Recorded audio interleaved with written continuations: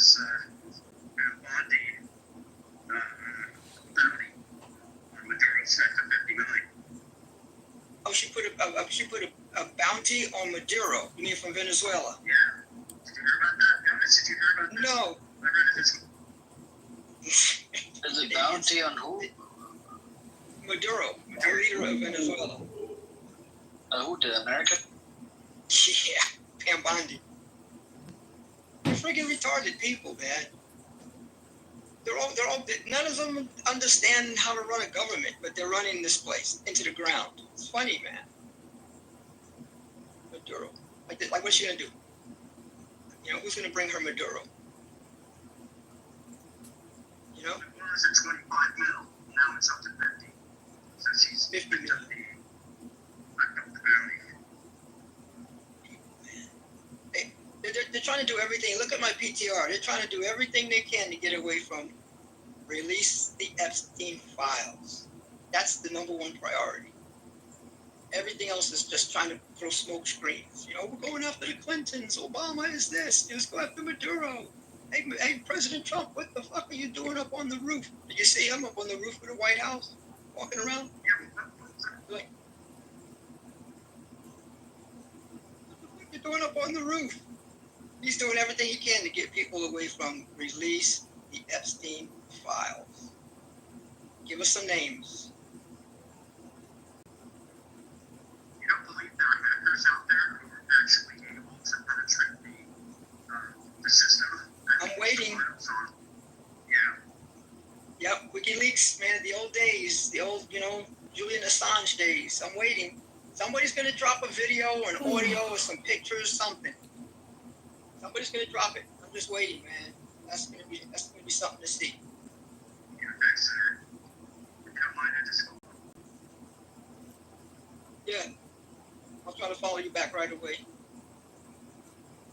But we wish your wife the best, man. That's for sure. You know, we don't want to hear somebody suffering because cancer is horrible. My father died from cigarettes. He died from cancer. So it was very ugly. You know? Yeah. where are you based right now? Are you back in the States or in Southeast Asia?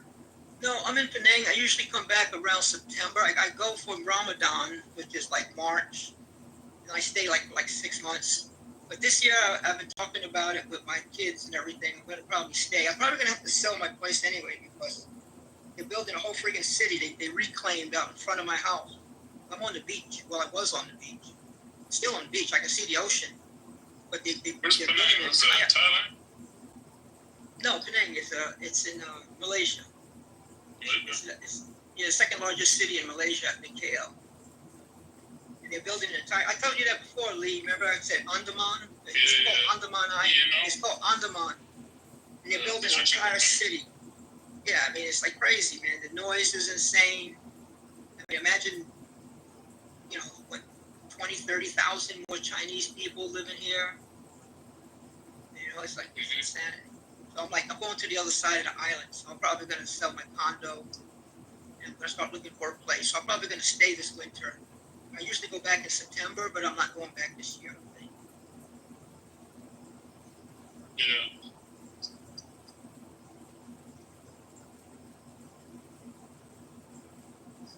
Would you ever consider permanently leaving the United States, selling all your assets and moving to Southeast Asia? Well, my friend, I got a lot of children and a lot of relatives.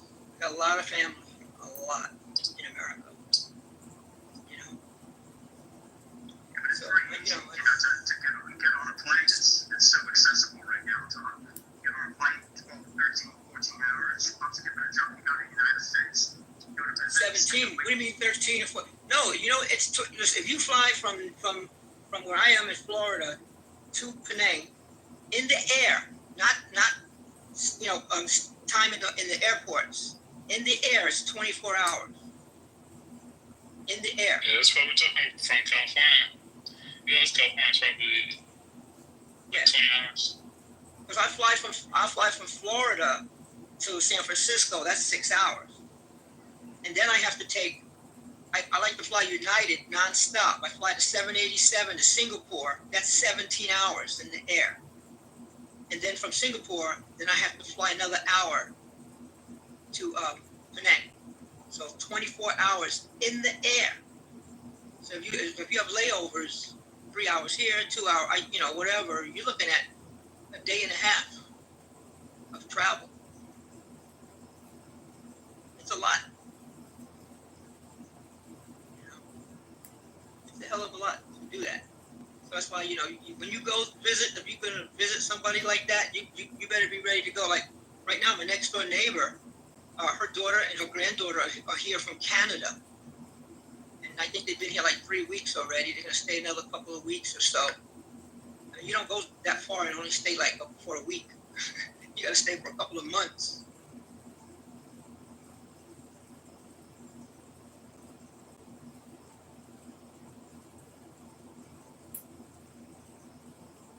Good place, man. Singapore. If you can go to Singapore, I wouldn't complain.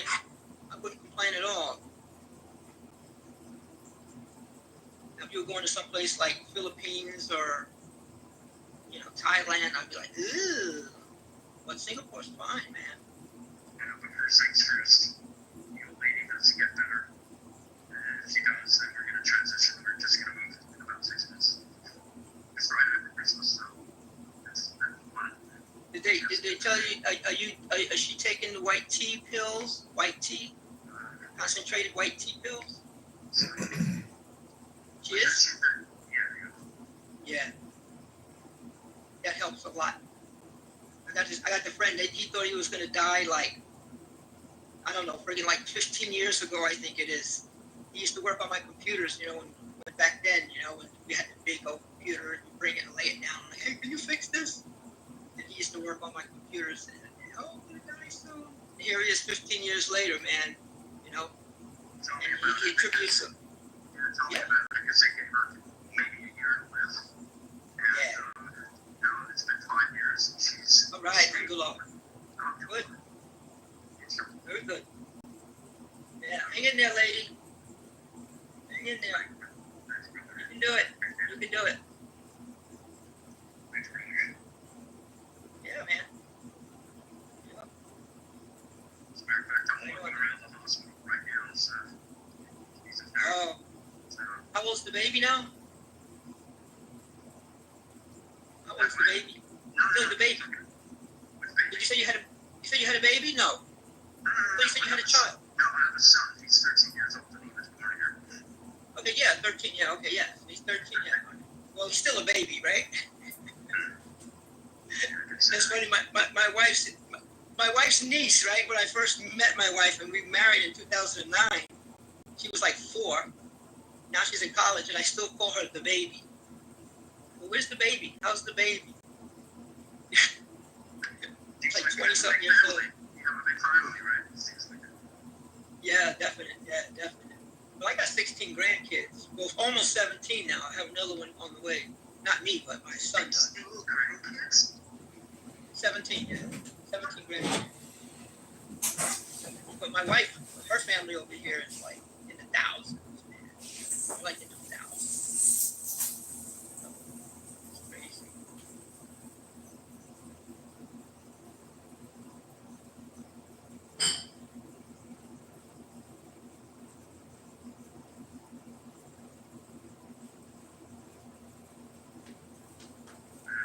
Just didn't have enough money in the world. But unfortunately, the most valuable asset on the face of the planet is time. And time is so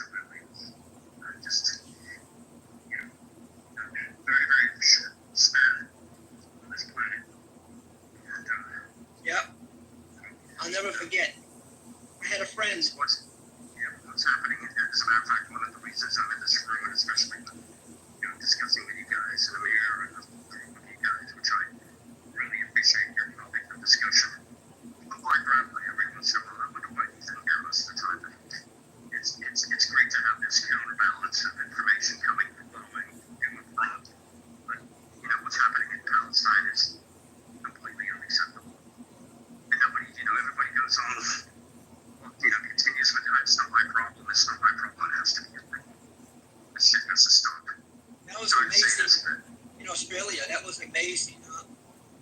First they said it was going to be 10,000. Then they said maybe 50. Yeah. And it was like, what, 200,000 people came across the bridge. Would it help? With these The guy Albanese, he had to get on the phone. Well, he got on the phone with Netanyahu right behind that because he was pushed into that corner. The Prime Minister of Australia had to call Netanyahu and say something. So, yeah, they kind of shook him a little bit. They're going to do it again. It was like a 20-something, a couple of weeks from now, they're going to do another big one in Australia. It helps because it pushes your government, man. How are you going to get elected when everybody's telling you, if you don't do this, look what happened with that lady, what's her name? Kamala Harris. They told her, they said, well, you're not going to get elected if you don't say something about Gaza. And she never did. She did not get elected. She would have said something like, well, I kind of disagree with Joe Biden, but I believe that when I'm elected, I'll call him and stop it tomorrow. Whatever. She could have said the same thing Trump said. He lied too. He didn't do it. He said he was going to stop the war. She could have lied and said the same thing, but she didn't. She didn't get elected.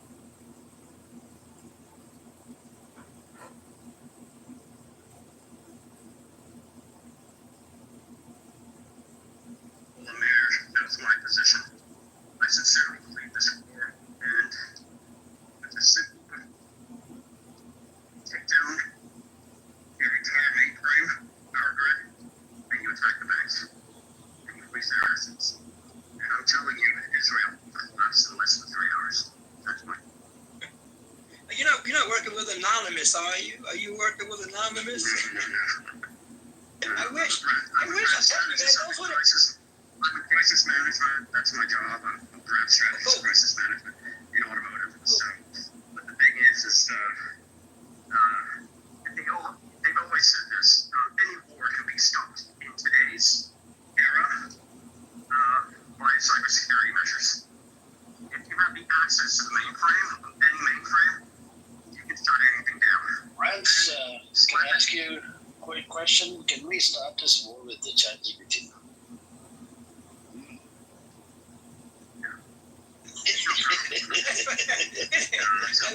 I wish, right?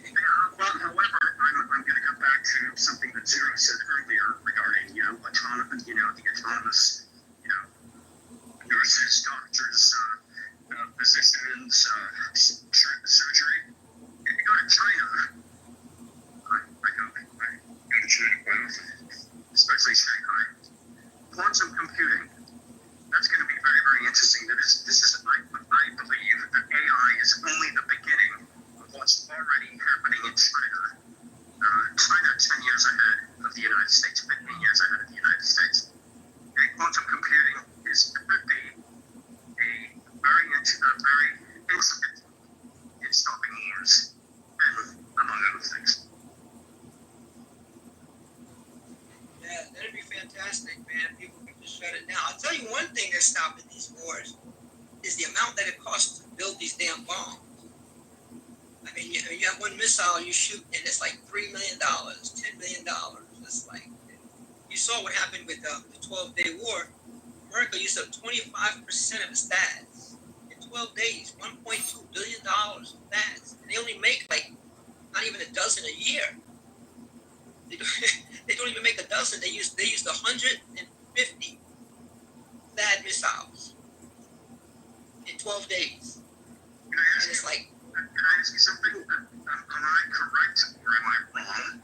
But is the American armory right now on very, very low stock? yeah, what I just said. Because like they used 150 THAAD missiles, which is 25% of their stock. But they only make 10 to 12 a year. So imagine if Iran strikes again, they got to use another 100. It'll take 10 years to build that stock back up. And you don't have 10 years when someone's shooting at you today. But do they have the money? The United States government? Do they have the money? No, it's not the money. No, it's not the money. It's the manufacturing. You have all the money. It's like if I have only 2 guys that can work on my car, I can, and they're busy with 20 other cars each, or whatever, or one of them's sick, or whatever. And I said, I'll give you 50 million, just fix my car tomorrow. You still can't do it. Right? I'll give you 100 million. You still can't do it. It's just not possible. You see, it's not the money so much. And then it does come down to the money once you do have to build it back, because it's like, well, at the same time, that costs what, 30 million or whatever, or 15 million per missile, and that's only that. And then you had the naval commanders when they were here in the Red Sea. They also said that their stock was getting low, which is the main reason they backed out. They said our stock is low, so if you don't have what you need, just like this guy, what's his name, Netanyahu. Oh, I'm going to occupy all of Gaza, and the fucking general, the last one, and now Zamir says, with what army? With what? How are you going to occupy? I'm telling you, we can't do this shit. All of our guys are sick. They're all dead. They're killing themselves rather than go fight. 100,000 reservists said they're not coming back anymore. All the equipment's been blown up. And they're telling them, with what? Occupy what? With what? You don't have it. And I don't care. You can throw $50 billion into this. You don't have. Look at Ukraine. They're grabbing people in the streets, chasing people. People are afraid to go to the store because vans pull up and grab them and throw them into the battlefield. You don't have the equipment or the people. How are you going to do it? I don't know.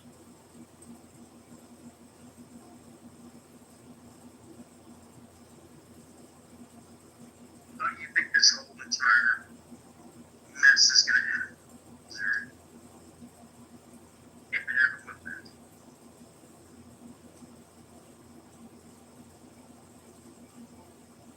Everything comes to an end.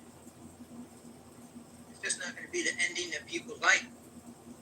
This white European colonialism is over. It's dead. It's like you're trying to force us to ride horses in 1925. No, we want cars. No, you have to ride a horse. No, we want cars. It's the same thing, man. It's not going to go back to that way. It's not going to go back to that. And the way it's going to end most likely is the people that have all the money are leaving the country. People who have the tech knowledge, all the different technology, people who they're leaving. They're going to other countries now because they you read with the articles what they say they just don't want bombs landing in their backyard. So they're leaving the country. And then before the October 23, it was about how Netanyahu was trying to change the Supreme Court. They were already thinking about leaving. So Absolutely right. Exactly what's happening in the United Kingdom right now. Everybody's leaving in droves. Not only talent, but also investments. Tech, fintechs, crypto, the whole 9 yards. Everything's headed where? To the global south. A lot of people are moving to the UAE. Yeah, the global south. The UAE is in BRICS. UAE is in BRICS. Everybody, they're part of BRICS. Everybody's moving there. Putting their money over there. Hong Kong, the stock exchange is going crazy. It's just it's going crazy right now. But the other way you know that. Did you guys hear that banging? But the other. I am in truth. Listen. I am in truth the fruit of all. Yes. Did you hear that, though? See, that's what I'm talking about. They're building a Westin hotel. Because creation. That's on land that used to be ocean. I'm telling you, I gotta get out of here, man. This place is crazy now. I get this all day. They're building a Westin hotel right down the road from me. That used to be ocean. Crazy.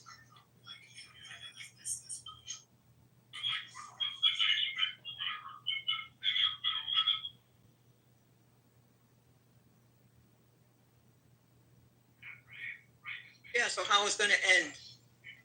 I mean, this guy is destroying the country, man, financially, all of his people. You don't have a big country. You got like, what, 18,000 wounded people walking around and with no arms and no legs and blind and wheelchairs. And they had that one young kid in the Knesset that was paralyzed. I saw the video, and he was saying, "You were supposed to take care of us. We fought for you. How come?" He's a Zionist in the Zionist country. He's like, "You're supposed to, and look at us, look what's happening, and you're not providing for us." So that's what it's going to come down to, man, in that country. You can try to hide it, but you can only hide it for so long. I mean, you've really devastated that country. That guy Netanyahu, you really devastated them financially, politically, in the world. I mean, it's a mess. I mean, I think the way I'm looking at it, right? I think at one point the countries might do something about it. Either the country leaders, but then the country leaders. I don't think the country leaders. Maybe the people inside these countries. Maybe I think probably Egypt, people inside Egypt. They might do something about this. I think because there are people inside Egypt. They feel really bad for the Gazans, right? And they're right across the border. They can't even go across the border. So there's a highly likely chance of them, maybe protesting or doing something at the border, I think. It just needs a little bit of that, and this is why the protests inside Egypt are not allowed. You can't even wave a Palestinian flag. So there's a possibility. You never know. If not Egypt, now Lebanon, they already went through with this, right? There's a lot of people that got killed, so they're probably not gonna get in there, right? And maybe Syria, because Syria has this animosity with Israel because they kept on bombing Syria out, took over the land, and I don't know. Anything's possible at this moment. If it does happen, I think it's going to create problems for Israel. And it's a teeny bitty country, these nations, they can do it. Like Francesca Albanese, she said it in her statement that they can. The Navy ships, they need to, start going over to Gaza, help the kids, help everybody, people out. And if they do go there, probably like 10, 20 of those heavy rockets, hypersonic, and Israel is finished. The whole government is done. They're going to run away to bunkers. Even their bunkers will be done. And, they can just come in and take over. That's it. But America might get involved, and because of America, that's why a lot of countries do not want to get involved with Israel. If America moves away from Israel, then it's very easy for anybody to take down. Even Hamas can take down probably Israel, I believe. And these 7th of October attacks, they keep on crying about it. 7th of October. How many 7th of October attacks have taken place on the Palestinians? Since 1947 up till now. It's too many to count. And then the first time they get to face the 7th of October, oh yeah, it's a big deal. It's this. They literally arrest people and take them as hostage under administrative detention without due process.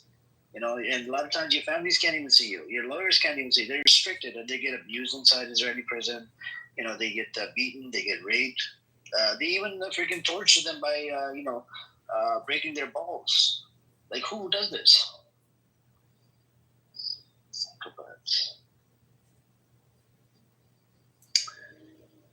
This is why this is a demonic entity, and I think it would take some time, and I think it would need to be dismantled. I mean, the two-state solution deal, I don't see it, even though the countries might recognize it, but I don't think it's going to get anywhere.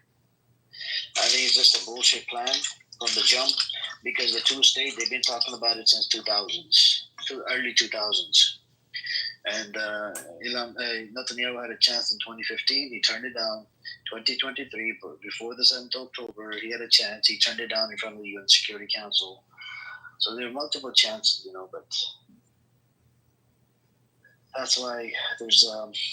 I don't think the two-state solution deal will ever happen. It was a myth before. It's still a myth.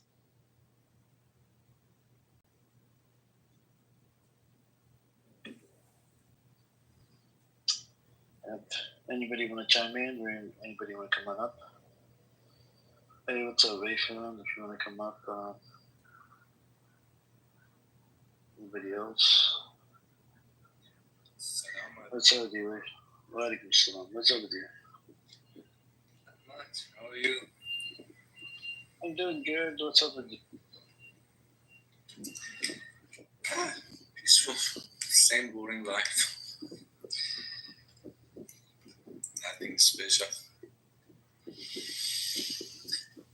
But I saw a news this morning. I don't know. Did you guys see that the United States put a bounty on the president of Venezuela?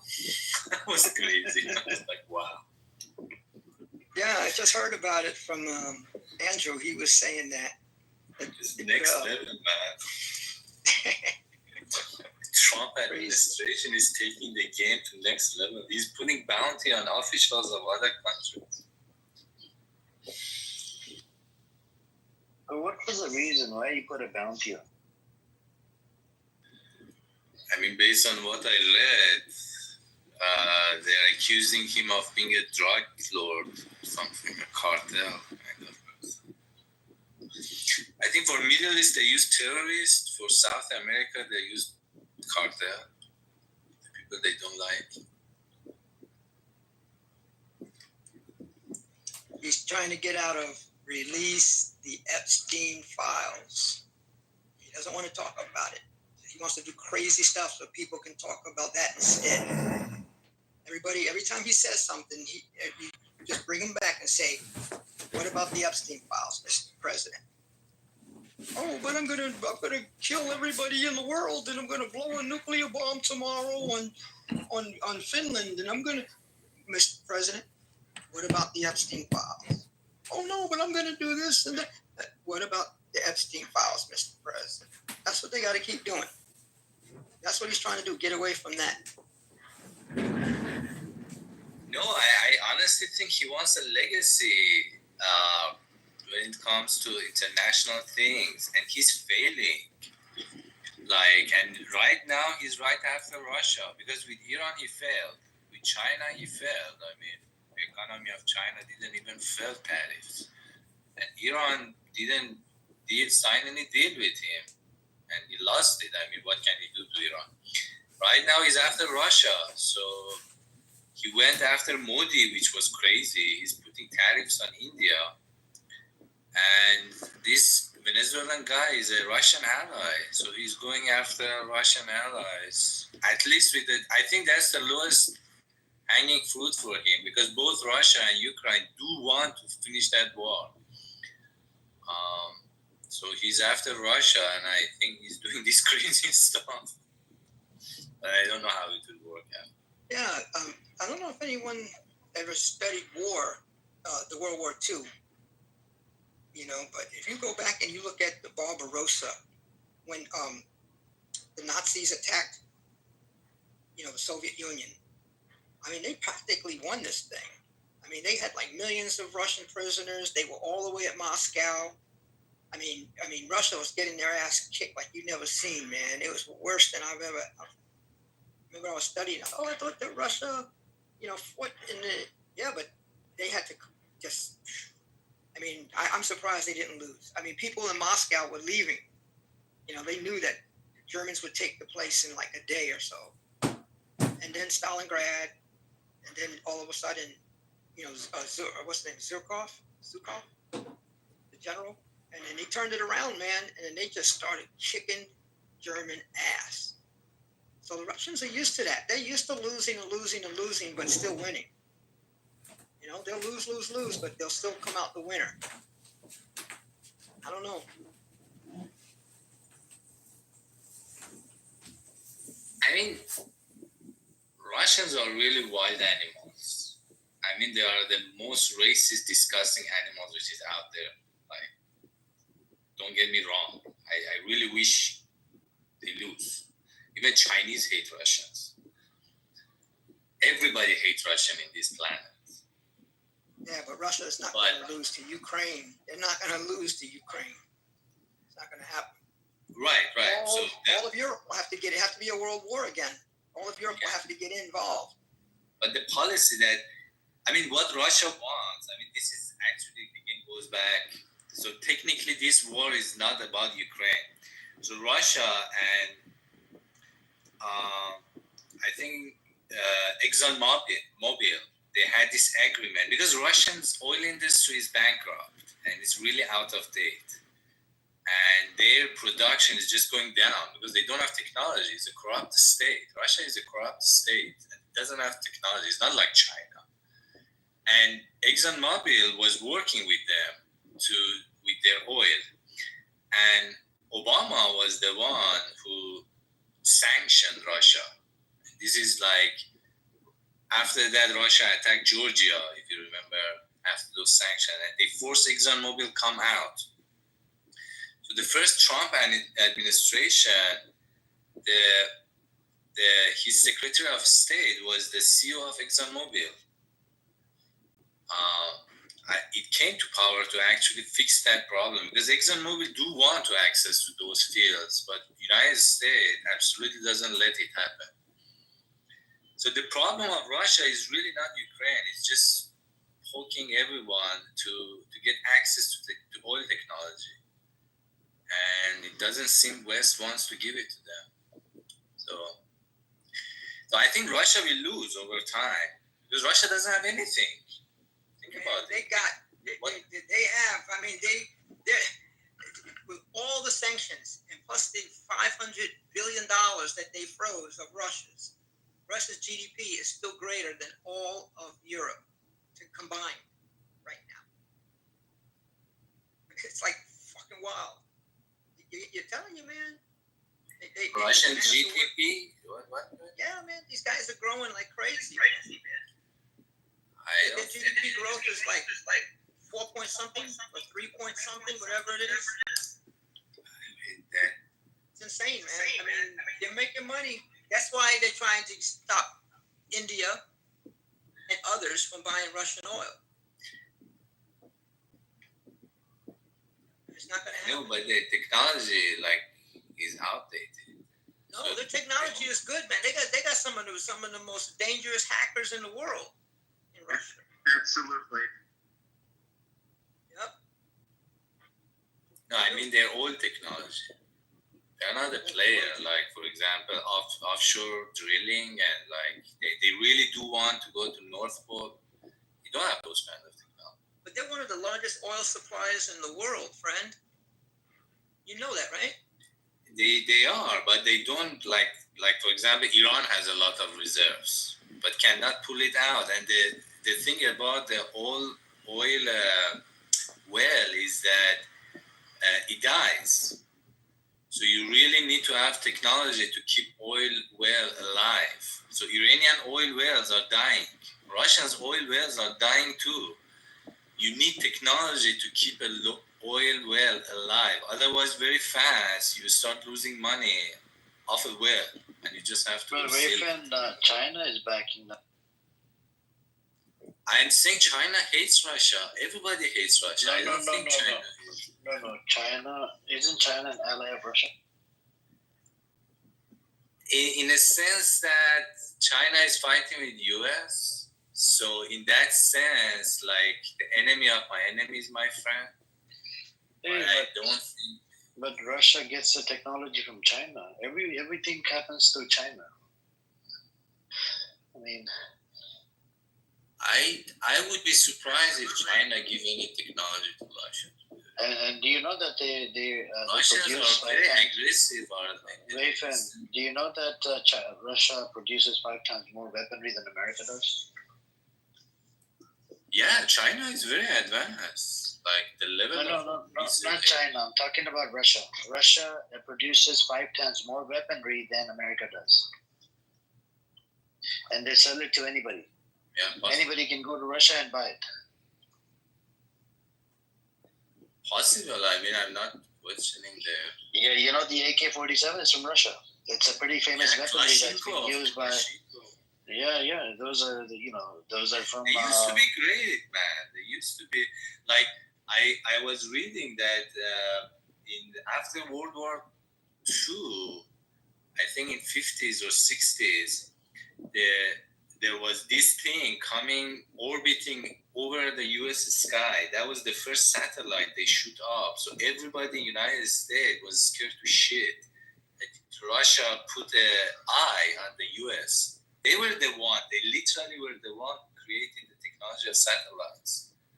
They were great, and right now they are in this misery. Honestly.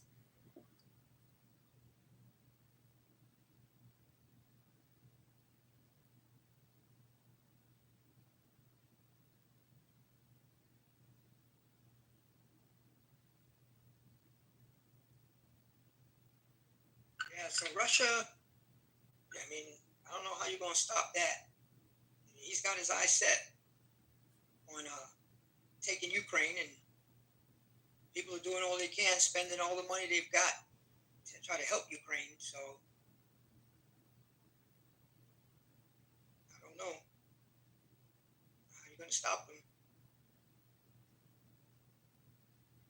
So I was right actually. China is supplying them with the equipment and stuff for the oil wells, Wayfam, to Russia. It's possible. I'm not saying, but the oil technologies, I think, is the big players are all Westerns. Yeah, but the China's pretty big on everything. I don't know if because they have this offshore technology stuff. I don't know. Maybe they have, but I haven't heard about it. This thing that I'm telling you, I read a book which was 2016, but maybe by now they have acquired. But this offshore drilling is a really advanced technology. I would be surprised if they have it. Because you have to go under the ocean and create a well and then, bring the oil on.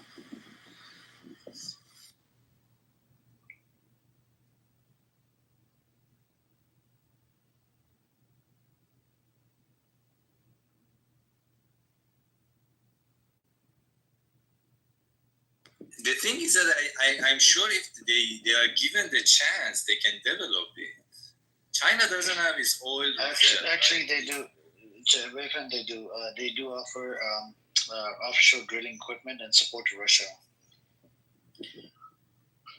Could be. I mean, maybe they are developing it, the technology, because if you give them the figure, they can develop it. It's called the Nanhai 8 semi-submersible rig owned by China Oilfield Service Limited, has repeatedly been deployed in the Russian Arctic to drill for Gazprom, contributing to major gas discoveries. China is doing some big things, man, with Russia. And they're getting discounts, and they get all the oil through discount. Yeah, and China gets the oil for cheap. Yep, and it comes through land too, and they do it through land. They can, they don't need ships. No, I'm sure if you give them the well, they will develop the technology. Not that they have the technology; they're developing it. You have to put your engineers and let them figure it out. Do you know these that technologies are already developed? Do you know Russia is the third largest oil exporter in the world, Yeah. After the United States, Saudi Arabia, Russia's number 3. I thought they even have bigger reserve than Saudi Arabia. They are big. That's why Germany. I don't know if they have a reserve that large. I know the largest reserves are in Venezuela. That's number 1 in the world. Oh, largest reserve, I thought. In the world is Venezuela, but I don't know where Russia stands, but as producing, they're producing like 10 million barrels a day. It's a lot of oil. And it's all going to places like India. Oh, yeah, Venezuela. At a discount. It's going to China at a discount. I mean, even Pakistan. Yep, look at that. They're getting it cheaper than, it's like $3 off the dollar, $3 off the price. So like if it's at $65, China's getting it for 62. That's a lot when you're buying like 500 million barrels a day. And they buy it from Iran as well for cheap. From Iran as well. You got it. I mean, I think Iran sells China it to Pakistan. is really big, man. China is. That's what I'm saying. There's a lot of people, Wei-Fan, in China. No. I mean, all these wars in the Europe and Middle East, China is the winner. I mean, they're taking the best out of all these countries. But I think it's a good sort of like I think to become an alliance with China. I think it's a good thing, right? To be able to depend on China for certain things, because China can give you a whole bunch of stuff, even like the from day-to-day use items. I mean, even a can opener in China, a freaking straws from China. China. You have to pronounce it like China. China. Do you speak? Chinese? Do you speak Chinese? Not a lot. It's a very difficult language. But it's what language do you speak in the country you're in? You're in I think Thailand. Taiwan. What language do you speak? The Chinese, Mandarin. You speak Hokkien, right? Hokkien? They have Hokkien also, and there is a 3 languages. Cantonese. No, Cantonese is Hong Kong. So here's Taiwanese. That's right, Hong Kong. Yeah, I apologize. Yeah, right. So here Taiwanese and Hakka and Mandarin, but Mandarin most. Mandarin, yeah. But I don't know. So I normally don't talk to people. I just mind my own business. I come to Clubhouse. I know. I mean, that's one of the reasons that Trump is so angry, because Trump came to power to really, one of his main things is to control China. And he cannot finish the wars in Europe and Middle East. US, I think it was Obama which said this in 2011 or those time frames, said that US does not have any strategic interest in Europe and Middle East. The only strategic interest of US, I'm talking about strategy, I'm not talking about low-hanging, religious kind of interest. The only strategic interest of US is in Asia, to control China. And this US just wants to get out of Europe and Middle East. It has been trying in the last, I'd say, 15 years after this announcement. And Trump was supposed to come in power. That was what he was saying. Finish these wars and get out. US really wants to get out. But he's failing. And China is winning. China.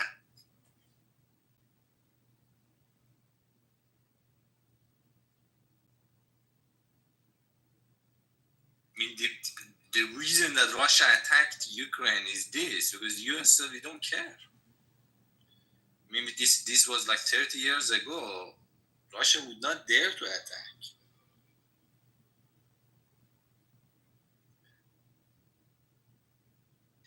I mean, if America would not have attacked, I think it would have been good. But America just had to they like to put their nose in everything, and our tax dollars, just like the Iranian person that was in here.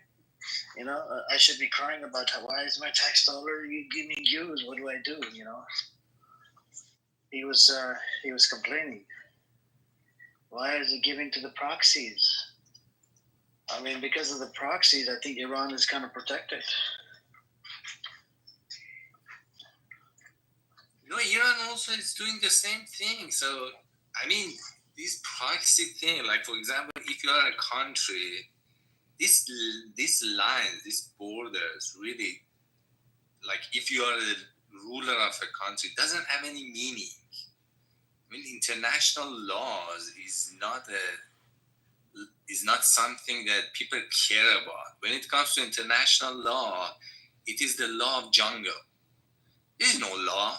whoever is stronger goes takes. If you are in a jungle, laws are for inside the states. For example, like when you go outside, the international law is a joke.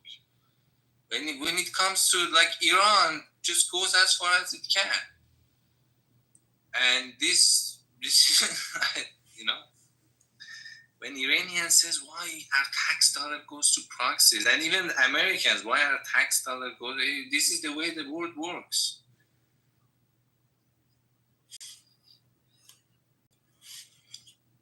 And Iran was really taking over Middle East, and Iran is taking over the Middle East. I mean, this is why Israel is so pissed.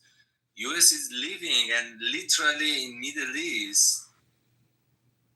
I don't think anybody can compete because Iran has the population, Iran has the money, and has the geography. You cannot compete with that. Saudi Arabia has money, doesn't have population. Turkey has population. I don't see them taking over. I mean, Iran, to me, has just as much influence in the Middle East as Turkey does right now. I mean, right now, because US. Then you might as well say Turkey is taking over the Middle East because Turkey is. No, Turkey doesn't have money. Turkey doesn't have money. Does it? And Iran has more than Turkey? I don't think so.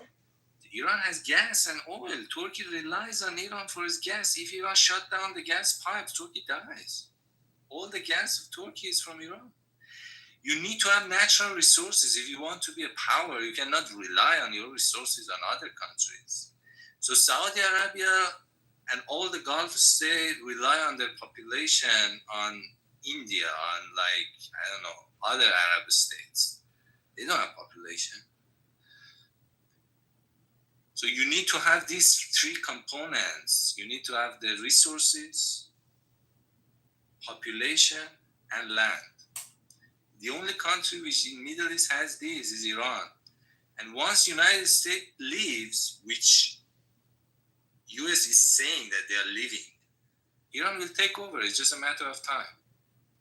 And Israel doesn't like it.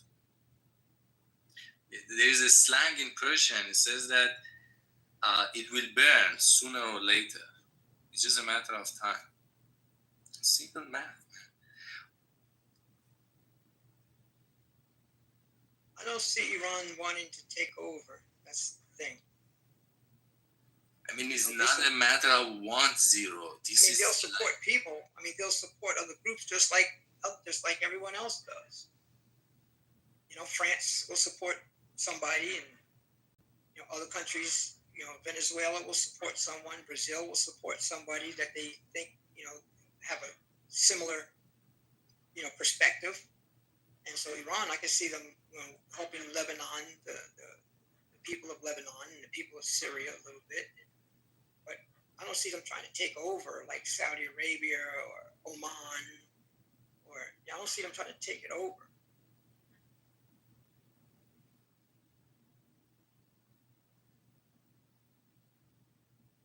So think about Europe, for example. Europe right now is in the hand of Germany. I mean, the European economy is controlled by Germans. So at the beginning, in the First World War and Second World War, they wanted to take over militarily, and they failed. But eventually they took over. Right now, Germans kicked England, British out also. You see, they are not part of the European Union. They just kicked them out. This is the same thing. Iran, after the revolution.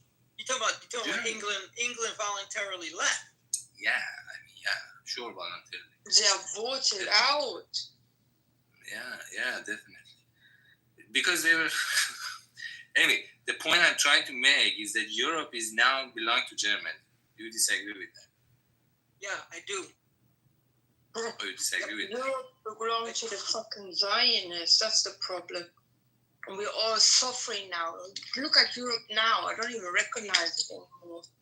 They're destroying it as we're speaking. What's left because of the fucking Zionists, and they're creating agendas, you know. Fuck Israel. Oh yeah, that's a different story. Yeah. I'm talking about like countries, like the effect that Zionists have on the politicians worldwide, because Zionists are like in charge of money and stuff. That's a different story. And this is why Hitler wanted to, wipe them out. Because he knew they were evil. They were very, very bad for humanity. He knew it. That's why they needed to go. Really, really, they need to go. No, look how horrible. I don't know, sir. I don't know what life is like in Taiwan, but here in America is shit. Europe is shit because of the fucking Zionists. It's so bad. I'm telling you. I'm a bit older than you. I assume. I've seen a better Europe before. Now, don't even bother coming to Europe. It's so shit. Again, I'm totally against what you said. I like Jews, and so I'm not going to Hitler was had a reason. He was a fucking racist. The reason that he killed Jews has nothing to do with the Jews are bad. I just he wants. I'm not going there. The point I'm taking is about Iran.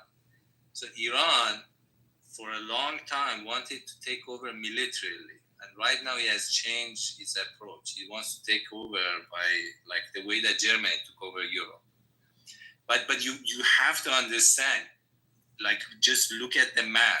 Iran is the only country which has resources, population, and land. So the same as Germany. So he will take over.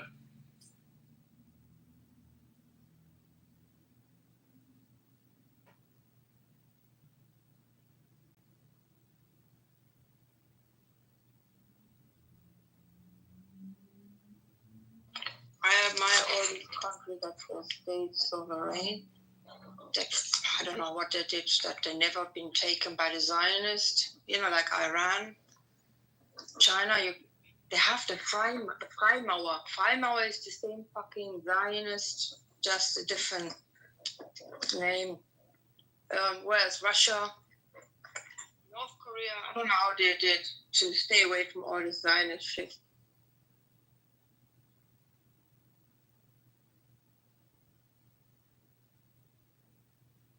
I mean, the reason that Zionists are much stronger in the West and East is because for the longest, Christians and Muslims, they let Jews to handle money. So especially for Christians, money,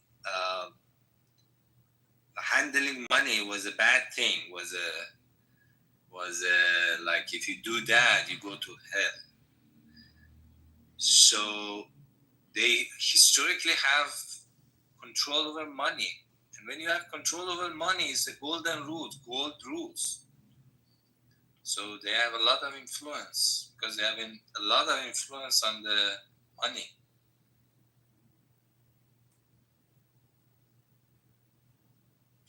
But in the East, they don't. In the East, I don't think they have that much control over money.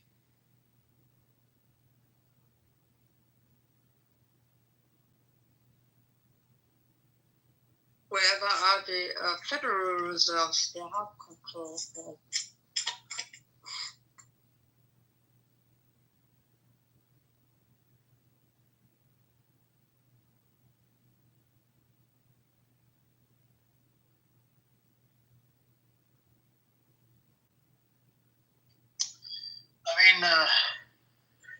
I think that China would actually definitely need to get involved, but I think it's going to take some time because China would need if China was to get involved in Gaza thing, if anybody was to get involved in Gaza to rebuilding whatever, they would need some sort of a guarantee that Israel is not going to. And I think that's why Hamas has changed their stance, is that they want actually a two-state solution as soon as possible. So they got, what is it? They got, I think, 8 or 10 live hostages now, and then the rest of them, I think, dead or something. So that's what it is. And let's see if they get their people. I mean, if they can get their people from the other side and exchange them for these live hostages or whatever.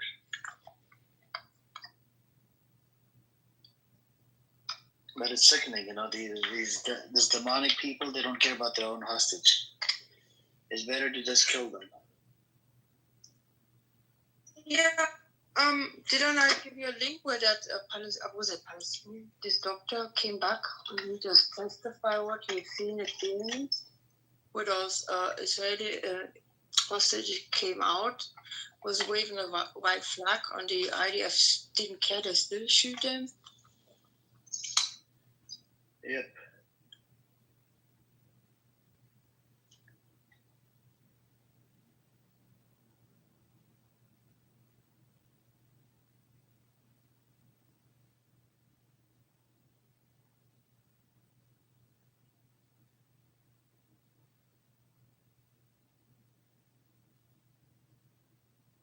But I mean, I like what you said. These demonic people, indeed, and they need to be going. They need to leave planet Earth so planet Earth can heal and save humanity.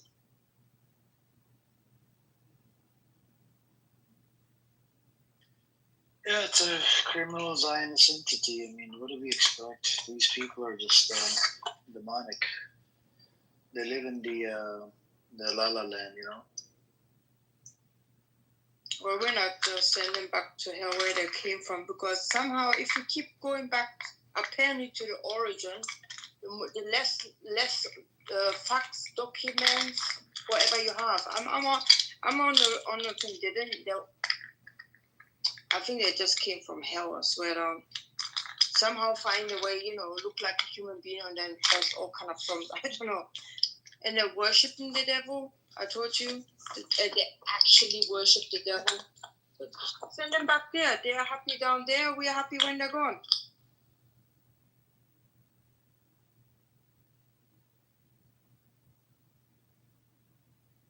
Hey, what's up, Layla? Assalamu alaikum. Wa alaikum assalam. How are you? Alhamdulillah, what's up with you? No, nothing. Just finished work. Yep. Yep, they're about to occupy the whole thing, and let's see what happens. Is that confirmed? Yeah, I mean, it was passed in the Knesset there. It's 75% is already under occupation, just 25% more to go. But he was crying in that article about... What usually happens in that case? So the Gazans now, what's going to happen to them? I don't know. So according to that Times of Israel article, Trump did say about the what is it called? According to Axios, Trump did say about Mitch. There's a lot of noise from the microphone. Yeah. So according to Axios article, it talked about that Trump is worried about getting milk to the babies. About the mothers and the babies. I don't know. That's the only thing he's worried about. And they did talk about the humanitarian aid part, I think, but they don't have a proper plan, right? But the issue is GHF is literally funded by, and he said that he wants the Arab nations and European countries to come and help America, with this aid and whatever. He doesn't want to be real responsible for it. Even though he provided them weapons, here, go kill more people. Yeah. America is basically complicit, is responsible behind this weaponry. So are they planning, just so I can get this clear, are they planning that, like, they're going to occupy whole Gaza and build, in Gaza and have just like Tel Aviv and Israel? I don't know. So there were 22 Knesset members, right? They had a bill. It was passed by the defense minister for them to go survey the land, northern Gaza, how they're going to build settlements in the future. So by the looks of it, anything's possible. Once they're in, they ain't leaving. Yeah. And they're going to try to get the hostage, but I think the hostages will be killed. It was never about hostages. Yep. It's never about the hostages. Correct. They don't care. They just want to kill. And they don't want to be stopped. There's been a protest inside Israel who were against that, and they want to get the hostages back. Can I say something? Why now? Why not 5 years ago, 10 years ago, 15 years ago? No, they don't really care. Now they can see there was destruction from Iran and the world are standing up and hated it. Now all of them going no protest. Ridiculous. No, they've been protesting before the 7th of October against. It was in minority, a smaller number against Netanyahu. And suddenly the 7th of October happened, and the rating for Netanyahu went up. Even the leftists that did not want Netanyahu, they sided with Netanyahu because he was fighting Hamas. And then now the rating kind of went down, and then it's getting picked. So every time he fights Hamas, they all agree on it. This is the problem with these Zionist criminals, the baby killers. So they did protest, but now they're, but they have a problem with internal affairs. And Leila, those people that are protesting, against genocide, whatever. One thing I don't get, right? The Israeli settlers, they're literally, having their kids lay down on the road to stop the aid from going into Gaza. Jordan complained about this the second time. Yeah. And those people that are protesting against genocide, these guys are such hypocrites. They don't even have the balls to stand up against the settlers. They say they're against the genocide, Amir, but they also want their hostages back. That's more thing. It's not like they don't care about the Palestinians. Yeah. But they have to say we want peace. We want this war to stop because we want our hostages back. They don't care about the Palestinians. Did you see the images? And there was also a video of one of the hostages where he's also starving, and they made him dig his own grave. Yeah. That triggered them. That pissed them off. Yep. They come in here, they talk about that all the time. Yep. I'm like, and you're starving Gaza, so. Yeah, no. They said that it's Hamas starving them. The guy that handed them a can of beans. I went back and forth with Samson. Remember that idiot Samson that comes in here? Yeah. He goes. How come that guy was healthy? That guy was buffed up. I said, do you think that I don't know whether he was taking protein shake, protein bars. We don't know about that. I don't know, man. These people that come up with these weirdest fucking arguments, I can't believe it. Oh my god. So that's what it is, but I was having a chat with someone today who's into this whole IT business, and we're talking about the next steps for AI. That they're going up there. Like they're actually AI is gonna replace doctors, educators. You can walk down the street and see an AI where you think it's a human. Does that make sense? So I asked the question, and he's like, so it's gonna obviously become a big thing, but then it's gonna crash down eventually. I'm like, what about in regards to wars? And how is AI gonna play a part in that? It's like each country, they'll set it up into their own, they have their own setup, how they want it to run. And that's it. AI is just, it goes by codes and by numbers. And so it's going to be very, very interesting that this is going to come up, especially because it's big in America. How it's all going to, maybe they're going to get AI to, build Gaza again for them. You never know. You mean they're gonna have a large enough 3D printer? Oh yeah. 3D printer. That's wild. I like to see that. You've seen a 3D printer, right, Zero? Yeah. I have a house idea I'd like to build myself. If I could borrow that printer, please. Look, Levy, come on up, man. Have the balls to come up, engage. Instead of freaking, sitting in the audience all day long, getting triggered by this room. IDF is doing fine. IDF is committing suicides right now. Yeah, Yeah, they're committing suicide, and they're they're tired. They're tired of this whole thing, and but what do we do? Netanyahu just wants them to keep fighting.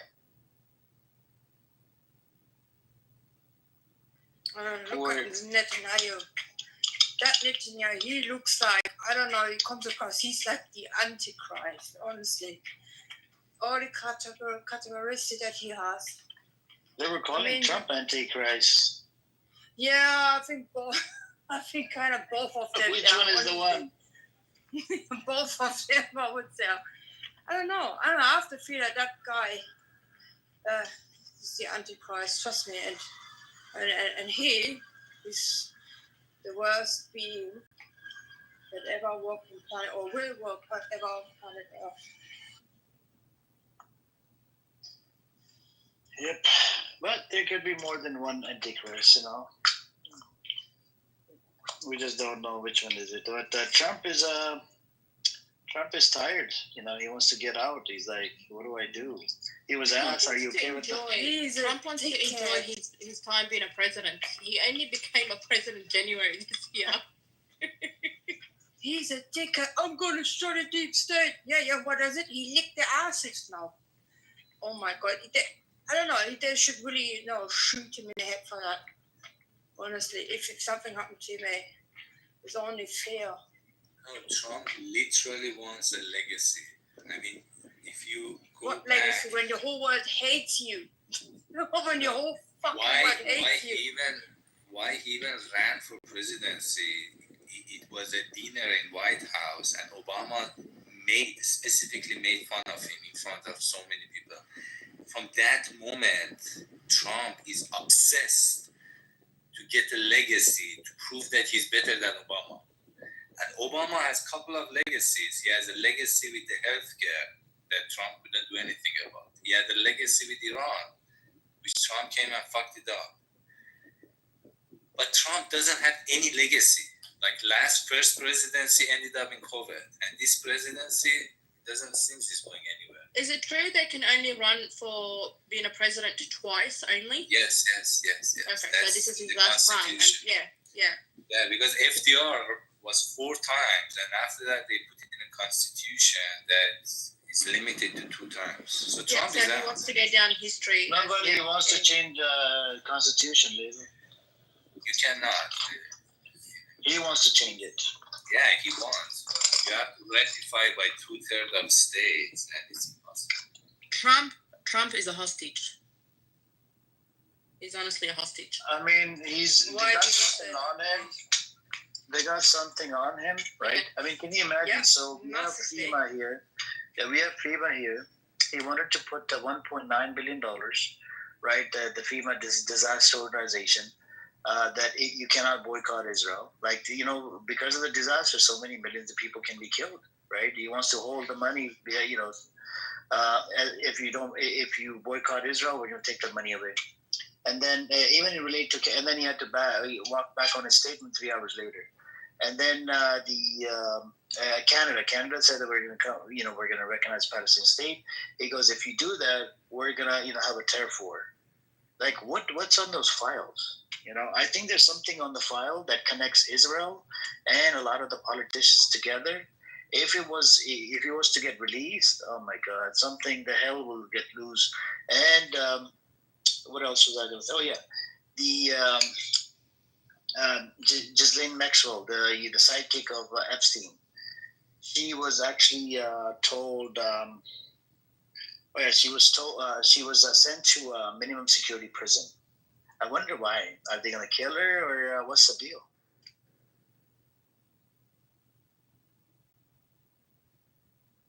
Definitely, Epstein files is a big thing. Also, I think when it comes to Israel, Trump wants this Ibrahim Accord to be the reason that there would be a peace. So, like any states and going against this, like for example, if Canada recognized Palestine without U.S. permission, is basically against Ibrahim Accord, right? So that is the challenge that Trump has right now. Trump really wants a Nobel Prize, wants Ibrahim Accord, wants something to go down the history, not down the toilet. So that's He's going down the history as the next Hitler, I think. Not only that, like no, even Trump is a big Americans- fart. Trump is a big fart in history. Like 10 years from now, nobody will even remember him. Wait, fine. There's literally states in America where teachers get paid $15 to $16 an hour, and that's education. And this cunt is sending billions to a country that has nothing to do. America didn't start this war. Americans did have nothing to do with this. Why aren't you improving in your country? Why are you sending billions to Israel? They have something on him. He has to do it. That's why I say he's a hostage. No, the reason that US does this thing, this is a problem in US. Like, for example, politicians send these monies to Israel, and then Israel send those monies back to US to, like, part of it, not all of it, to elect these politicians. Do you see the chain here? So in US, politicians really, in order to be elected, they need to raise money. That's how, for example, in Taiwan, for politicians to be elected, they have to raise a signature. You have to go and gather signature. But in US, you have to gather money. So if you don't gather money, you don't get elected. So you don't even go on ballots. So a lot of these politicians send money to Israel, and part of this money comes back for these politicians to be elected. So this is a chain that the economy, I said these people So in Israel, they control money. would you say that the world's strongest country, with power and everything is controlled by Israel? They've got them by the balls? I wouldn't say they got them by the balls. I say they know how to play the game, the US politics games. They are really good at playing these games. Other countries can play this game, like Saudi Arabia can play this game. I mean, they are doing pretty good. I mean, right now in Middle East, I think Saudi Arabia, look at this MBS. He's literally a person which did, what did he do, Khashoggi? That, for any politician, that was the end. But right now, he's doing very good. I mean, Saudi Arabia, because they're doing the American politics. You have to play American politics. And Jews play pretty good. I mean, Israelis. I want to distinguish between them. It's not like if Muslims start playing the politics of US, you can easily change the direction.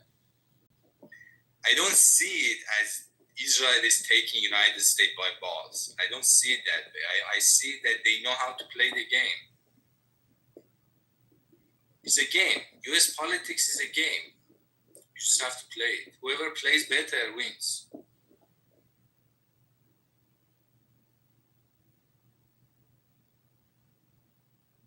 I mean, you should be capitalism. You cannot be like a socialist country. Like, for example, China. You cannot be China or Soviet Union. You have to be a capitalistic system. So the ideology of United is capitalism. Once you have that ideology, then you can play the game.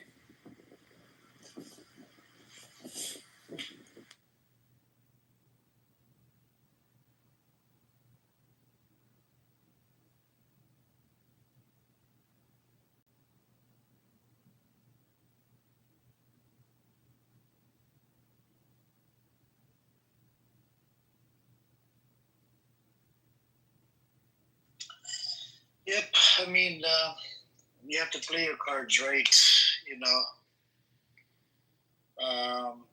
if you don't play your cards right, especially, at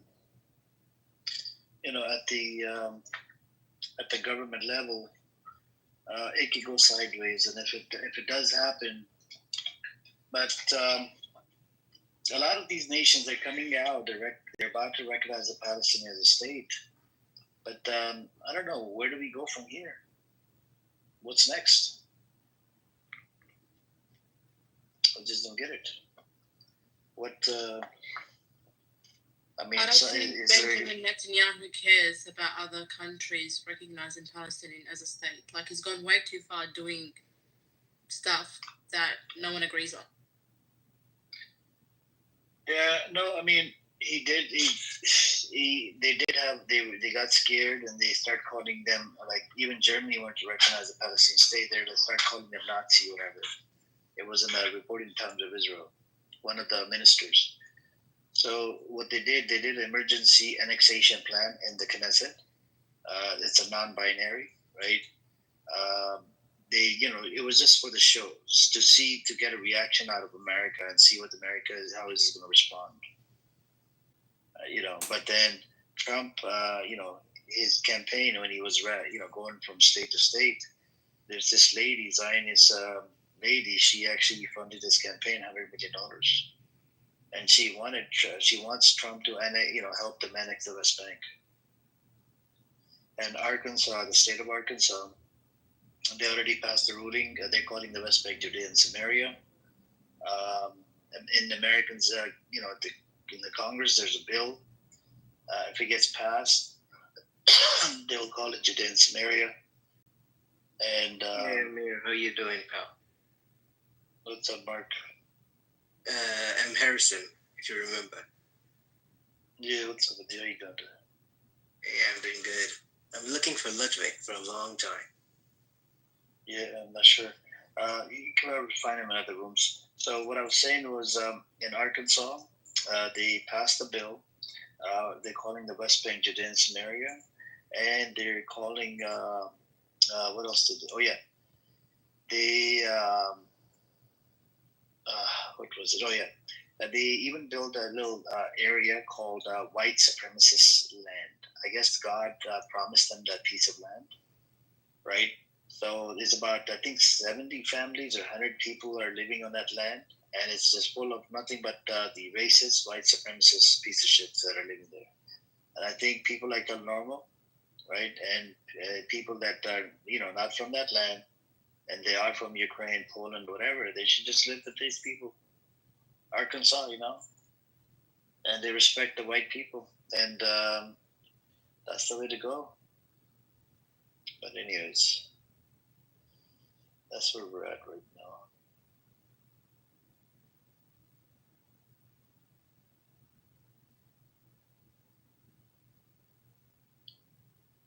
Oh.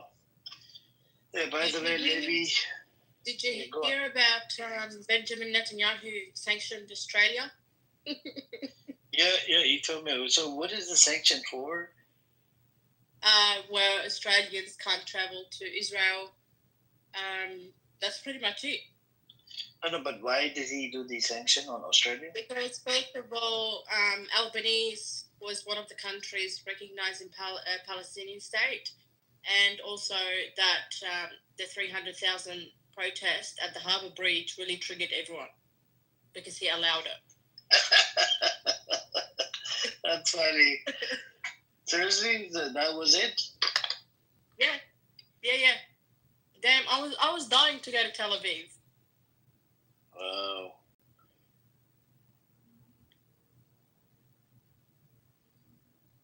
Let's see.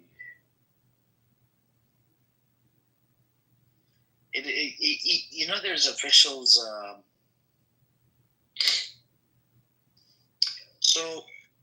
There's officials.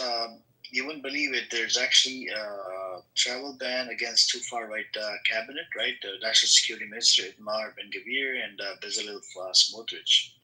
That's one of the reasons. So Australia joined the UK, Canada, and New Zealand and Norway, and issuing. They're not allowed to enter Australia. Yeah, these are genocidal maniacs. The sanctions were imposed due to their roles in inciting extreme violence, supporting illegal settlement expansion, advocating policies widely seen to undermine Palestinian rights and two-state solution. So the second reason, the second reason was earlier in July 2024, Australia sanctioned 7 individual Israeli settlers and the extremist Hilltop Youth Group for involvement in violent attacks on Palestinians, including beatings, torture, and sexual assault. Right, and then this was reported in Al Jazeera and Guardian and ABC. What else do we have? And these measures are, they're in violation into a court of justice, ruling deeming Israeli settlements illegal under international law. Australia's justification and response, Foreign Minister Penny Wong emphasized the targeted nature of the sanctions. They were aimed at violent individuals and individuals and groups and not the Israeli state to uphold international human rights norms and working toward a two-state solution. Prime Minister Anthony Albanese explained that while Australia still supports Israel's right to exist, it expects adherence to international obligations and the protection of basic human rights. International national reactions and tensions. Israel's government condemned the sanctions as outrageous, with its foreign minister pledging to respond diplomatically. The United States, particularly Secretary of State Marco Rubio, criticized the move, calling it extremely unhelpful and warning it could undermine U.S.-led peace efforts. Australian advocacy groups such as Australian Centre for International Justice welcomed the sanctions as a meaningful step toward accountability. Yeah, so it was like the settlers was number one reason, right? And the two ministers, they can't go, right? And even their assets freeze. So whatever I don't know, did they own anything in Australia? Ben Gavir and Smotrich? I haven't looked into it. If they own, that is a big thing for them. Yeah. But I mean, you know what? I actually forgot to tell you guys. After that protest on Tuesday, there was an attempted school shooting at Islamic private school. Really? Yep. The whole school was under lockdown. It's a school that obviously my nephews go to. The kids were hiding under the table for like 30 minutes. After that protest. It's crazy. These people. So who did it? Like, who was the shooter? Islamophobic. He's Islamophobic. He came in the morning because it's a private school. Like, security is, higher. He came in the morning and he couldn't enter the gate, and he was asking them like, why do you teach the Quran? And obviously he couldn't enter. He waited in the afternoon. There was a school excursion, so the bus had to come in, and he drove straight in after the bus. And he was loose inside the school with a gun.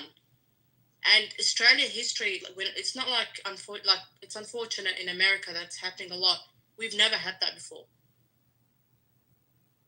It's like we actually never had that before. So everyone, that happened on Tuesday, it was a big thing. And he's local, and he got caught.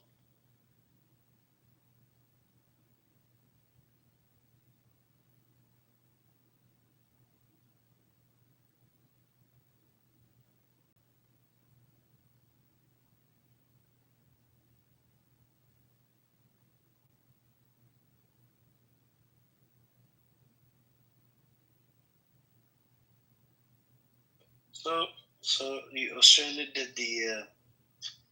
Now the shooter was. You said that was Islamophobe. Was he a Jew? We don't know yet. You know why? Because it's not on the news yet. I don't know why they don't want to put it on the news yet.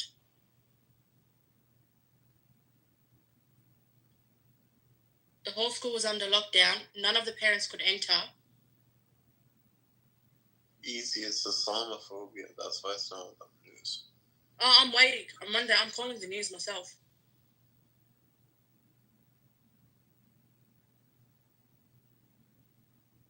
He was actually Australian, Levy. He was a whitewashed Australian. He got caught, so you can't say he's one of our own or, He's a whitewashed Australian redneck that went into a school that wanted to kill kids.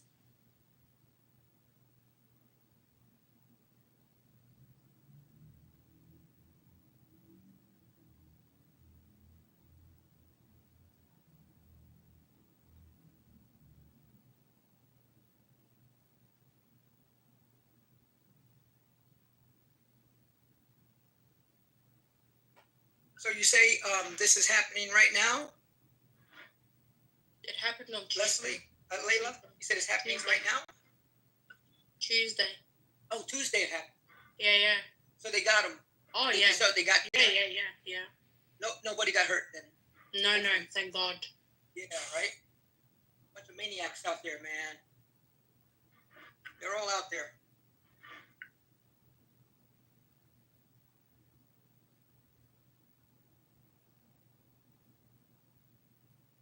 Oh, yeah, that's what you call a sore loser, man. These people, man. That's like terrorism. Levi Zion. That's actually terrorism. Yeah, they're sore losers, man. They can't win on the battlefield, so they go out and try to attack, civilian people, kids, women, things like that. I just looked at your picture, Zero. I like it. That was the closest I can get in what I created to the girl that they say the girl Virginia Guffey. You know what I mean? The one that they say that she supposedly committed suicide in April, which is bullshit. She was the most vocal one, the one that she's the one that Epstein took from Trump's Mar-a-Lago spa, and then took her, and then right away him and his girlfriend started raping her. You know what I'm talking about? The girl Virginia? No. You don't know the whole story, right? About Epstein? But anyway, that kind of looks a little bit like her. That's why I did it. I made it kind of look like her. Because that's all she wanted, man. And then all of a sudden, oh, she committed suicide. Bullshit. So you are doing this with AI, Zero? Yeah. This is power. This is what can help Palestinian win. These stories that these IDF people are doing, or settlers are doing to Palestinian, using AI to make it graphic and then push it up American consciousness. That will really be playing your cards right.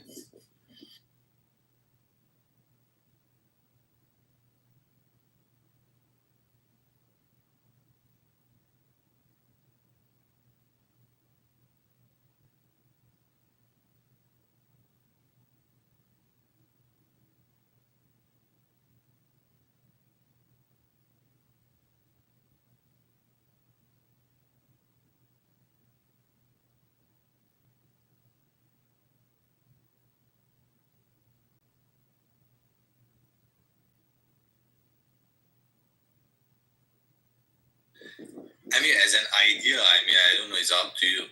Like, if you can advertise, like, people, each person has a little talent. Like, somebody provide a story, somebody bring the AI capability. Like, I know some computers, but somebody which can organize these strengths together.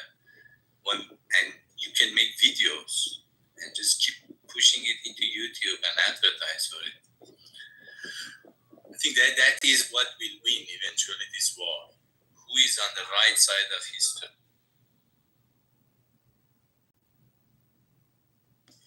Anyway, I need to go. Take care, guys.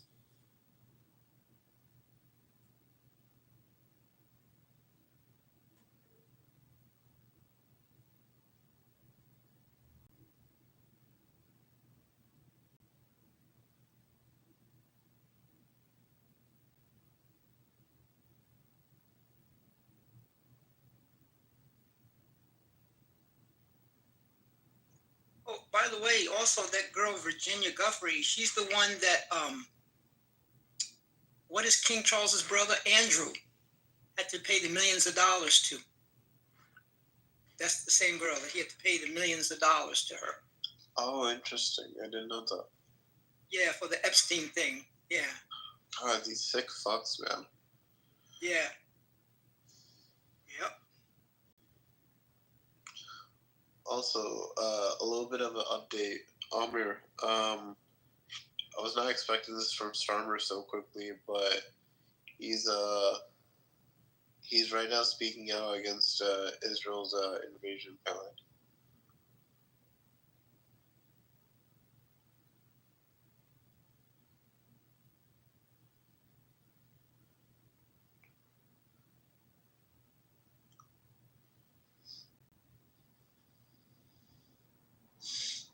I don't think Homer is there. can hear in the background.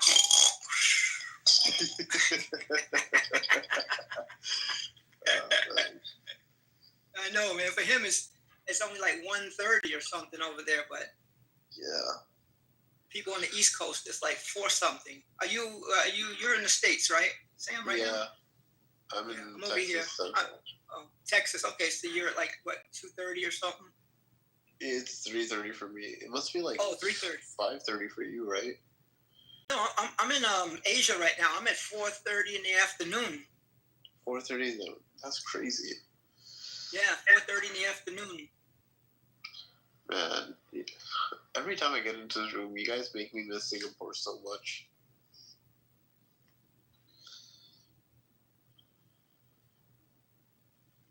Yeah, we were just talking to this young man, Andrew. I don't know if you ever talked to him. You were in the room with him, right? When he was just here about an hour ago? No. I was in a different room. Nice young guy, man. His wife is suffering from cancer, and they're in Prague. He's from California. They went to England, and then they moved to Czechoslovakia. But he was asking, what is it like over here? Because he has a job offer for Singapore. And I was like, take it, man, take it. Singapore is a nice place to live. Yeah. It's not like Thailand or Philippines or Cambodia or whatever else. If I went 2 countries to go to, it would be either Malaysia or Singapore. That's about it. No, 100%. I'm still trying to decide the country I want to go to settle down for the rest of my life, but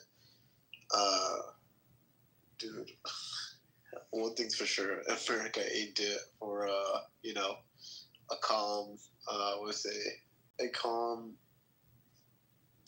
say older life. Yeah.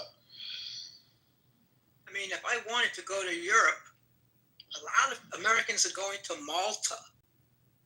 Mm-hmm. Malta. I saw that this couple that does videos about it just yesterday. And they're like, welcome to, I think, Gozo or Gozo, I think it's called. And let me show you how we can live here on $3,000 or whatever it was, a month or whatever. It was real low. And, it was beautiful looking. And Portugal's another place people go to. They like it. Spain's another place people are going to a lot. A lot of retirees, man, when they get out of the, as soon as they hit retirement age, they leave, man. They leave. This big expat community, that all over the place, You run into them all the time. Man, I cannot wait until I get the experience to become an expat. The moment I do, I am gone. What do you do for a living? Do you do anything where you can become a nomad? I'm cybersecurity. A digital nomad? Oh yes, cybersecurity. See, you could be a digital nomad then, right? Yeah, 100%. But the problem is right now, I don't have. I just barely got out of college. It's only been like 3 years, right? So it's gonna take me, I think, like another 3, maybe 4 years to get into anything expat, cybersecurity wise. I think. Yeah, go ahead. So you weren't on your job during COVID, right? Yeah. Yeah, no, you were still I was in college. Yeah. Yeah. I was gonna ask you how are you working from home, or can you work from home? Because if you can, people need to sit down with their boss and say, boss, you're spending X amount of dollars on me here. If I become a digital nomad, say in Bali, if you give me like just $2,000, $3,000 a month for living expenses, it will save you for $2,000-$3,000 in living expenses, you can live like a king. That's on top of your salary, Tell your boss, I can save you a bunch of money. You send me to Bali. I'll work out of Bali. See, my position's really unique in the sense that, like, how do I put it?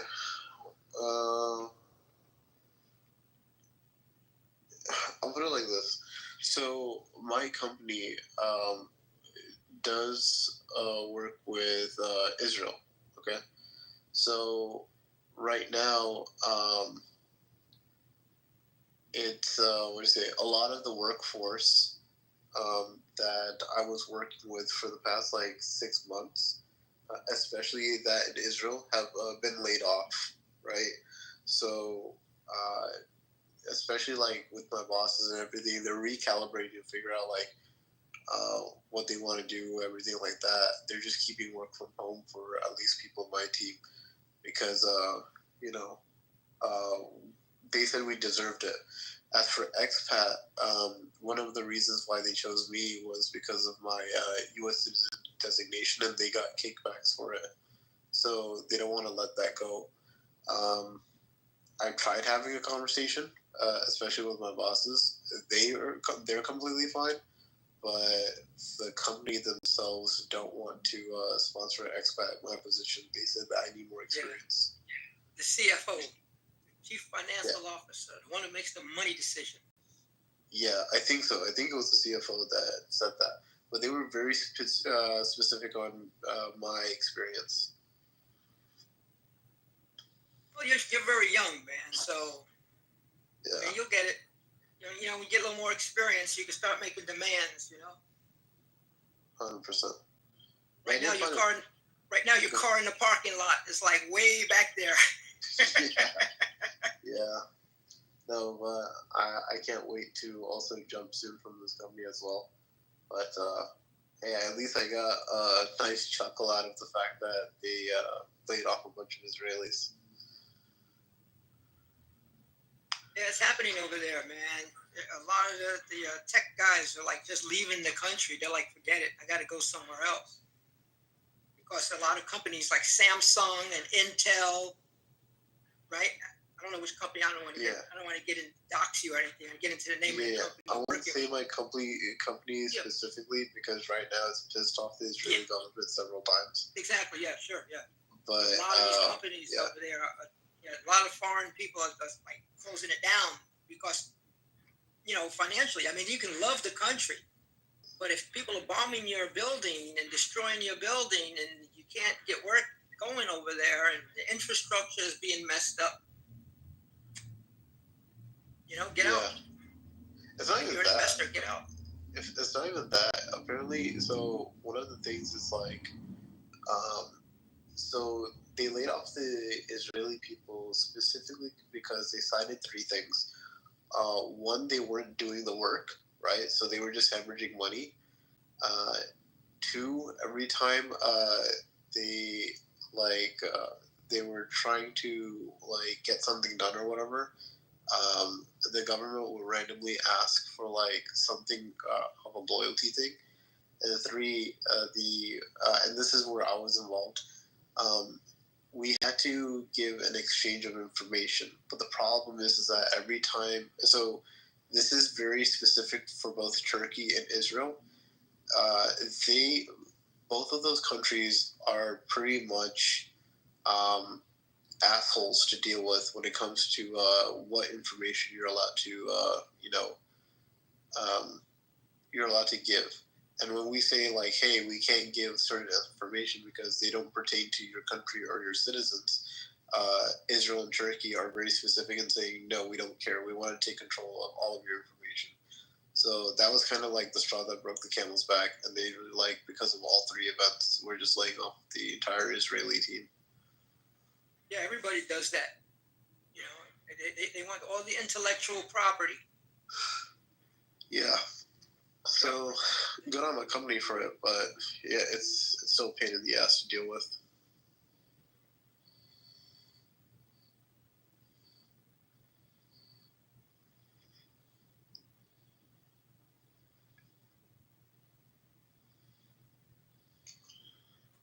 What's up, Kevin? Yo, anybody believe in here it should be a 2-state solution? Yeah, I believe majority of the room believes it's a 2-state solution. Should have been like that years ago. Oh, 100%. Oh, matter of fact, 100 years since 1917. It's not even 1917. No, but why? You say 1917. Why? In 1917, it was one place. and everybody was living together. But then you have the no. But 1917, those people were at home in Europe. So why would there be a two-state with people who live in another land? It's like if right now I say, no, let me just finish this. Okay, let me just say I have my country here, and I call somebody in Japan and say, hey, you Japanese, come over here, and we'll have two states. Why am I going to do that? You have to just deal with the inevitable, right?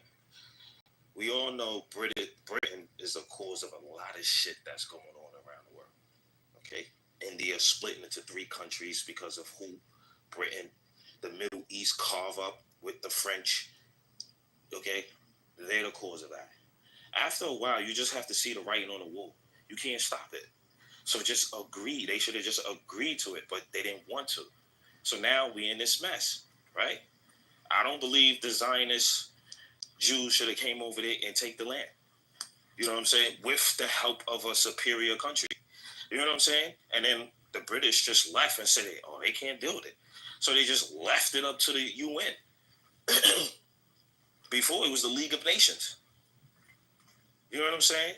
So now you get a state that becomes a state. I mean, you get a nation that becomes a state in 48. Then you get the 6-Day War in 67. Now you still got this mess.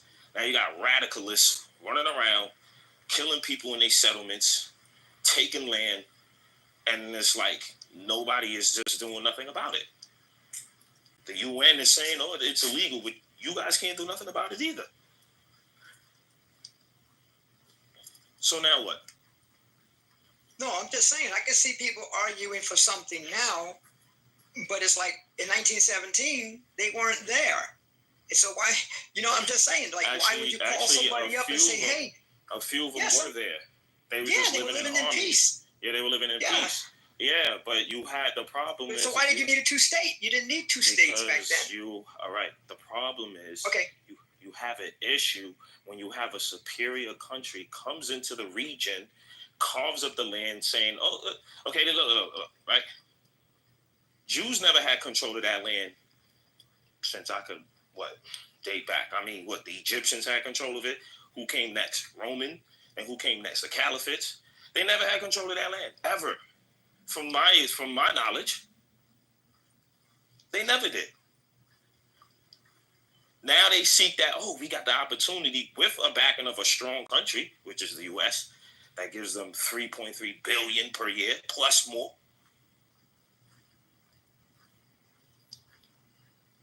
After a while, you just gotta have to give in, like every other freaking country did.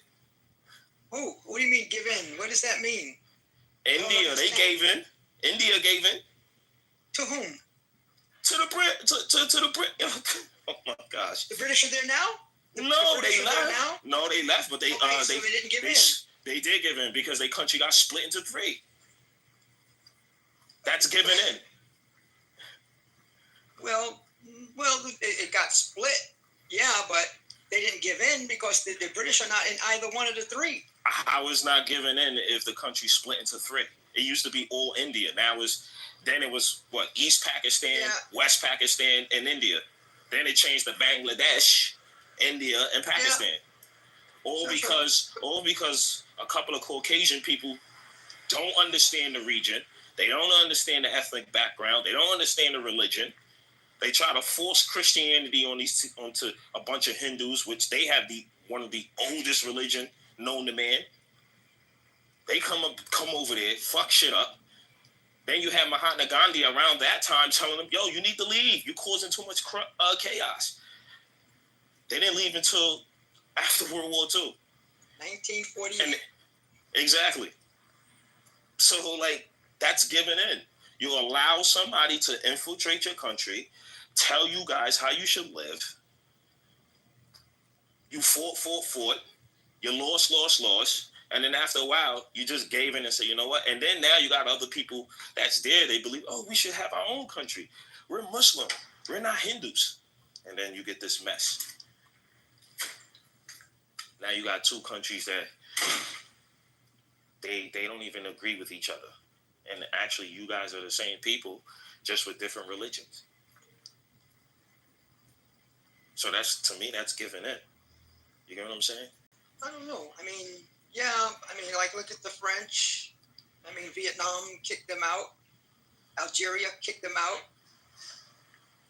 You know, friggin' Niger just kicked them out last month.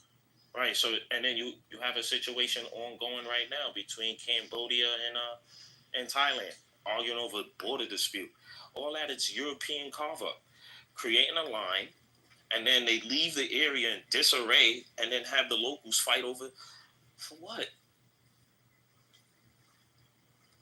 Yeah, but again, I'm just saying that when you said 1917, that's where I was like, what? Because it's like I said, if they're not there, you can't have a two-state solution with someone who's not there. Well, it wasn't a two-state solution at that time. It wasn't thought of. But I mean, you can't even have the idea of one because they're not there.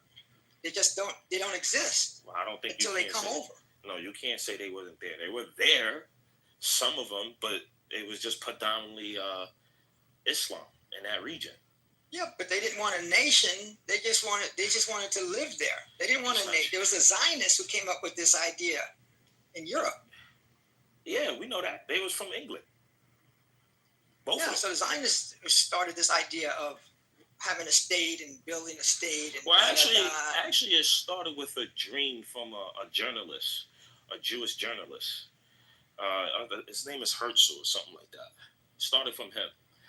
And they had three choices of which land they wanted to see where they could go.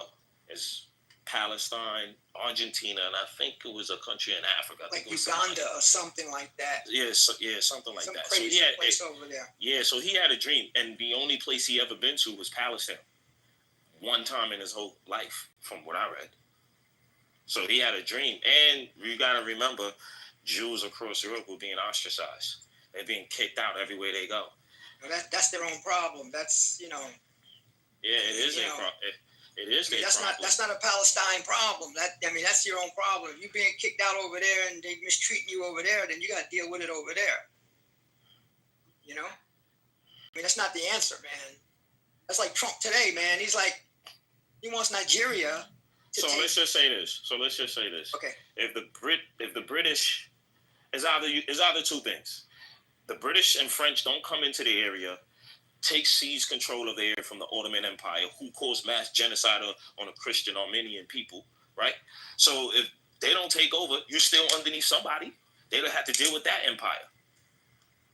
That empire no longer exists. Now it's modern day Turkey. So what choice do you have? You still would have been under control over, somebody would have been under control over you. So, bro, I'm back a little bit.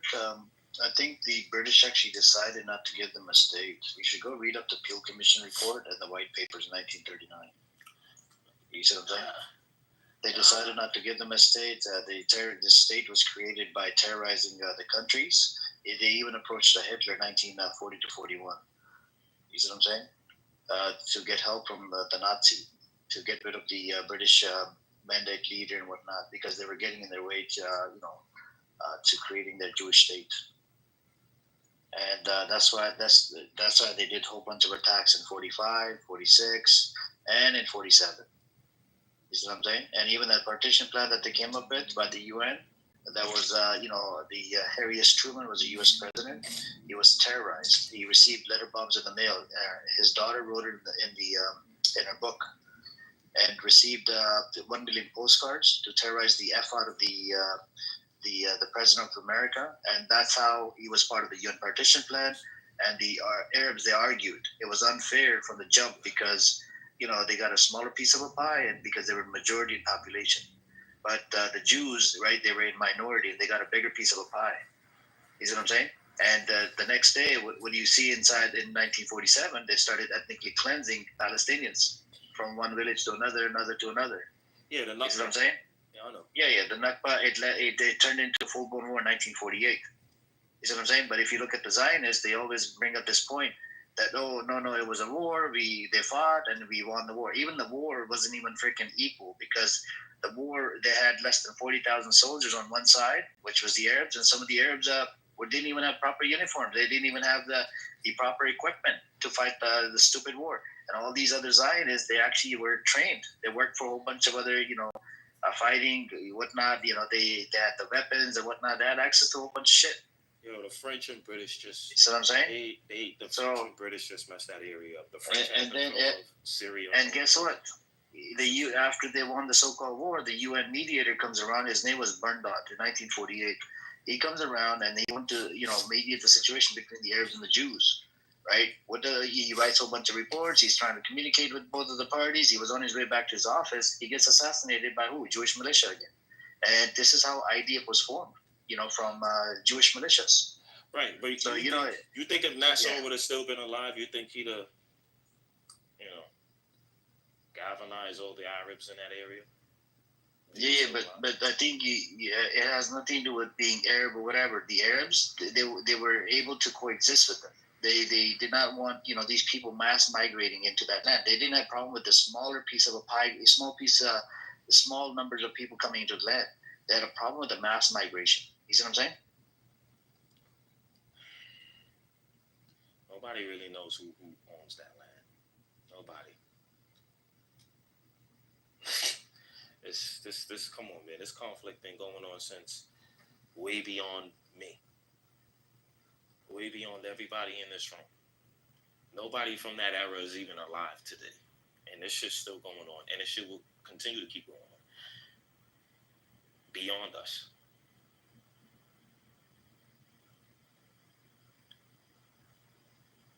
Now you bombing Iran, you know what I'm saying? You're doing all this extraness. You're bringing America into this freaking mess we shouldn't even be a part of. You got idiots in Congress who don't know anything, like Ted Cruz. He's out there quoting the Bible, saying that, we should protect Israel. He don't even know what the fucking shit means. You know what I'm saying? So, I don't know, man. I see why they hate America.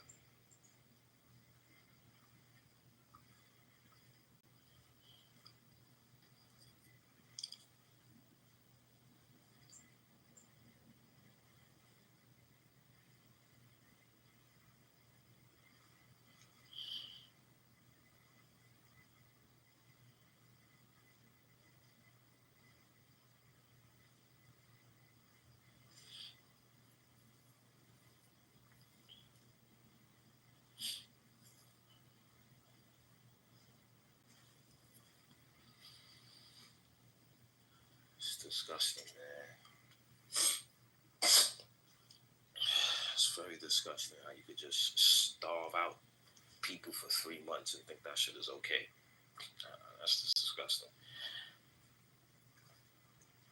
If these people so believe in God, then God will punish them. If they so believe in God, because you don't do that to shit to people. If you want to fight a militia, Hamas or the Houthis or Hezbollah, to starve out a population and then lie and say, it's Hamas that's stealing the food. Okay. So Hamas is stopping aid from sea, air, and land? That's crazy.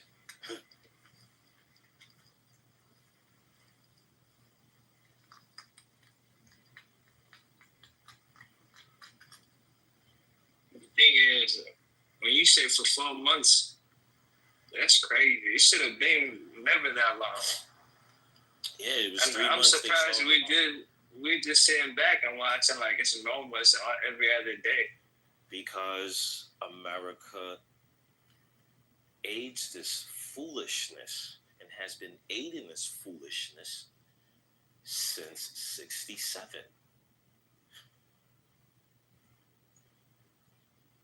The only president that didn't want to deal with this problem was JFK. Miraculously, he gets shot in the fucking head. You know what I'm saying? Every other president after him, they enable this shit. Talking about we got close allies over there. What? What is over there that you want? Oil? You do business with Saudi Arabia. So, what's the problem?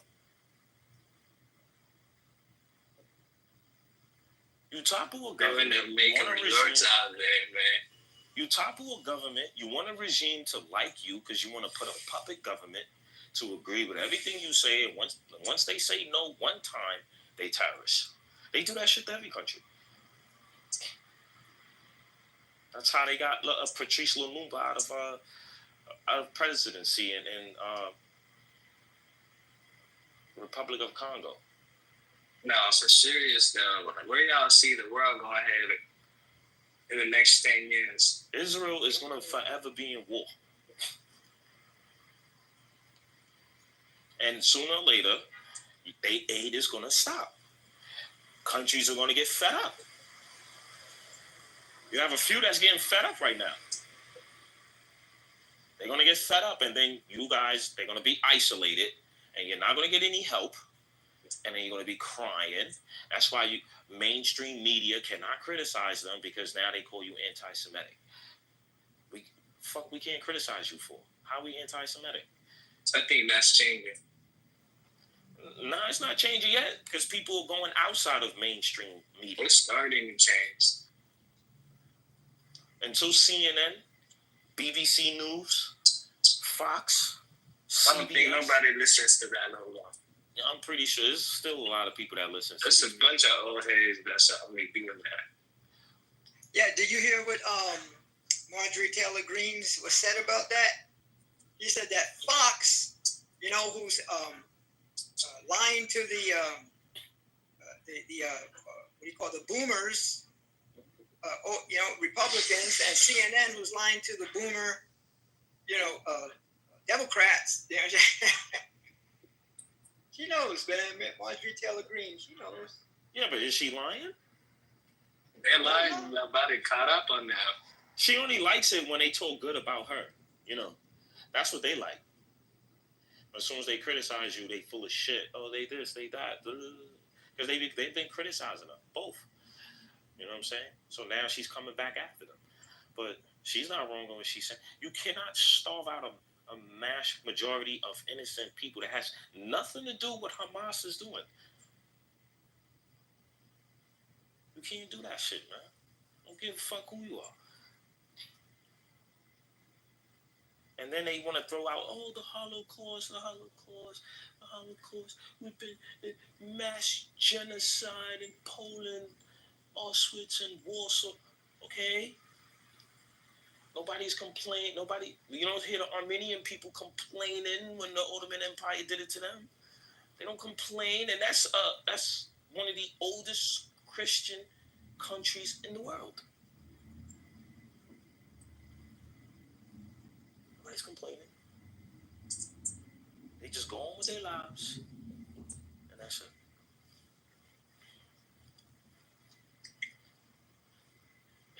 Majority of the Israeli prime ministers, the former ones, they're not even from there. Their background is Ukrainian. One, they first prime minister, Polish. So what are we doing here? Even Netanyahu, he's Ukrainian background. Milikowski, he's from Poland. Mr. Milikowski, that's his real name. That's his real name? He's Polish? I thought he was from a Ukrainian background. No, Milikowski. The funny thing is how all these people, all of them, they're atheists. God wrath is about to hit them. I was like, are they doing that in the Holy Land? They're playing with fire. I hope they know that. I put it like this, right? Israel is too late. They too late. They starting to do this in modern time, which is like by brute force and colonization of a land. They're too late. They should have been around in the 1800s. That was the time for people to do that, because that's what a lot of countries were doing, especially European countries. Too late. So, do you think that there's what do you think about America and Epstein files, and we have the Trump in bed with Zionist entity? Did you vote for Trump, by the way? No, but I'll tell you like this, though. Whatever's in that Epstein file that he's so a little bit scared of, I'm pretty sure them Zionists probably helped them out. Listen, because remember, when he saw those videos of those Palestinian children, I mean, you could see they freaking skeleton. And he's like, come on, man, you can't fake that, man. These kids are being starved. And he says that, and then all of a sudden, within a couple of days later, you tweet, well, hand over the hostages, and then the war will stop. Yeah, okay. Like, obviously, like, they kind of stopped that shit. So now, and then he comes out and say, oh, that file will never get out. But it's not about the hostages, right? I don't think so either. Can you imagine if Hamas had the access to the file? And can you imagine what they can do with Trump? That would have been good, no? The Hamas could control the outcome of this war if they had the access to this file. And I think that's what it is. But is it one party that has access to it, or is it multiple parties, like throughout the world? Have they hacked into the system? Probably the Jews is the only one who got it, the Zionists. Remember, Epstein used to go back and forth. They got no face, man. They probably give it to all the other people. If shit goes away. But this situation is beyond Epstein, man. I just feel like if we cut, I'm not saying completely stop all aid, right? But if you slash that shit down, or you force them, ceasefire, or we're stopping aid immediately, and you true to your word, and you stop that shit coming in for months, that's gonna cripple their economy. I mean, they got crippled a little bit. Look what the Yemenis did. Started bombing some of their ships, and they felt it. I mean, Iran, look at Iran with the 12-day war. If it would have lasted for 10 more days, I think it would have been flattened. The whole Tel Aviv and this state called Israel.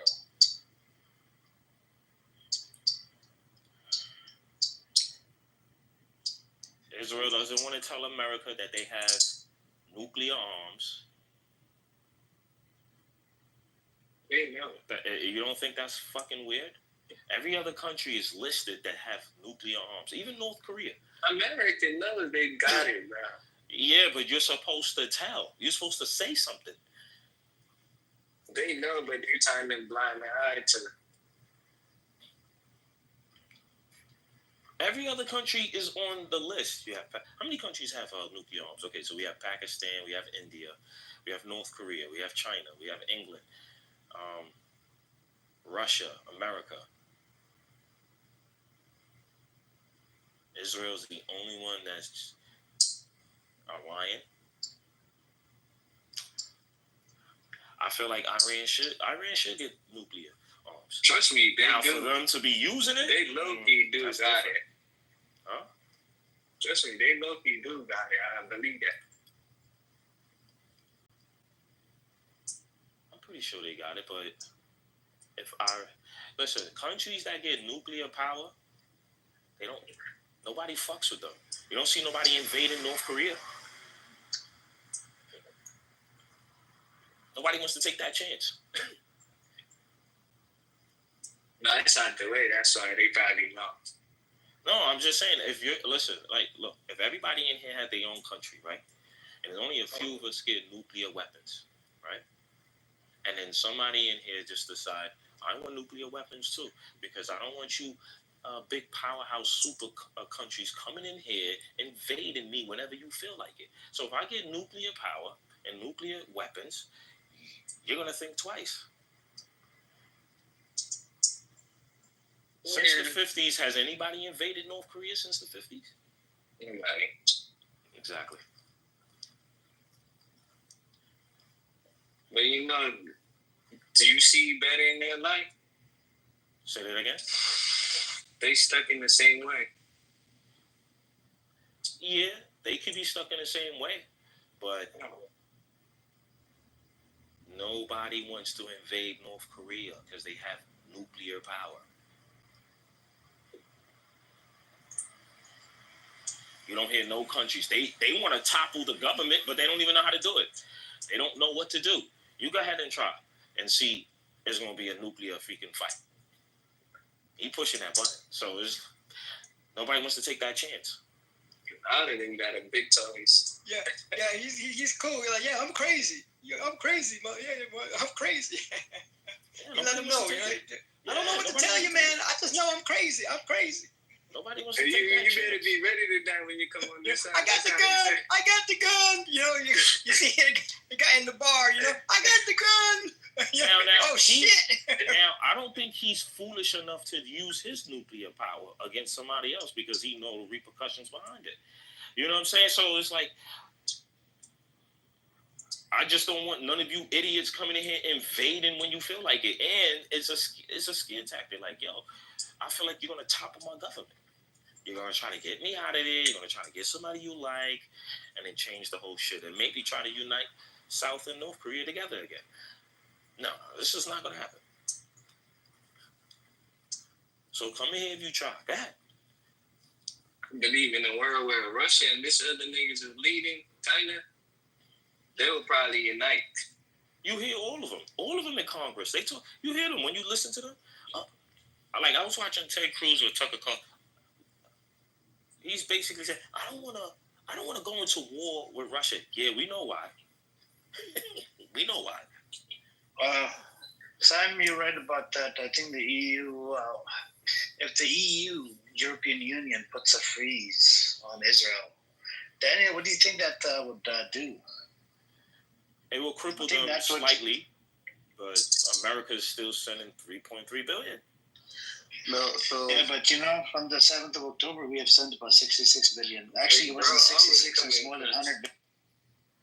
Yeah, so just to speak more about the EU trade freeze, right? It looks like a dump.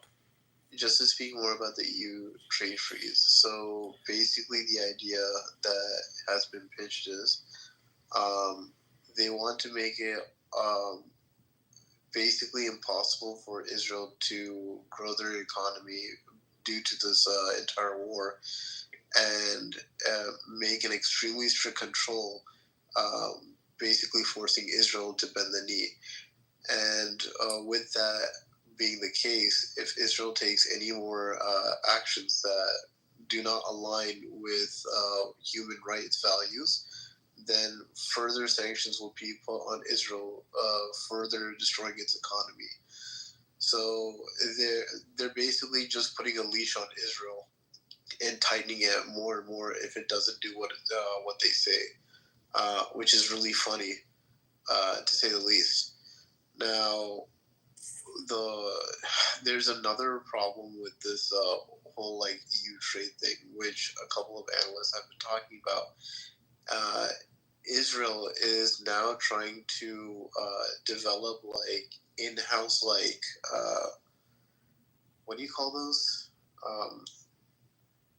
They're trying to make stuff in-house. I don't know what exactly they're trying to scale up in-house other than missiles, but they're trying to cut off their reliance with the EU, and they're trying to open up trade with other places that are not the EU at this point to combat this. So yeah, these sanctions are going to be devastating to Israel if they get put in place very soon.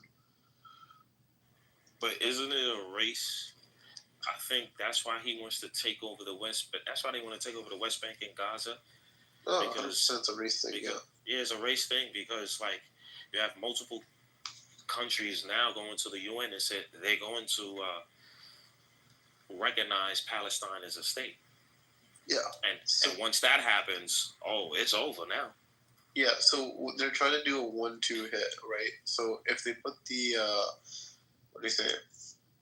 if they put the sanctions on Israel and then immediately recognize the Palestinian state after they put the sanctions, basically it will cripple Israel enough to where they can't even fight the Palestinian state.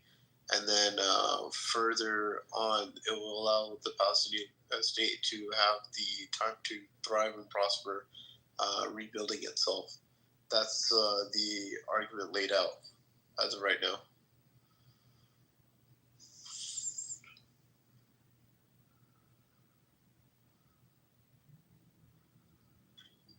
Daniel, what do you think about that? Sanctions on Israel. You think Israel will stop? No, I don't think they'll stop. Now, if they do put sanctions, right? If they put permanent sanctions on Israel, what do you think about that?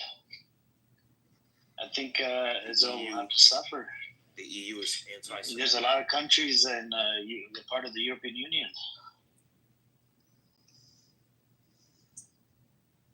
So it's going to be crazy for Israel.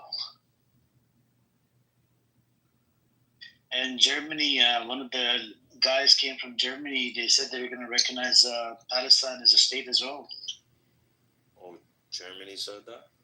Yeah, one of the guys from Germany said it. It was posted in Times of Israel.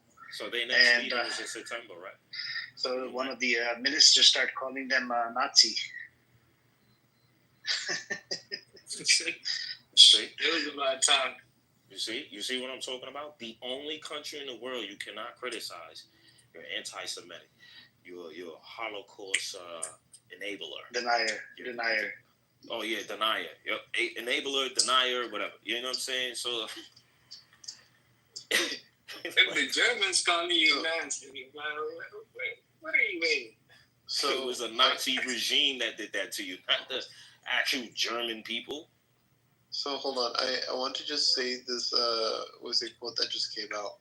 This is a quote from someone named Ribera, right, who actually has authority over this. She said, recognition is a good step forward, but it is not enough to build peace, stability, and respect.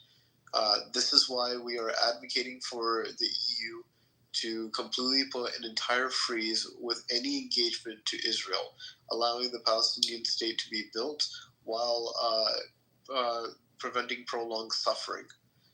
Senior EU officials speaking with Reuters have described the Gaza humanitarian situation extremely severe, despite some progress, including increased fuel deliveries, reopened the routes with more aid trucks entering the strip. We cannot allow this to happen again. In fact, we must make sure this never happens again. Yeah, they're gearing up to make sure that whatever comes up in the case of Palestinian state, Israel cannot fight back in any way, shape, or form. I think they're also looking to affect the Israeli military.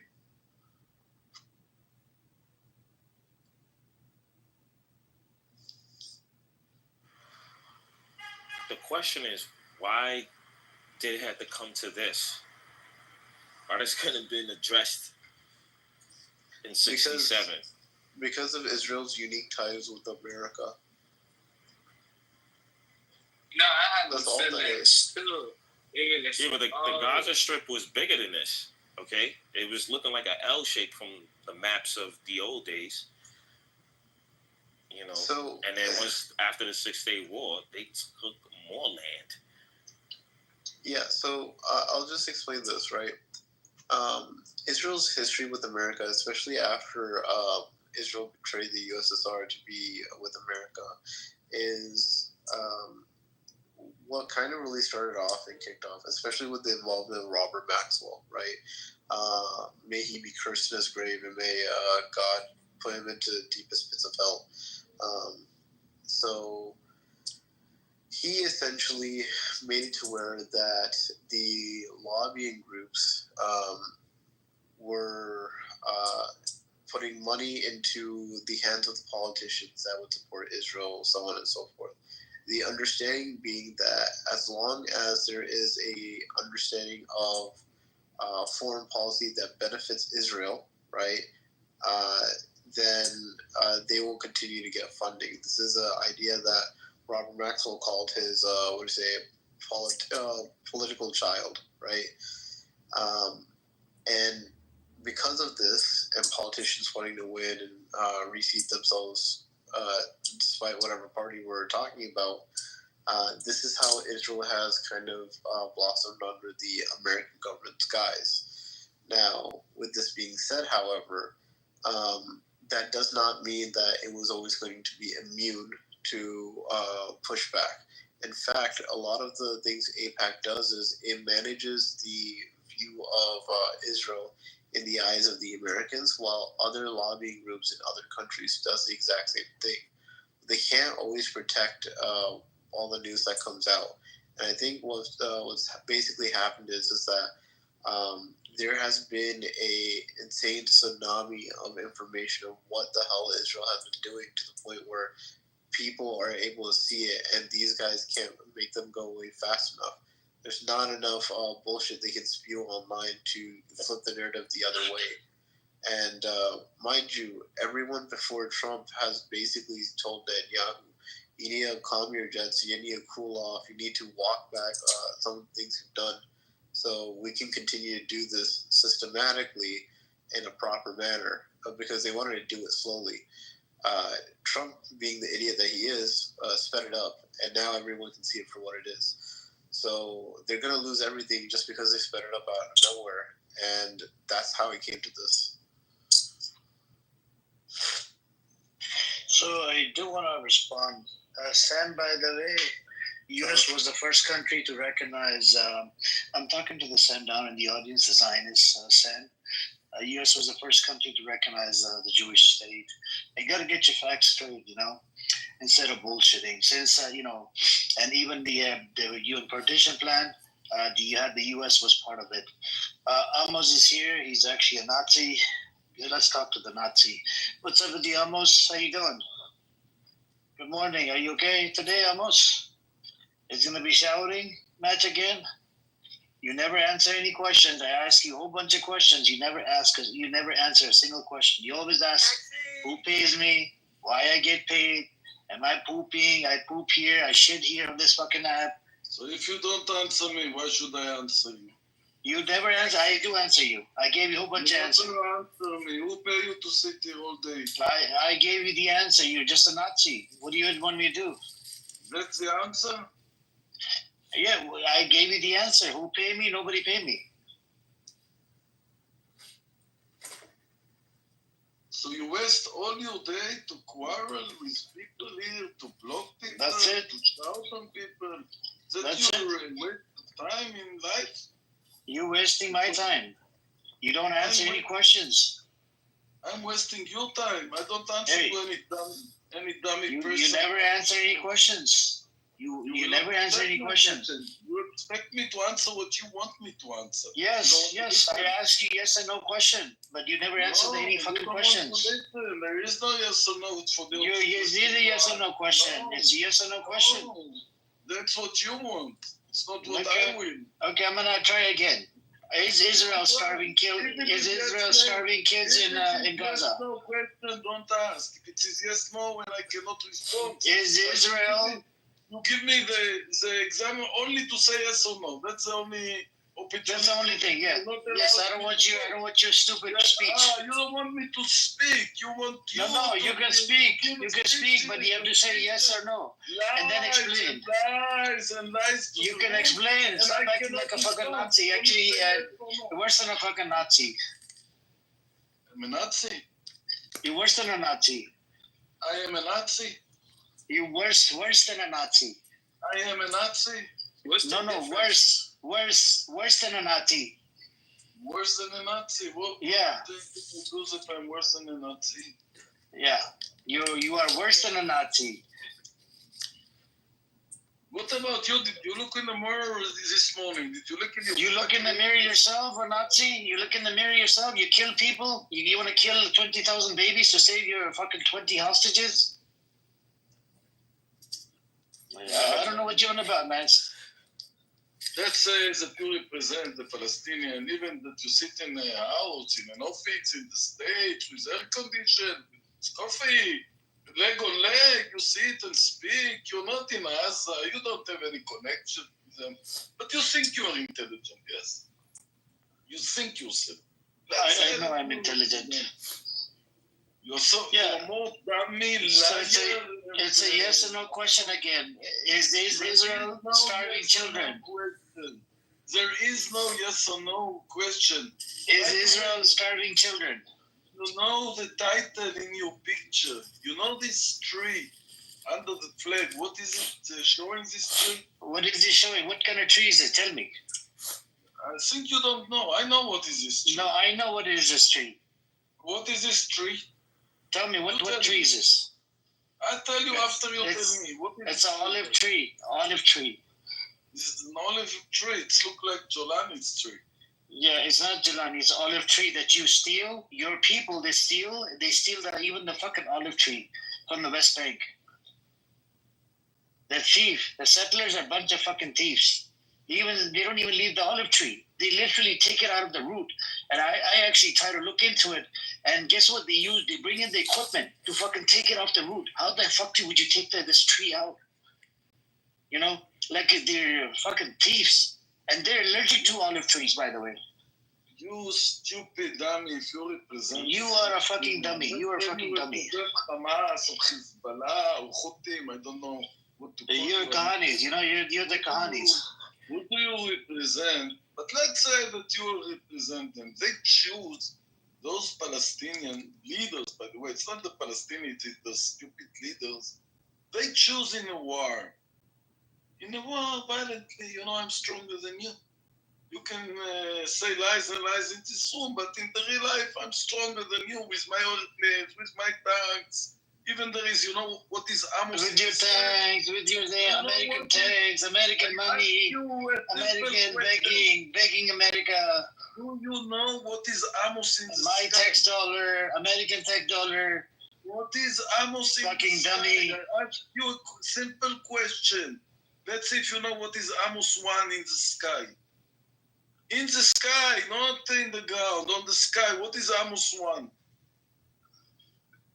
Amos wants to kill 20,000 babies to 20 hostages. One is submarine in the sky. What you call the American when they say to send to the moon? What you call this machine? The rocket? Not a rocket, a machine. You know, people inside. Satellite? Satellite. You want to sit inside a satellite? So there is a famous satellite from Israel, the first satellite of Israel, that's name is Amos 1. Let me teach you a little bit about Israel. This Amos 1 can see everywhere where you go. You can't run away from Amos 1. He control you. So there is Amos 1 in the sky who control you, control every Palestinian leader everywhere he go. The people who sit in the ground can translate it. So it's okay to spy on people. Exactly. So It's okay to spy on people. The Jewish people are more clever than the Muslim, you know. You're no different than a fucking Nazi. That's the problem. You're just a Nazi. They educated the people. Yeah. Educated, not Do you violent. know Amos? Amos is... Let's say that You Zionist Nazi. I suspect you are an Indian. You are not a Muslim, but let's You say Zionist Nazi. You, since you born, what your mother teach you when you were a little baby? What did your mother teach you?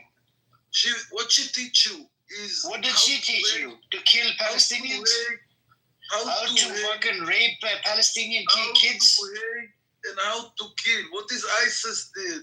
What is Hezbollah? ISIS is literally funded by fucking Israel. In the 7th of October. 7th of October. What happened before the 7th of October? Did you kill people? Did you kill innocent children? 5 years. They didn't learn nothing. 75 years. So what happened in the 7th of October? What happened at 7th of October? Hannibal Directive happened. Hannibal Directive happened. 20,000 children. Yeah. The testimony from IDF. IDF was told not to show up at the border. You forgot about the testimony, huh? IDF testimony says that they were told not cancel the they were told not to show up at the checkpoints. You forgot about that, huh? Fucking idiot. I played the testimony. I played the clip for you the other day. What? No, I don't play any clips. I did play the clip yesterday for you. I know them. I don't need You're an idiot. You are a Nazi fucking idiot. Every clip you put, like with two old people talking, joking, we keep Palestinian when we were young in 48. I put the clip. Hold on. I played the clip about the IDF. It was in Hebrew. It was in Hebrew. Then you clip a soldier, and I tell you that my nephew was together with this soldier in the same place, even in the How do you know? Yeah, maybe he's arrived. I heard Maybe he's arrived. No, you're not. You weren't there on 7th of October. Everything you think you know, I know better than you. You were not there on 7th of October. Stop. As I told you. You were hiding in your kibbutznik. You're so dummy. You're so stupid. Were you driving a taxi on 7th of October? I'm the 7th of October was Saturday. Nobody's working on Saturday. Okay, so you were sitting home. You were sitting home. You're so dummy. You're so dummy. You weren't going at the rape party and dancing with the girls? The morning, Tils and I give evidence. Evidence that you don't know nothing about. You didn't check the evidence. I did check it. I check it. Hannibal directive. Nothing. Hannibal directive. So dummy, so stupid. You are a dummy, stupid fucktard. Lies and lies from the morning till night, sitting in clubhouse, saying lies. And all the people are Hamasniks say yes. It's like Bibi Netanyahu sit in the coalition and all his ministers, yes, they're pushing what Bibi Netanyahu. Like, obey to the king. That's this rule. You obey to the king. Everything is similar between you to Bibi Netanyahu. A lot of things very, very similar. I can call you Bibi Netanyahu. It will be the same. I call you a Nazi. You're a Nazi.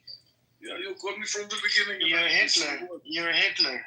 You think you're better than Chucky? Chucky called me. You think you're better than a Hitler? You're worse than a Hitler. You're worse than a Hitler. You are worse than a Hitler. Who is better, you and Chucky? I talk with facts. Who hates me more, you or Chucky? Chucky is mentally retarded truck driver. I'm not a truck driver. I don't smoke. He's a smoker. He's a crackhead. Comparing between you and Chucky is a crackhead. He's a piece of shit crackhead. You are all dictators. Chucky is a piece of shit crackhead. And if somebody don't agree with you, he's Hitler and Nazi and I have the data. I played the clip the other day. You deny the fucking clip. You deny everything.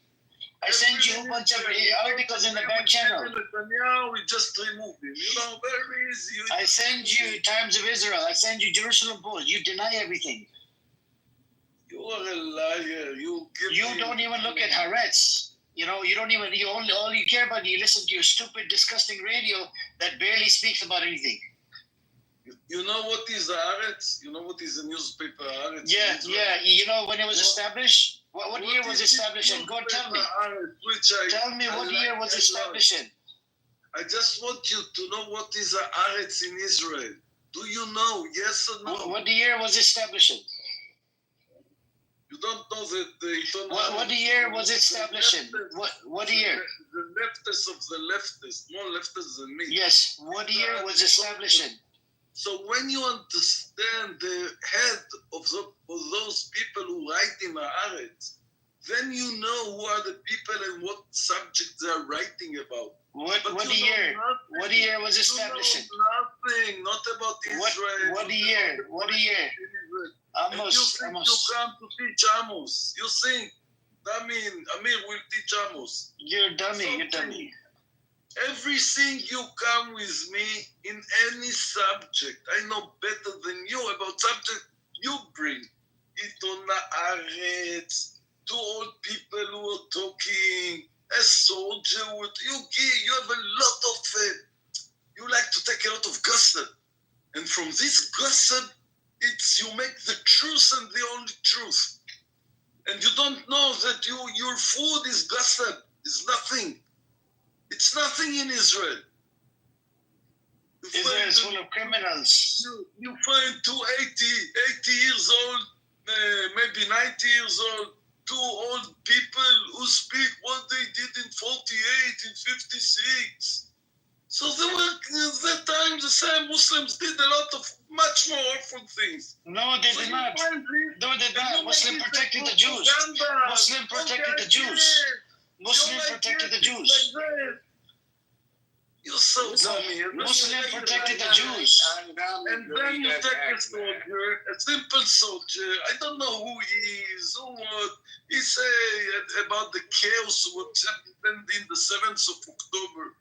You tell Amos, and I tell you my nephew is an officer in the 7th of October on the board.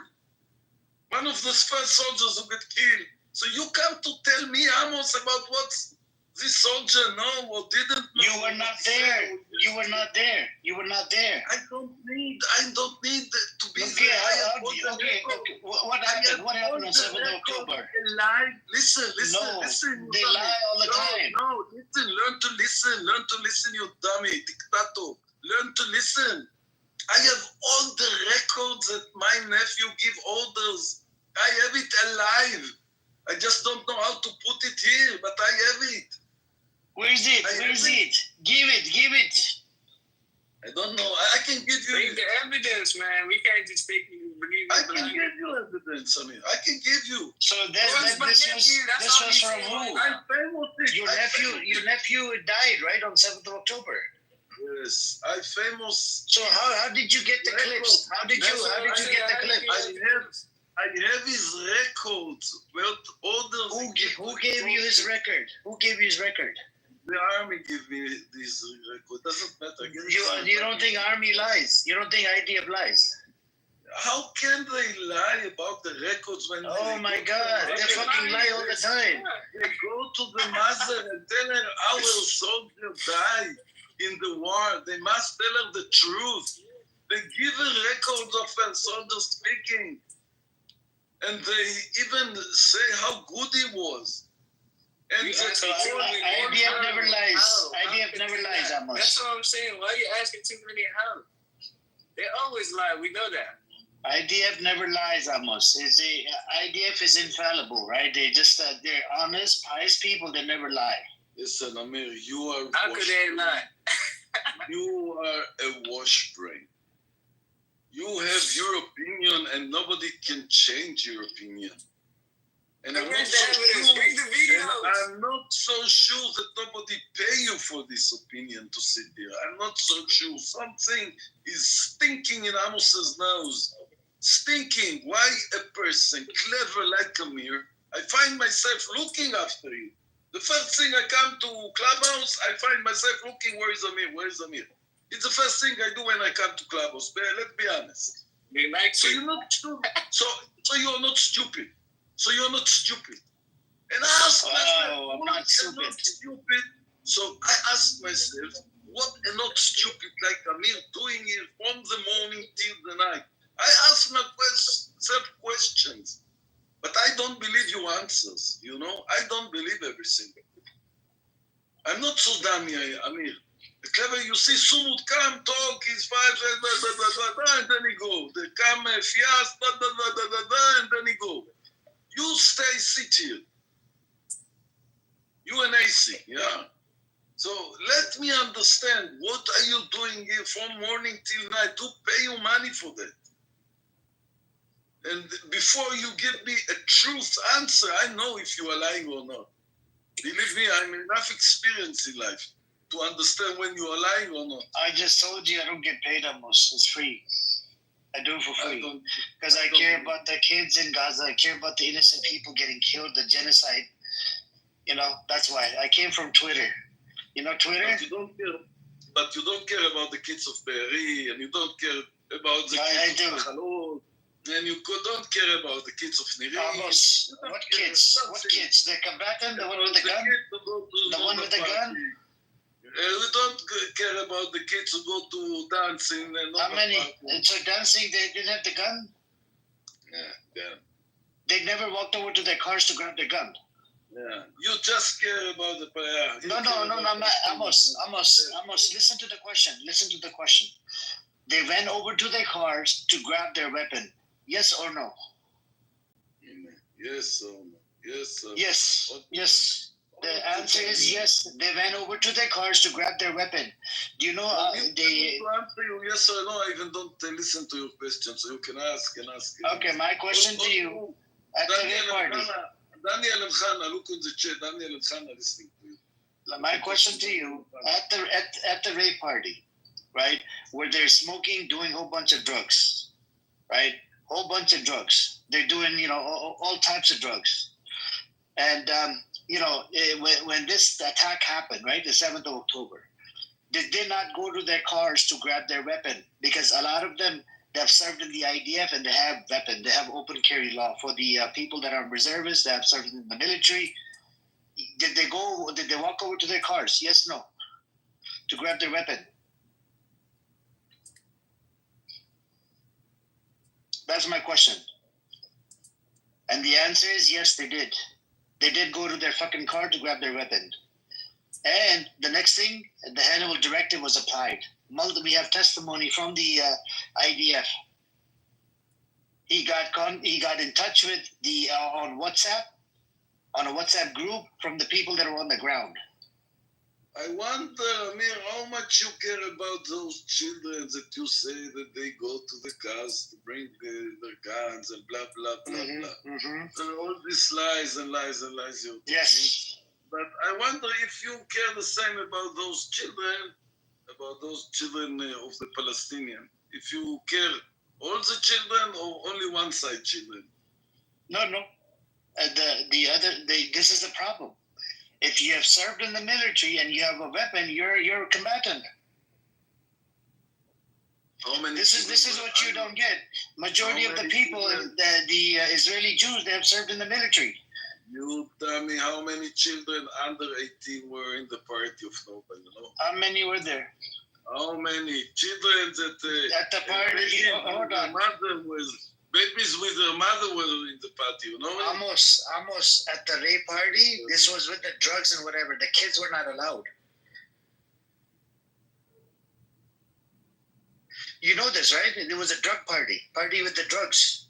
So one day prior. Let's say that it was a part of that. My God. Let's say, what is it of your business? Why would the kids be allowed at the drug party? Why would the kids be allowed? It's literally young people dancing at the fucking party. So what? What is it of your business? So it wasn't the kids. It was combatant. They had fucking weapons. So you want that you explain that those kids were drugs? They were smoking drugs. And they were doing drugs. So it allowed to kill them, to rape them, to murder them, to cut them. No rape. Okay, what is it? Can you give me the name of the victim? Can you give me the name of the victim? Who got raped? Give me the name of the victim. Give me the name of the victim. Who got raped? It's written over there. The victim. No. I need to know. Can you please give me the name so I can look into it? Because I don't know who got raped. Can you please give me the name? The stories, after they killed them, how they cut their breasts and how they cut their head and what they did to the body after they kill it. You stupid. You say, I'm a Nazi. Yes, I'm a Nazi. Can you give me the name of the person that got raped on 7th of October? I don't know the names. You don't know the fucking name, then why are you making a claim? Well, there is a movie they took from the body of the Nukhba. Give me the name of the person that got raped. I tell you, there are movies of all what I said. This movie, where did they make this movie? From the body of the Can you give me the name of the person that got raped? The cameras themselves about. Okay, can you give me the name? Fucking no name. You just making shit up. I don't know the names. Why should I say names? Okay, you don't know the name, then shut your fucking mouth. You don't know the fucking name. How many get killed there? 1,500? How do I Hold on. It was almost 1,395 first, and then they went down to the figure 1,195. You know those 200 were Palestinian civilians. All right, your people killed the Palestinians with the Hannibal directive. The bodies were so burnt really badly they couldn't even tell which were Palestinians versus the Israelis. And out of the 1,195, 500 of them were fucking IDF soldiers. 695 were civilians. Hold on. So who caused to this chaos? Who caused it? Who caused it? What do you mean who caused it? Who caused it? Your people did. Yeah, Netanyahu did. Netanyahu did. Netanyahu told them not to show up at work on 7th of October. Yeah. Did you hear the testimony? Do you want me to play it again? I heard the soldier, but he didn't say that they get orders. He just said that he want information. The only record you have is a soldier who asked questions, that's all. And he didn't get any answer, by the way. I heard what the soldier said, and I heard about what is testimony about one soldier. At least I can identify another soldier I know. Yes? Can you give me the name of the person that got raped on 7th of October? Well, I say, why you have only one soldier? You know how many in Gdud, in a Pluga? You know how many soldiers? We're all, only one soldier you give me, that's all. Believe me, if there was What's up, Maximilian? together with the Magaz. Who is this schmuck? Is he an Israeli? This guy is Israeli. He's a kibbutznik. He lives inside Israel. Israeli, that partially makes him okay with his ignorance. But I really want to ask this guy. I don't know you, Amos, right? But I am Jewish. Did you say Amos? I think. Pardon? Amos. I thought he said Amos. Maximilian, this is your picture? Maximilian. Pardon? This is your picture on the title? Is it cute? Yeah, you don't even have a picture. And if you want to make fun of my looks, I have a joke for you. Do you want to talk? Do you want to talk serious? Do you want to talk serious? Do you want to talk serious? You know what I'm going to say, yes? Okay. Yeah, that's because and I have a good response for you. Would you like to hear it, Anus? Yeah. You want to hear it, Anus? Yes. Okay, here it is. You know what a trans person speaks in Israel? Hebrew. You schmuck. You know, you put the Nazi in Ashkenazi. And I think you don't even like to have serious discussions. The thing that really bugs me, besides you just insulting my looks, and I have long hair and I'm more masculine than you.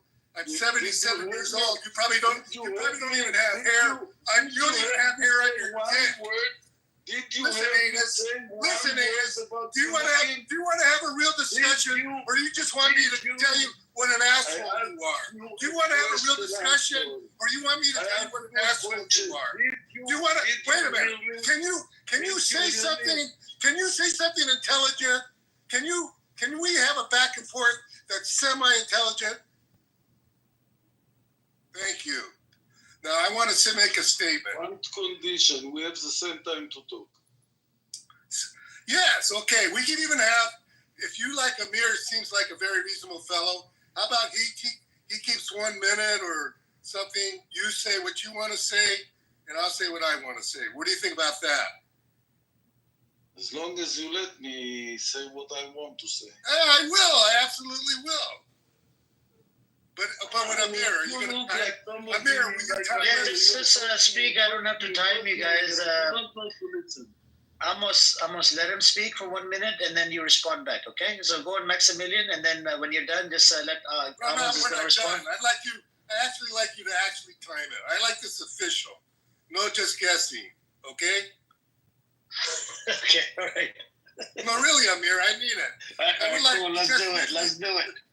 Okay, I'm going to start with my statement is that, Amos, as an American Jew, I feel that you have a view of the world which is making it more dangerous for Israel, that makes it more dangerous for me as a Jew, and is having a 180-degree opposite effect on myself, especially as a non-Israeli Jew. What you guys do there and how you look at it, I might think it's full of it, but I'm not feeling. I put America first. I do not think that Israel comes first before the United States as an American. we're going to have differences. I can understand you want to do what you want to do, so to speak, in Israel, but I also feel like it's kind of well, I guess I'll say it, it's very ignorant. It's hard for me to imagine that the Israelis think that you guys did not know what was going on at the border before this attack. It's been said, and I believe it, that even a cockroach can move on that border.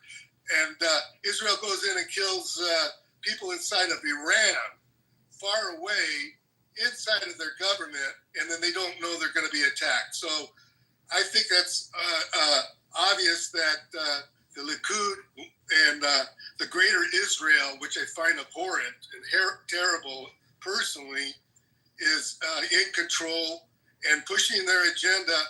And I also believe that the Netanyahu, and you'll probably call this a conspiracy theory, but nevertheless, I believe they've got... It's time. Okay, go ahead.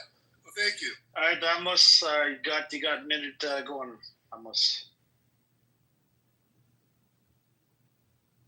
Bring people I don't know. That they like to speak and speak. It's so lonely in the house. There is no wife, no children to listen to him. So they come to Clubhouse to speak and speak and speak. So many nonsense. I'm Jewish, American. Don't know what he want to say, what he want to ask.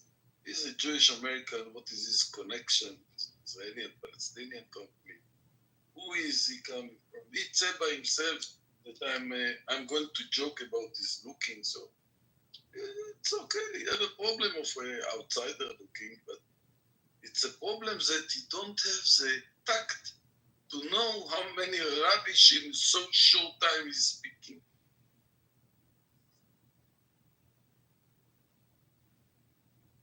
Are you done, Amos? That was your response? That's it? What should I respond for?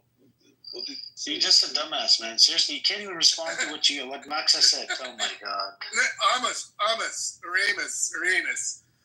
I think that you, personally, I believe Jews have and I've read it, we have a higher IQ than most Americans, and this might sound insulting or we're not supposed to say that.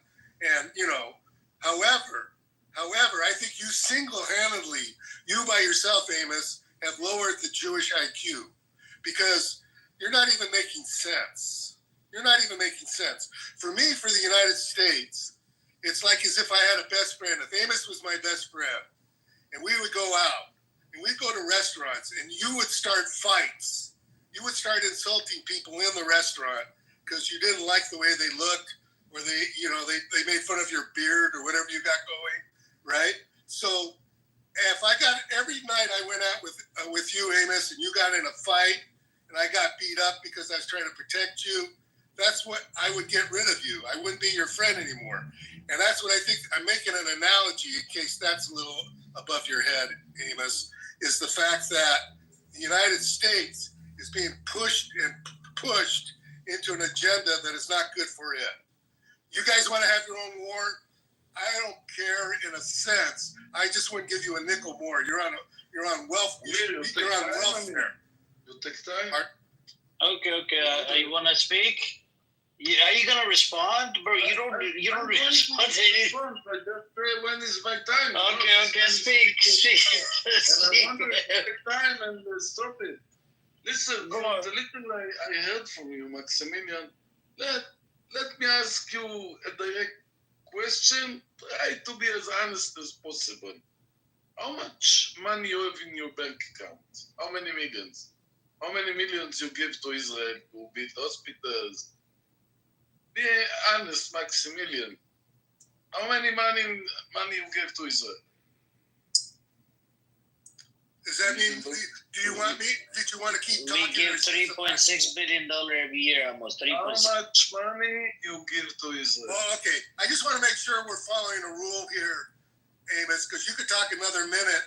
I can answer you now if you would like. Yeah, but try to be honest and direct question. $2 million I give to a hospital in Beer Sheva, in the Soroka. I built a room for emergency something. Tell the truth. Who are you? Well, first of all, I don't understand the logic of it. The fact that you want to do something within your country for people that it sounds like you want to do good for certain people, I find that commendable. I'm not going to complain about that. But there's a lot of countries. There's the Kurds. I can name 20 Can I ask people. you a simple question? How much money Zero. you have and how much money you Not a get shekel. for it? Not a nickel.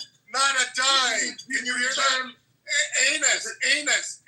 So Can you I hear that? didn't give Israel 1 shekel. That's all. That's a direct, not a philosophical question of 1 hour. Say, Amos, you're wrong. I have no money. I'm a bus driver in the United States. I didn't give any shekel to the Israelis. Say, can you say it loudly and clearly that you didn't give any shekel to Israel? Amir, would you do the 1 minute with this guy, because he's clearly a schmuck.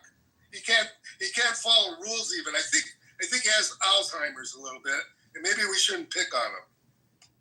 I don't know, man. This guy, I've been trying to get an answer. Well, you're like a martyr. You're like the Mother Teresa of Palestinians. I've been trying to get an answer out of it. I don't even understand what you get out of talking to individuals like this, because he can't even make a coherent. He can't make a coherent thought.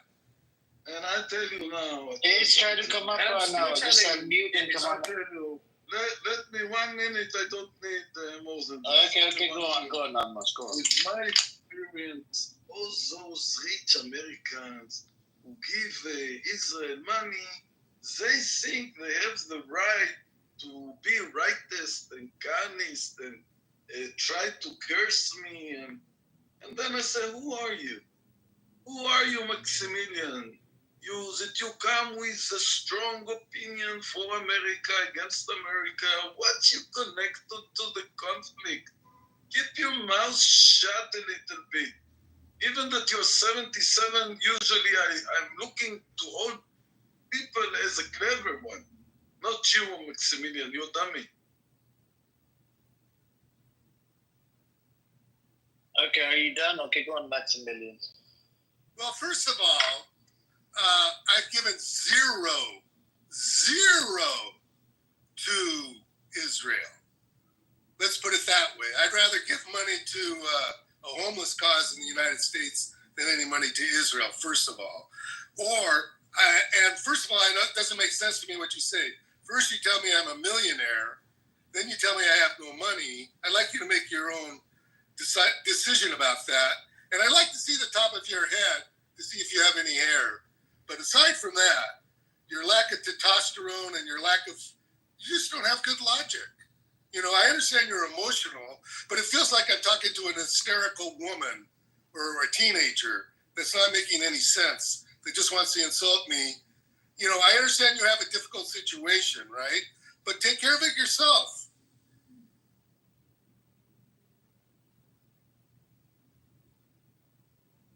I'm done.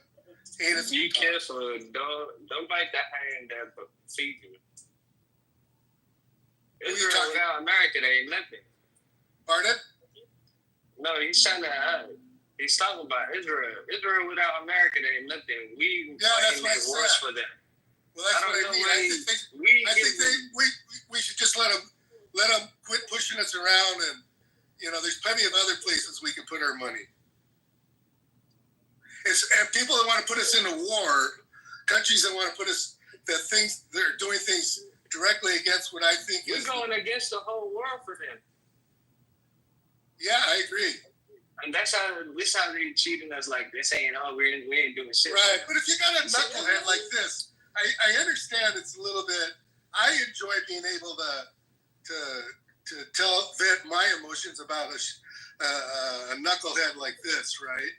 But there are very intelligent people, like Netanyahu's no dummy, but he's but I wouldn't trust him with a 10-foot pole, right? So this guy's just an unfortunate person that's emotionally like a little teenager. This is a problem with this guy, right? Apparently, Amos, this is what happens with the Jewish people that don't support Israel. Yeah, then you They consider don't set yeah. the self-hating Jews. They wrote it in the chat for you, Max. So these people, Daniel is an atheist. I don't even know how he's a Jewish person. You have the other people like Sam. He's another idiot, right? When I speak to doesn't have someone, any fucking knowledge. I want to know who is he? Who is the man I'm speaking with? And I want to know who is Maximilian. You don't answer any questions. Why do you lie all the time? I want to know what is profession, what is in a pension now, what is he doing in his pension, if he is married, if he have grandchildren, he have something else to do instead of sitting in clubhouse and argument about things he don't understand nothing about. I wonder what is a 77 years old American, Jewish American, it doesn't matter, it can be Christian or Buddhist or whatever. What is of his business? What's going on in Israel? Why not in between Russia and Ukraine? Why not in I'm against that also, by the way. But Sudan? What do you understand? Because you're Jewish, you give yourself something to attack Israel, maybe. Who are you? Well, tell me something about yourself. Married, children, grandchildren. What you can? I've been married for 35 years. I've had 35 years old. Yeah, 77. I got married when I was 42. So, Anus, I don't even understand your line of thought. It's like basically you're saying somebody has a different opinion of you and your country, and the majority of the people in your country might be in favor of that, but at least 10% of the people in Israel probably think like I do, I imagine, and you probably think they're stupid, right? Would I agree with that? You only imagine. Oh, okay. There's like 10. There's 10 people you in the chat. At least 3 people are cursing you in the chat. So, who are you? You don't read the chat. I read the chat sometimes. I could read it, but I don't care about the chat. They know you better than I have a discussion with you, Anus. I feel the first time. I don't know you, but I see how people cursing you. Well, you make a lot of statements. Well, what other people think is irrelevant right now, too, Anus. I mean, I don't ask you. I have no idea what your sex life has been over through your life. How many people have reviled you and don't like you in business? Whether you've done any real business in your life, whether you've worked as an electrician, whether you've been a plumber, whether you're a geophysicist, I don't know. I'm just talking about I'm a bus driver. Well, my gosh. Why are you on such a high horse? Why are you talking as if that's some kind of special position that gives you a right to talk, and you're talking about, well, what am I? Am I whatever? I don't know. I tell you what. You're implying I'm a homosexual. I tell you what. I live in Israel. I live in this country. I live in the United States. Since the day I born. Since the day I born, I live the conflict. I agree. So you're Jewish in America. What you connected? Maybe you have some relatives. So what? You live in America. Stay in America. What's up your business? Well, in America, if you think, listen, you let me, shit. You won't even let me talk. You ask questions, but you won't let me respond. Can I respond? Okay. I agree with your argument. I should have nothing to do with Israel, and Israel should have nothing to do with us, in the sense of us giving you all that money, right? If you agree that it doesn't make sense for me to give an opinion about Israel, then you should think that Israel should have no opinion or not need the help of the United States. Why do you care about the United States? Why do you care that you want us to help you? Because you're not strong enough as a country without blackmailing the United States into doing stuff they do not want to do. That's my opinion. That's not in our self-interest. I understand you as an Israeli wanting what you want to do. I don't care about that, or well, it makes sense to me, right? But it's out of proportion the fact that the Congress and is all bought off by and influenced by it's clever, it works, but it just sort of creates more of the stereotypes of Jews. I think it's working against you, and I think, why do you think it's just the poor little Jews, and that's why the whole world that used to be kind of supportive of the Jewish nation? Put the point Pardon? in the end.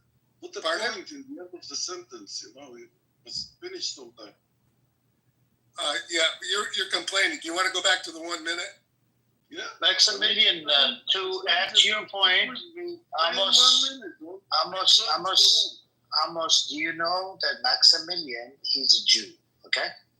Thanks to Netanyahu. Hold on, I'm not done.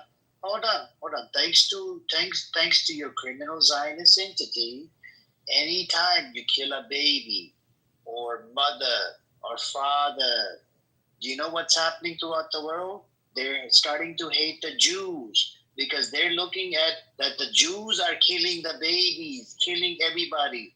Unlike yourself, this is what's happening. Okay. So, hang on. Jerusalem is a holy place for all the Jews. You see what I'm saying? And you don't own Israel. Okay? So calm your tits down. If Maximilian tomorrow, if he wants to do Aliyah and get a citizenship, he has as much right as you do. Okay? Okay, mute yourself. Now you, Maximilian, I give you 2 minutes a speech about the Americans. You are American represented by Biden, by Donald Trump, by Obama. You're controlling Israel.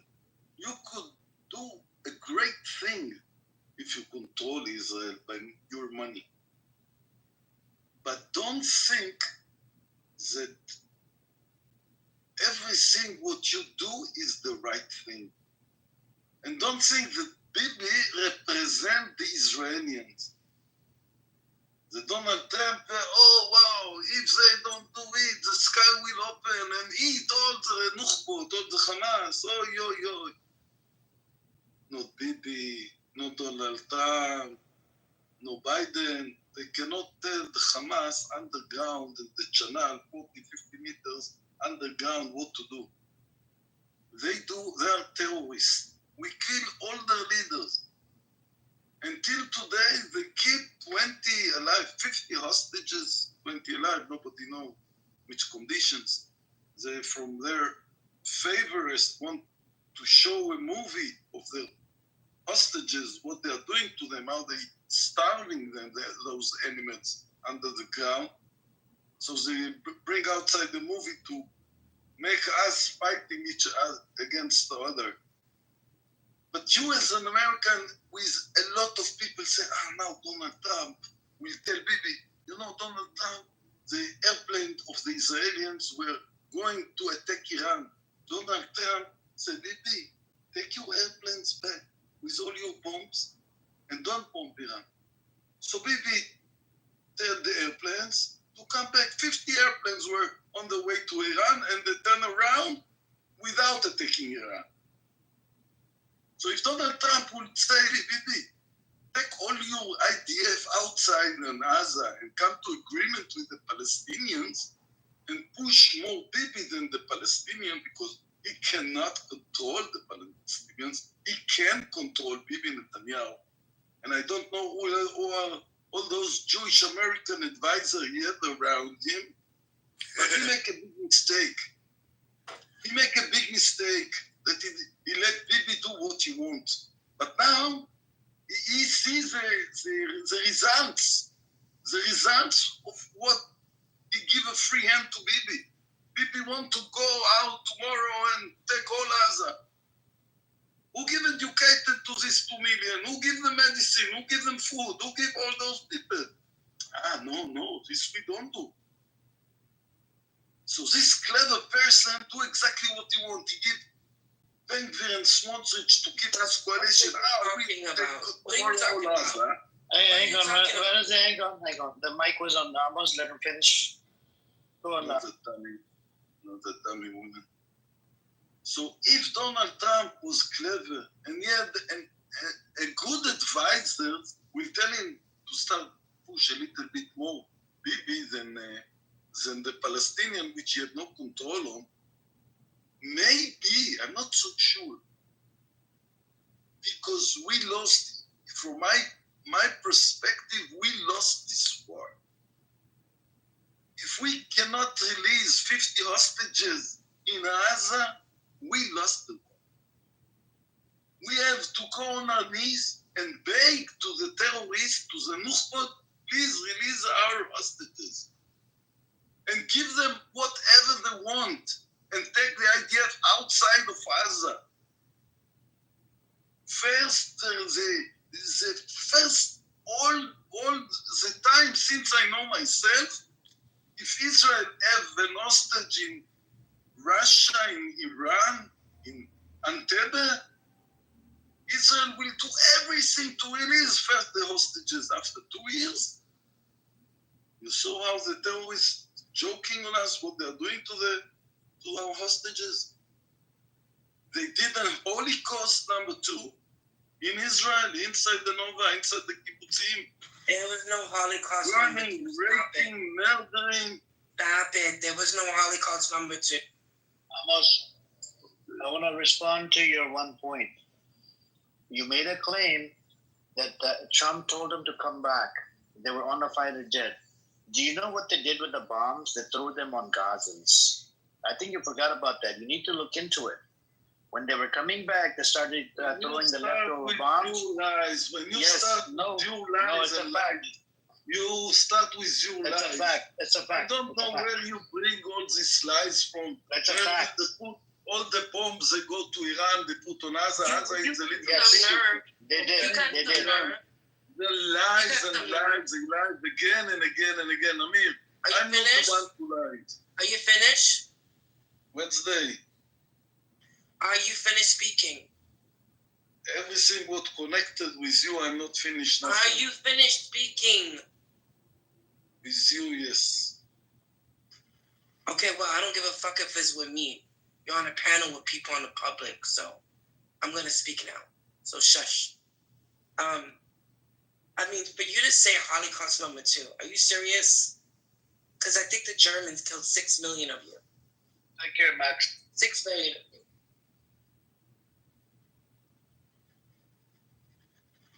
I mean, that's ridiculous that you are just grandstanding and exaggerating. And if Hamas is such a terrorist group, why did Maximum, why did I said shut up? Why did Bibi Netanyahu hand them money since 2014 through Qatar?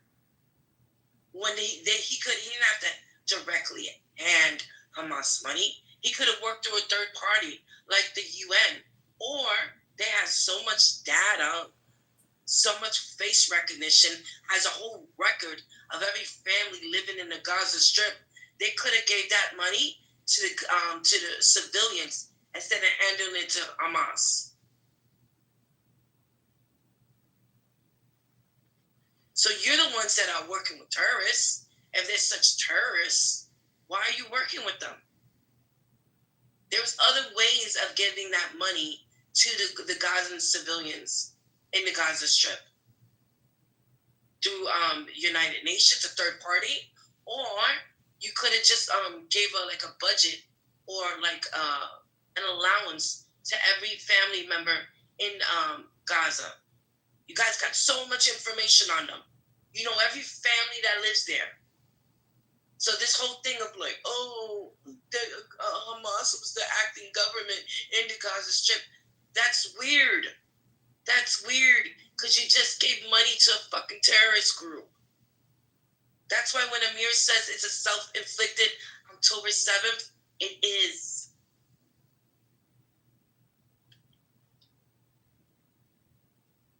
And just you saying, Holocaust number 2.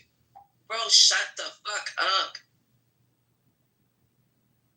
You're projecting what happened in Nazi Germany, which was a horrible thing that happened to the Jews, to the Gypsies, to people of color, because they killed Black Germans too, people with disabilities, to the Arabs. Listen, the Arabs did not commit the Holocaust. You guys been projecting what happened to you guys since 1945 on 48 on the Arabs. Get over it already. 47, Not 47. direct that anger. 47. Sorry. Direct that answer or direct that anger to who did it. To the Germans. Fuck, man.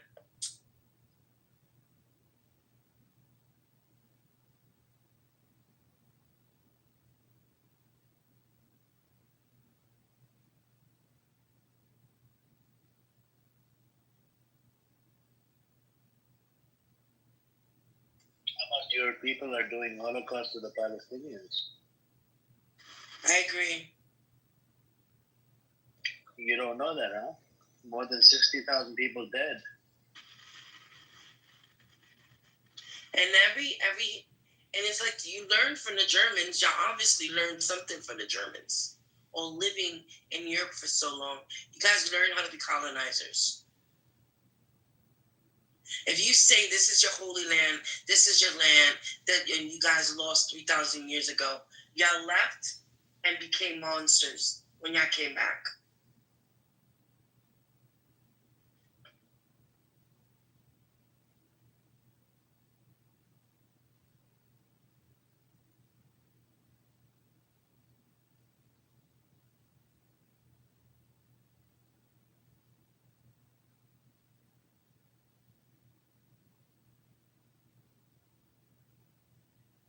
Really sick and tired of you guys being the victim anymore. You're not the victim. Y'all were able to use that Holocaust card a long time ago. It's not anymore. It's the 21st century. Can't do it. You guys are the enemy. You guys have become Nazis. And as you guys don't see it. You don't see it. But the world sees it. The world sees it.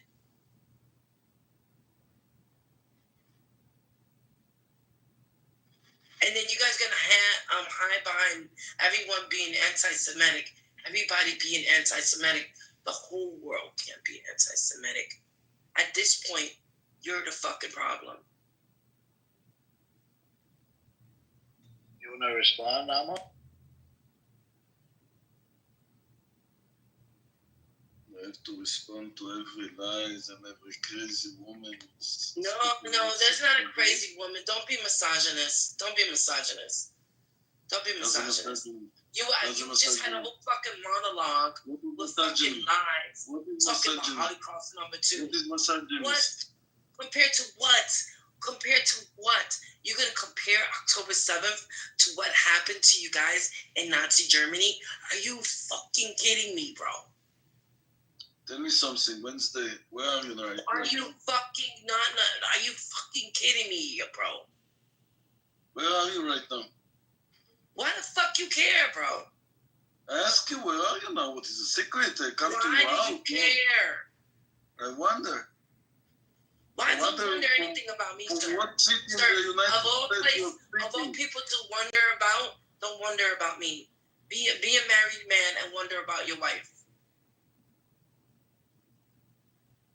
Such an odd question to ask a single woman when you're a married man.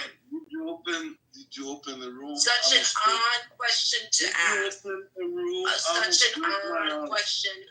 Such an odd question. I was trolling you. Get over it. Get over it. Oh my God. It was a troll. Oh my God. See, this is why you can't, Amir, this is why you can't give old people some kind of, you can't troll them this way. Because I'm going to forever hold this down. Can you explain the room? What did you meant when you opened the room? You're like a dog that's been abandoned for years. Can you say, what did Anybody you mean? shows any affection to you. Oh my God. When I open a room, I was trolling you. You threw me down to the audience. So I wanted to fucking troll you. Get over it. Yes, get over this. God, jeez. Dummy, you're so uneducated. I'm a dummy. So stupid. You're the dummy. But I am glad that you admit it. You admit that you guys lost. Almost 2 years. 2 years you still haven't gotten a mouse. It depends who am I talking with, you know. The only reason your economy is doing okay right now is because it's an active war.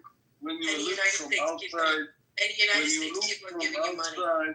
And the United States keep on giving you money. And the United States keeps on giving you money. When you look from outside, when the United States giving you money, but I think Trump trying to do some stupid shit when it comes to FEMA. I think that you can't out-talk me. I'm a woman. I'm a woman. You can't out-talk me. I'm a woman. When you look I can from talk for days. outside, I don't care when you look from outside. I don't care. I don't care. I don't care. I don't care. You don't care. You come here just to lie, to say rubbish. It's not a lie. It's not rubbish. So when I say we lost, to an American person, you are brainwashed. You're brainwashed. You brainwashed to think that the Israelis are brainwashed to think you guys are better than everybody in the world. I asked you the question, and you couldn't answer me this question last time. I said, as an atheist, how do you feel that other religious Jews feel that they're superior to everyone else, that everyone is a goy, and you couldn't answer me that?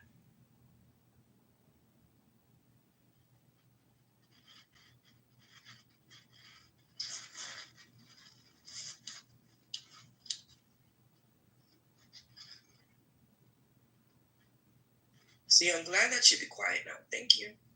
Appreciate it. Almost, it's so hard to get an answer out of you. I give you one thing, no, lie. Open your mind. Look into the facts and data. I don't know, man. You don't know what the time now. I don't know what the time is. The coexistence? You don't know what the time now in Israel. You get up on coexistence? No, in the afternoon. It's a sleeping time now. So I'm not going to waste my time on Wednesday, on Yom. I'm going to sleep now. Okay. Good night. And I want to make commercials in my room before I sleep. 12 o'clock, coexistence. Come Daniel, come AC. Why AC is not on the stage? What she's doing there? I think she has a glitch. Ace, try unmute and come on up. You know, I think I was really upset. Amir, I was really upset to hear that Daniel was trying to please go. I had you back and I picked you tonight. Just go to sleep, old man. Go to sleep, Amos. Go to sleep. Go to sleep, old man. Explain the room. I give you a more. Go to sleep, old man. I'm talking to Lass now and tell her to come to my room. Nobody cares. Shh. Good night. Wednesday, you're so dumb.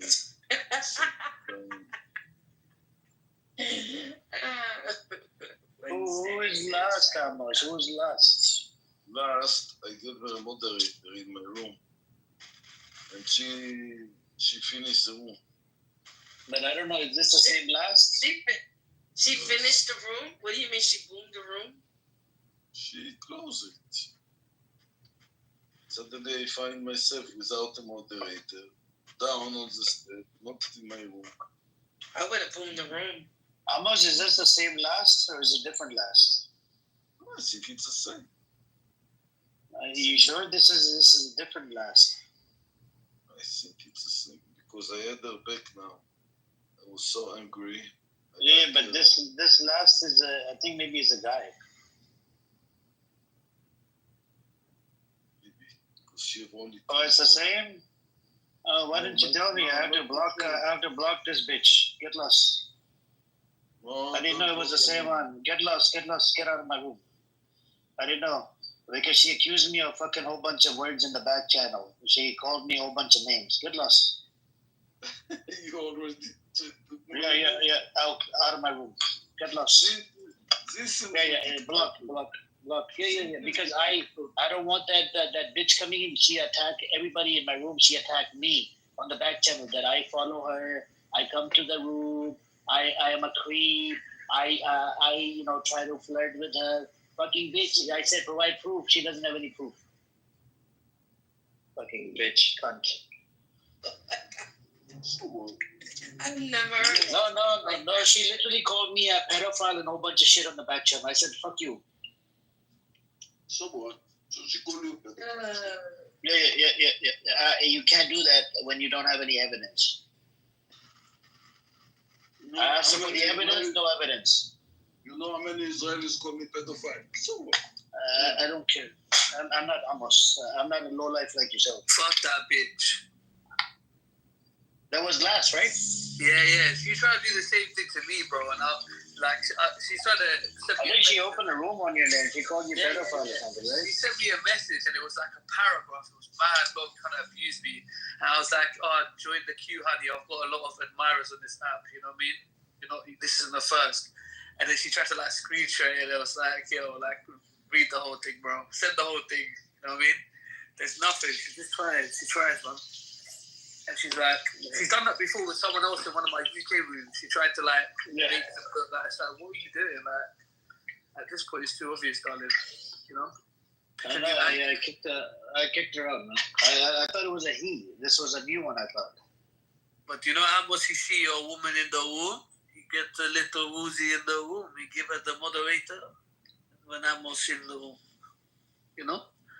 Amos, he give the ladies the mod in the room. Isn't last pro Palido? Isn't she Fatima's friend? Is that the last? Yeah. She likes to start drama with everybody. Yeah, she's weird. She's weird. She's a rage. She's accusing me on the back channel, a whole bunch of shit. I'm like, what?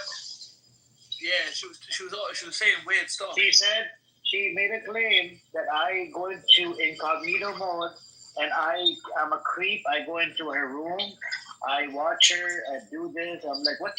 Come on, bro. I said, provide evidence. I said, provide evidence that I came to your room. And then she called me a predator. She called me a pedo. A whole bunch of fucking words. I think she's paranoid because of this incognito mode. No. She called me a whole bunch of other words as well. I said, okay, provide evidence. You're making a claim, provide evidence. Why coming? And I told her, if you have a problem, stop following me around. Stop coming to my rooms. You're not allowed in my rooms. I blocked her. She actually blocked me first, and then I blocked her. And again, she started coming in here. I'm like, what? You don't do that. It's a permanent block from this room. Yes, Andrew. Can you just double check something for me? Why does he sound like not so close? What did you say, Andrew? Just a quick question. Can you just double check something on me? Do your due diligence? We can barely hear you, bro. We can barely hear you, Andrew. Oh, can you hear me now? Yeah, a little bit better, yes. All right. Can you just double check something for me? If Bibi has taken full control of Gaza in the next week, following week. It's just a newsfeed that just. If Netanyahu doing what? He's taking full control, military control. Yeah, it's approved in the Knesset. This room was open based on that. I actually posted a Times of Israel article yesterday. They were saying on Thursday it's going to be approved. It was yesterday, and today yesterday, my yesterday time, California time, they approved it. So they are going to go in there. So 75% is already under occupation, and they're gonna come in and take over another 25%. Trump was asked, "Are you okay with the occupation?" He said, "I'll leave it to the Israelis." And the humanitarian aid, Trump is worried about those mothers that are that have to give breast milk to kids, babies, or whatever. And what else was it? Yeah. What's up, Free? Assalamu alaikum wa rahmatullahi wa barakatuh. Brother, Germany just announced that they're facing an arms embargo on Israel. Seriously? Yeah, I don't know if you guys heard that. Not Germany. Oh, It just came. you know when Germany turn around? Oh my god. Yeah, I they guess said those we're not gonna approve anymore. any weapons to be sent out to Because the those guys are big cucks, you know. Those are the real cucks, right? Isn't Daniel from Germany? Isn't Daniel in Germany? Yeah, yeah. Oh, Yeah, by the way, Daniel, stop trying to control Edward, okay? I know you're fascinated with him, and I don't understand how you try to dictate how someone needs to speak and police tone someone. That's so fucking weird, bro. Yeah, Aren't you married? Stop police toning people. He was telling. I heard Daniel. You were trying to tell him to critique Palestinians and Palestine and Hamas in this room. I mean, have you ever done it yourself? Have you ever criticized and condemned the idea? Never. Right? And then you come in here, you want us to fucking condemn everything. Yeah, fuck you and fuck your condemnation. We don't give two fucks. You would never do it. I want to add this. Edward is a straight man. Yeah. Okay? He's a straight man. Whatever you think about him, he's a straight man. Leave that man alone. You leave that man alone. Bro. You're a married man. Stop it. Shit. Crazy, man. He's stalking, man. That Daniel, he be stalking, bro. He's stalking. I'm watching you, Daniel, man. I see the way you talk to men, bro. I see the way you talk to those men, bro. Yesterday, just calling him. You see? You lucky I didn't catch you calling him bitch and all this. The hell you calling him a bitch for? Like you acting like you're like a ex-girlfriend or something. A crazy ex-girlfriend. I'm really disappointed over there, man. What the hell? Crazy, man. Poor Edward got fatal attraction. Also, Trump yelled at Netanyahu. He told Zelensky. Say it again. I'm sorry. Trump yelled at Netanyahu. He's always yelling at Netanyahu because Netanyahu thinks he doesn't have to listen to Trump, even though he's getting money from the United States. And I think he's getting on Trump. Trump is a narcissist, bro. You can't. With him, with people like that, you always gotta be on their good side. Free, how do you know that that's the same blast? Is that the same blast? To be honest with you, that's a very good question. I know just from the way she talks in the chat. Hey, bro, you said it with confidence, bro. We kicked So that did she write anything? Yeah, she engages in the chat regularly. She No, also but did she engage in this chat? Do you see the messages? Yeah, here, yeah, she did. You have to scroll a little bit up. Literally fucking called me a whole bunch of words in my back channel. I'm like, fuck you, block me. I don't know about that. Wait, evidence. Usually in the chat, she's like all in about pro-Palestine. She's always against the Zionists, but I don't know about this back channel stuff. Accusing me that I go into a room, I creep up on her, I try to flirt with her. When the fuck did I flirt with this bitch? I swear she said that to me as well in the back channel. She's like, you always try to flirt with me. I didn't even know what she sounds like, who she was. I was like, bro, I didn't even know who you are, bro. Like, I don't even recognize her. Talking about flirting with her. The hell? What's wrong with this woman? I told her, yeah, she's just weird, bro. She just like, you know, some women, they just want, drama, So, that's just what it is.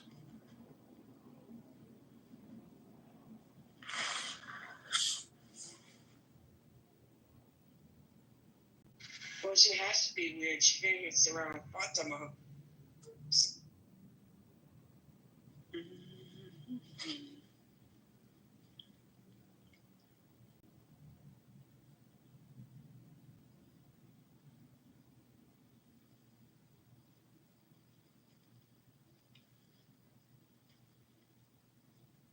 Aziz, you day trade? Whoa, what? I heard you in a room talking about investing and trading investing. Nah, I do swing trading, bro. You? Yeah. You heard about Soundhound? Yeah. What do you think about it? Yeah, it's got potential. I do more CrowdStrike. I do a lot of Nvidia, CrowdStrike, AI stocks. You know. This is an AI stock, isn't it? I think so. Yeah, I don't know much about it, to be honest. I heard it's good. I heard it's growing, but I don't know. I went in on it, premium. Yeah. Yeah, no, this last 3 months has been crazy, bro. My portfolio is insane. In a good way? Daniel wrote it needs to be re-educated. It can't happen. Now Palestinians are suffering in an industry that too many exploit benefit. I think the Zionist Jews, they need to be re-educated. The reason why you can't we have the clips from the yeshivas that are inside Israel. They teach their kids Jewish supremacy. I have a testimony from M. Rose. Daniel, you remember you met M. Rose? Yeah? She was born, raised inside Israel, and she's anti-Zionist. She said the same thing, Jewish supremacy. And I came across some videos. I was in a shock. They're literally talking about, getting rid of the Arabs, or if you blow up Masjid al-Aqsa, what would happen, and a whole bunch of other crazy shit. So this is the type of mentality you have inside Israel. And this is what they this is what they teach inside some of the yeshivas inside Israel. And it's very disturbing. I would suggest you to try to, what is it called? I think they need to be educated really good, right? I think the new yeshivas will probably have to open up, once, the Palestinians have their own state. And if they get the two-state, most definitely, stay on the fucking your side of the whatever land it's called, and let them live their own thing, and stop freaking occupying it every other day, or every day coming in and trying to kill kids, or when you're occupying the land, they're throwing rocks at your fucking truck. This is the type of they do this all the time. Right now, there's a Mahmoud Ibrahim, the kid. He's actually inside Israeli prison without due process. They're making a claim that he threw a rock at the fucking IDF truck. His brother, Palestinian American, that owned the ice cream shop in Tampa, Florida, he got killed, murdered by the settlers in the West Bank, and they let the settlers out. They took the settlers in for a day, they let them out. Like, what kind of a fucking apartheid system is this? This is what they support, Garbage, shitty, no laws for the Palestinians, and they support no protection for the Palestinians in the West Bank. It's only about fucking Israeli settlers and Israel, and that's it. You should look into it. That kid, he was an 18-year-old kid, right? Tampa, Florida. He's a Palestinian American. He was sitting on his porch with the stupid fucking settlers, these criminal, Zionist fucking settlers. They came in his property. They started first trying to steal the tree. And then they started setting up a camp, and then he called them out. He said, "Get lost." They started beating the shit out of the kid, and they beat him to death. And guess what? Even the ambulance wasn't even allowed. There were so many fucking checkpoints, ambulance couldn't even make it over there. And the kid actually died. It's such a disgusting, what happens with the Palestinians in the West Bank. You seriously need to educate the settlers. And actually, as a matter of fact, all of you guys are fucking settlers. This is why Amos was saying yesterday that we have to sleep between 2 to 4 or something. We can't go out, it's bad for our skin. It's because you're not from that fucking country. If you were from that country, you'll be able to, go out and do what you need to do. You're from Ukraine, Russia, Poland, a whole bunch of these fucking countries. But they're never going to learn. And you have the Arab Jews. You have a problem with them? They're actually Arab Jews, I know you probably titled them Mizrahi Jews. They used to discriminate against Mizrahi Jews as well.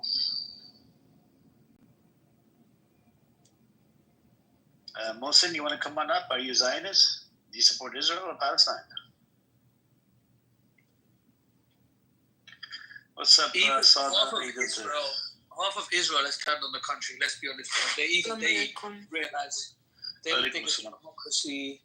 You know, they don't think it's a democracy. They don't think it's democratic. They don't think any of these things, bro. They're in the streets. You know, Daniel's becoming a minority even in his own country. You know, of Israel. Bro, he lives in Germany. He ran away like a little bitch. He did not want to serve in the military. Mohsen, are you there? Mohsen. Yeah, I'm here, man. Good morning, guys. Salam alaikum. Do you support Israel? No, I, you know, man, it's just my parents are Egyptian, and I was born in New York, and I was raised in Miami. I'm Muslim, and this is a horrible situation to watch. My question is, why are the Arab nations so silent? Why is everybody, you know, not being even vocal and just speaking up? And I have a counter question to you. Why is the Egyptian government is so buddy with the Zionist entity? Why did they stop the Tunisian protesters? Did not allow them into Egypt. They were going to go to the border and protest. Why is Al-Sisi was involved in blockade during, you know, from 2007 and above, you know, and after that? Why is Al-Sisi has the Rafah border crossings, you know, blocked off? You see what I'm saying? There's a lot of things in relate to Egypt. Why is his son selling getaway packages to Palestinians? They were selling. His son was selling entrances into Egypt. Sisi's son. So they were charging money. That guy's. I don't like that guy, man. You know, I've only been to Egypt once. I want to go there and really see my parents. You know, where they came from and stuff. So I don't know. You know, much about my country, as you know, as far as what I haven't learned just in school and doing research. But just watching this, you know, and not hearing any of the no nations, man. Saudi Arabia, everybody has alliances with Israel, you know, which I understand they want to keep the relationship good, but it's horrible for them to just sit here and be silent and not stand up. So the aid that's coming in, you know, it's coming through the Egyptian side. A lot of the countries are actually putting the aid in there. So I'm saying, investing money. Now the issue here is the only border that you see is the Egyptian border. Yes. You know, it's not the other way around, right? Yeah, man. And Saudi Arabia is trying to do a diplomatic way. They're supporting the ICJ. They condemn it. They want everybody to recognize the Palestinian state. You know, it's just a mouthpiece, right? And then you had the UAE that has diplomatic relations with Israel. They're not going to do anything. While they were starving during month of Ramadan, these fuckers were having, you know, their iftar party with the Israelis. Disgusting scumbags. You know, bro, I spent a year listening to rooms, specifically on Twitter Spaces, with thousands of people, Salomon's rooms, Yehuda's rooms, you know. Oh, you've been in Salman Ahmad's room. Okay, cool. I've learned so much over the past year, and I've been in pro-Palestinian rooms, and I've been in pro-Zionist rooms, because I like hearing, you know, both sides and what they're discussing. And nobody talks about a solution. And as soon as you bring up a solution, the conversation goes into arguments, and it goes into you know, other conversations, but nobody talks solutions. You know, there's really only two: the Palestinians and Israel come up with this two state, or you know, this continues what we're seeing in Israel execute. So, but nobody wants to talk solution. According to the Hamas charter, they agree on 67 borders. Right, this is Hamas's position. And they asked, what is it called? Netanyahu wanted them to demilitarize, take the arms off, whatever, and they said nope until we have a state, right? So now they, you know, yesterday's news, they're about to occupy the whole Gaza.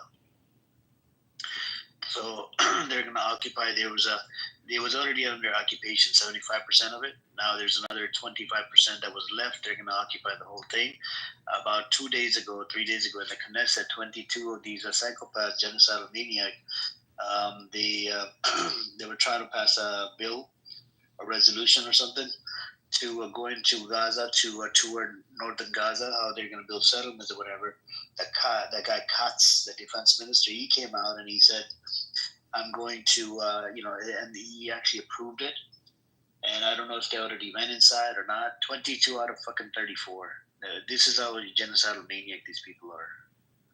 They're already thinking about building settlements in the, in northern Gaza. So the solution is Hamas charter says 67 borders. Netanyahu denied it twice, once in 2015, once in 2023, right before the 7th of October in front of a Security Council, UN Security Council. Yeah, right? I read something where Trump has a partnership for like a Riviera hotel resort over there. Oh no, that was what's the term? That was satire. The creator of the video came out and he said that was satire. And he came. I've been in the entertainment industry for almost 15 years, guys. I start on my educational doctorate degree this month. I went to film school. I've worked with hundreds of celebrities over the years, music videos, commercials, and documentaries. Did you cut out? Yes, that's me. My Instagram is disabled right now because of a reality show I shot. That something happened. So I'm getting my Instagram back. But what I wanted to say is the power of media is... I can't tell you guys how much influence media accomplishes, the messages that we put through the media. I worked on The Apprentice with Donald Trump when I was in film school. I have a contract with Live Golf. I'm at Trump's golf course once a year, working the tournament, and I live 10 minutes from his house in West Palm Beach. I ride by his house on my bicycle, and I talk to his Secret Service all the time.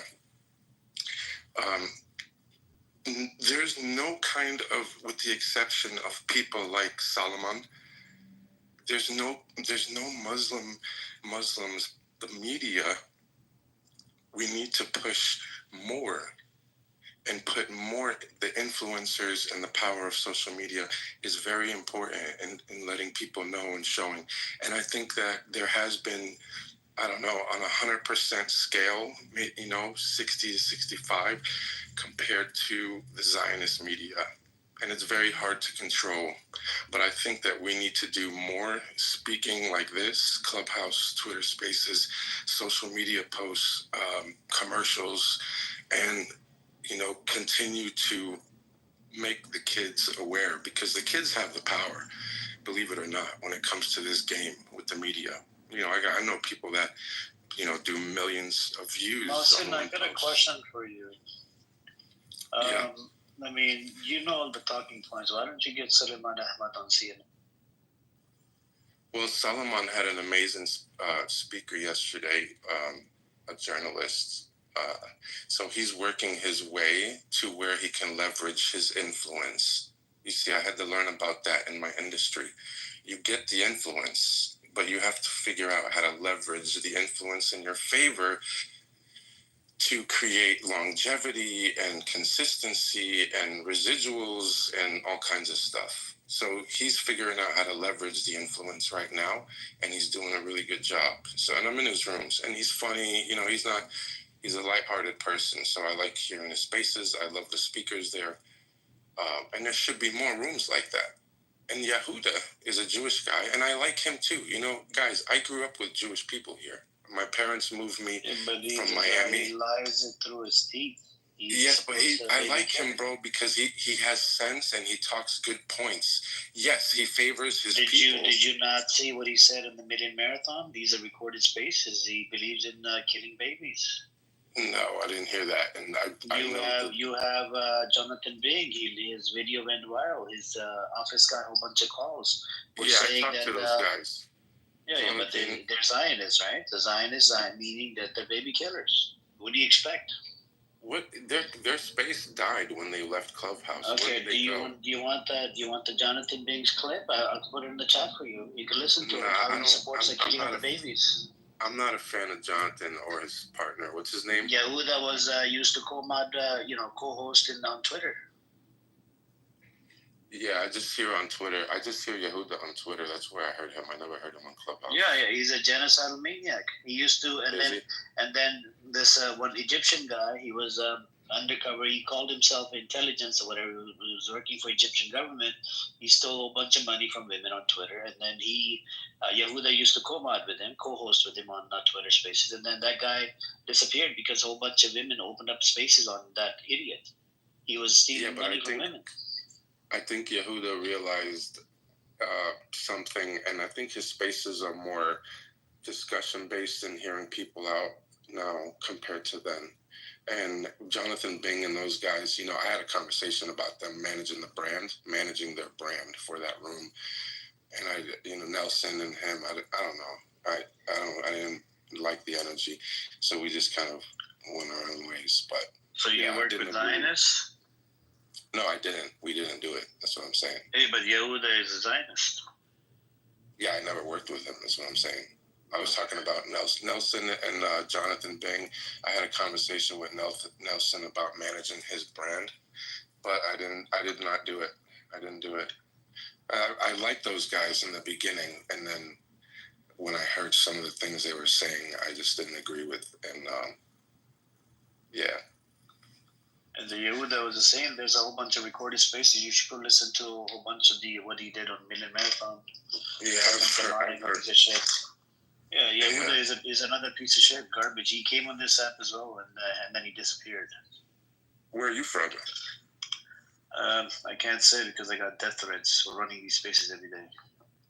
I was big on Clubhouse for years, man. When this thing opened, I had rooms, thousands of people in them.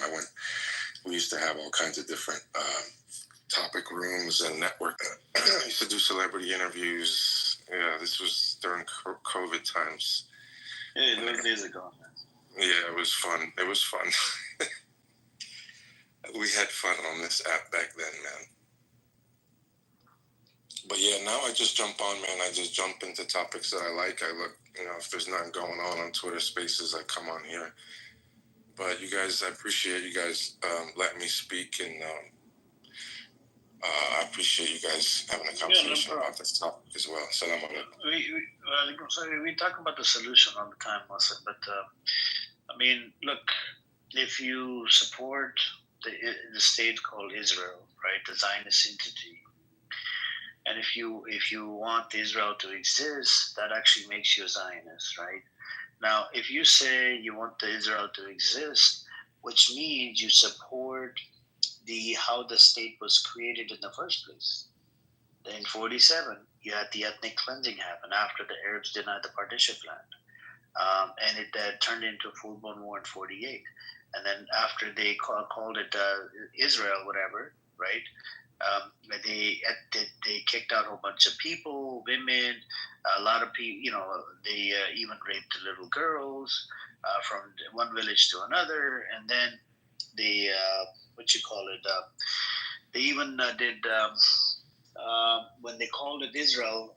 Right after that, there was a war, but the Arab side wasn't prepared for the war. They didn't have proper uniform. They weren't ready to fight. And these other Zionist mofos, they were ready to fight. They had the freaking weapons because they've been doing attacks, since the 40s. Actually, in 1937, they did a Black Sunday, and they booby-trapped fucking cucumber boxes, milk containers, or whatnot. And they even tried to approach a Hitler because British decided not to give these people a state. After the Penal Commissioner Board, the White Papers, they decided not to give these people a state in 1939. You see what I'm saying? And then 10 years from that day, it was supposed to be a Palestinian state, not a fucking Israeli state. And this is why they approached Hitler in 1940 to 41. It was a Lehi Jewish militia gang. And, then it turned into a shit show. The Nazis, they denied it. They're like, nope, I'm not going to help you, whatever. And then they slowly started doing a whole bunch of these attacks. The first attack they did was, I believe, 44, 45. And then 45, 46. Even in 47, they actually killed, two commanders from the British Mandate. Even the U.S. president was fucking terrorized. They sent letter bombs to the U.S. president, Harry Truman.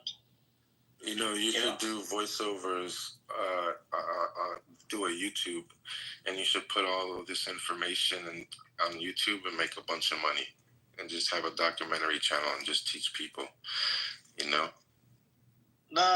everybody knows. You know what else? A lot of people are well aware of it. Yeah, but I'm saying if you can just, if you like doing that and like having these discussions, you should monetize it.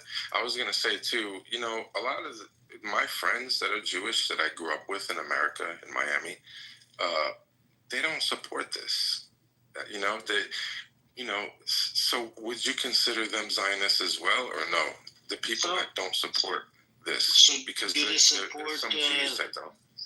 Do they support Israel for a right to exist?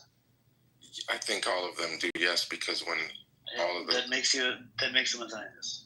Got you. Okay. You see what I'm saying? So now, let's say you come across somebody, a Jewish person, that says it doesn't need to exist or whatever, the way it was created. So that person believes in political Zionism. So that believes in religious Zionism. Is that the same as a Jewish person that thinks a two-state is fair and wants to just live in peace? Yeah. But if they say the right to exist, for Israel, then that makes you Zionist. Now, if they go two-state solution, that's a different thing. But you have to keep in mind political and religious Zionism. So some people, they believe in religious Zionism that are protesting, that are anti-Israel because this is the way the state was created. It was created, which goes against their scripture. You see what I'm saying? So the people that believe in religious Zionism, they believe in the end times. That when Mashiach comes in, and they're gonna go back to their homeland. That's a different story. That's like for the end times. You know what else was very interesting to see, Amir? When October 7th happened, there was a lot of influence for the Zionism, even now, but then more. But then look what happened probably somewhere around 3 to 4 months ago. I feel like there was a lot more people that were realizing what Israel was doing and started speaking out more, even in public. Somewhere around 3 or 4 months ago, everybody started waking up and they're like, man, this is not right. It's got to stop at some point, right? So now it's even more, awareness, which was very interesting to see. Yep.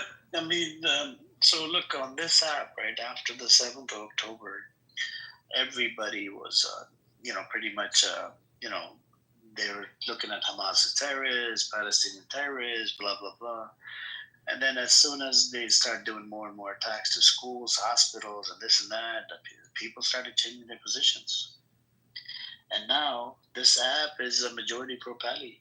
The pro-Israeli side is like, you could say maybe less than maybe 100 people or 200 people, or maybe 500 people. But the rest of the other rooms, even the black spaces, they're, majority they support the pro-Palis because they see it resonates with how the black folks in America were enslaved or whatnot, how they were treated.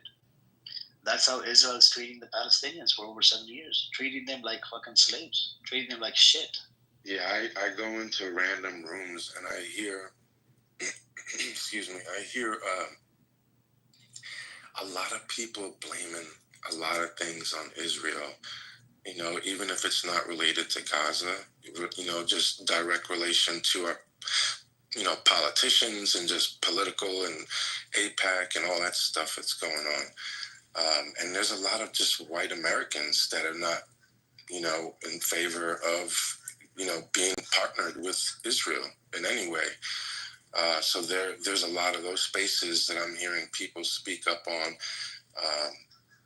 or not on, against Israel. I'm just curious to see where this is all going to end up, because you got Donald Trump coming in here. And, I supported Donald Trump for a long time, more as an entertainer. The fact that he wasn't a politician, he was more of a businessman. I wanted him to have more of an Elon Musk approach when he came into this position. But I think his emotion carries a lot of his conversations and statements and actions, which is very dangerous for us here in America. And 6 months into his presidency, or 7 months now, he's upset a lot of people. And I'm very curious to see where that goes in the next. We got 3.5 more years with him. So I just don't think none of this is going to end well. I think a lot of emotions are going to make the decisions rather than logic, and we're going to. But the logic, Mohsin, the logic says DOJ came out. They said his name's on the Epstein files. The logic says they just moved Ghislaine Maxwell to a lower minimum security prison, right? Why did they move her over there? Do you know at that minimum security? I heard that. They're not supposed to allow the pedophiles over there. And she's a pedo. How is a pedophile allowed at that minimum security prison? You see what I'm saying? You know, my son's mother's a police officer, and my son's in the Coast Guard. Oh, nice. Right? So, well, I guess. But hearing this, what's going on, and having, them being, part of that scenario, I don't know. I just don't like what's going on, man. And here in America, and I'm in West Palm Beach. So the other day they grabbed the kid up. They grabbed the kid up, and he was born in West Palm Beach, and they detained him. So now they're grabbing people that are not even illegals, that are born here, that have illegal parents or something, or maybe they were citizens. Like my parents came from Egypt in the 70s and became citizens. But now Trump has made it where you can get deported even if you're a citizen or a son of a citizen or whatever. So they're grabbing anybody up on the street if you look a certain type of way or talk a certain type of way. It's crazy here, man. 100%, bro. I'm in Los Angeles, so, that's a normal thing. I lived there in 4 years. I came back last year. I couldn't stand that place, bro. I had to get out. I had to go, bro. I was in but the weather is nice. Bro, I did not like. I liked visiting there, but I don't like living there. I was in North Hollywood, at the Hesby. I lived at the Hesby. Oh, North Hollywood. Okay. Yeah, by Magnolia. Okay, nice. Yeah, I think the Epstein thing. It's a big thing, man, with the Epstein, and I think. Do you know that Ehud Barak, the former Israeli prime minister, visited Epstein Island more than 30 times? Have you been in diligence rooms on Twitter or no? On about what? About Epstein? Yeah, he's been breaking down that case, and what he does, that's pretty cool. He uses Grok, and he has Grok as a speaker, and he asks Grok questions, bro. I mean, super detailed questions, unbelievable. And Grok is such a dope, awesome, amazing invention. It's so much, it just knows how to articulate exactly what you want so many different ways. The information data bank that it has is incredible. So guys, if you're in this room listening, check out that app that Elon made, Grok. If you want to pay the app fee, there's an extra $30. I used it. Super cool, man. So he uses that to break down. It was pro-Hitler, by the way. Mostly it was pro-Hitler. You heard about it? They had to change the settings, or they had to re-educate him. Yeah, the Grok was like pro-Hitler. Yeah, somebody's in there probably messing around, man. One of the kids working there, he can't control everything, man. He's got so much stuff going on, that guy. I don't think it was intentional. Well, I know, but the thing with Twitter is there's a lot of Jew hating. Over there they just directly call it Jew. They don't even use the term Zionist anymore. This is another thing, but the thing is, in America we got a lot of them. They're evangelical. They're Zionists. They support the state called Israel. And there's a lot of even on this app right now we have a few Jewish people. They don't support Israel. They come into this room all the time. I've met a bunch of them. I've met a lot of people like Jewish people like that. Bro, I'm telling you, I grew up with Jewish people. I have never had any issues with Jewish people. Like I've had friendships from the age of 10, and just normal.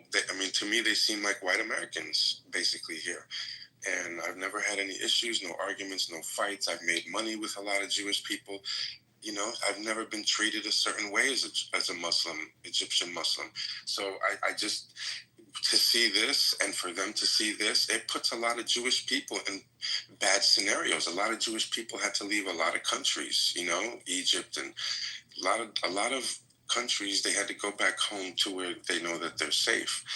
But I think, what Netanyahu's doing is, by extending this so long, is really putting them in a very, very bad position, Jewish citizens. Yeah, but you said they had to go back where? Back to America, or wherever they came from? Well, it's probably to Israel, because I learned that, my friends told me this too, and from a young age, a lot of Jewish people, Israelis in general, they're taught to always support Israel, their land, no matter what. It's embedded in all of Israelis, citizens, and so they'll always support their land, their home, and they'll visit. They like to go back and stuff.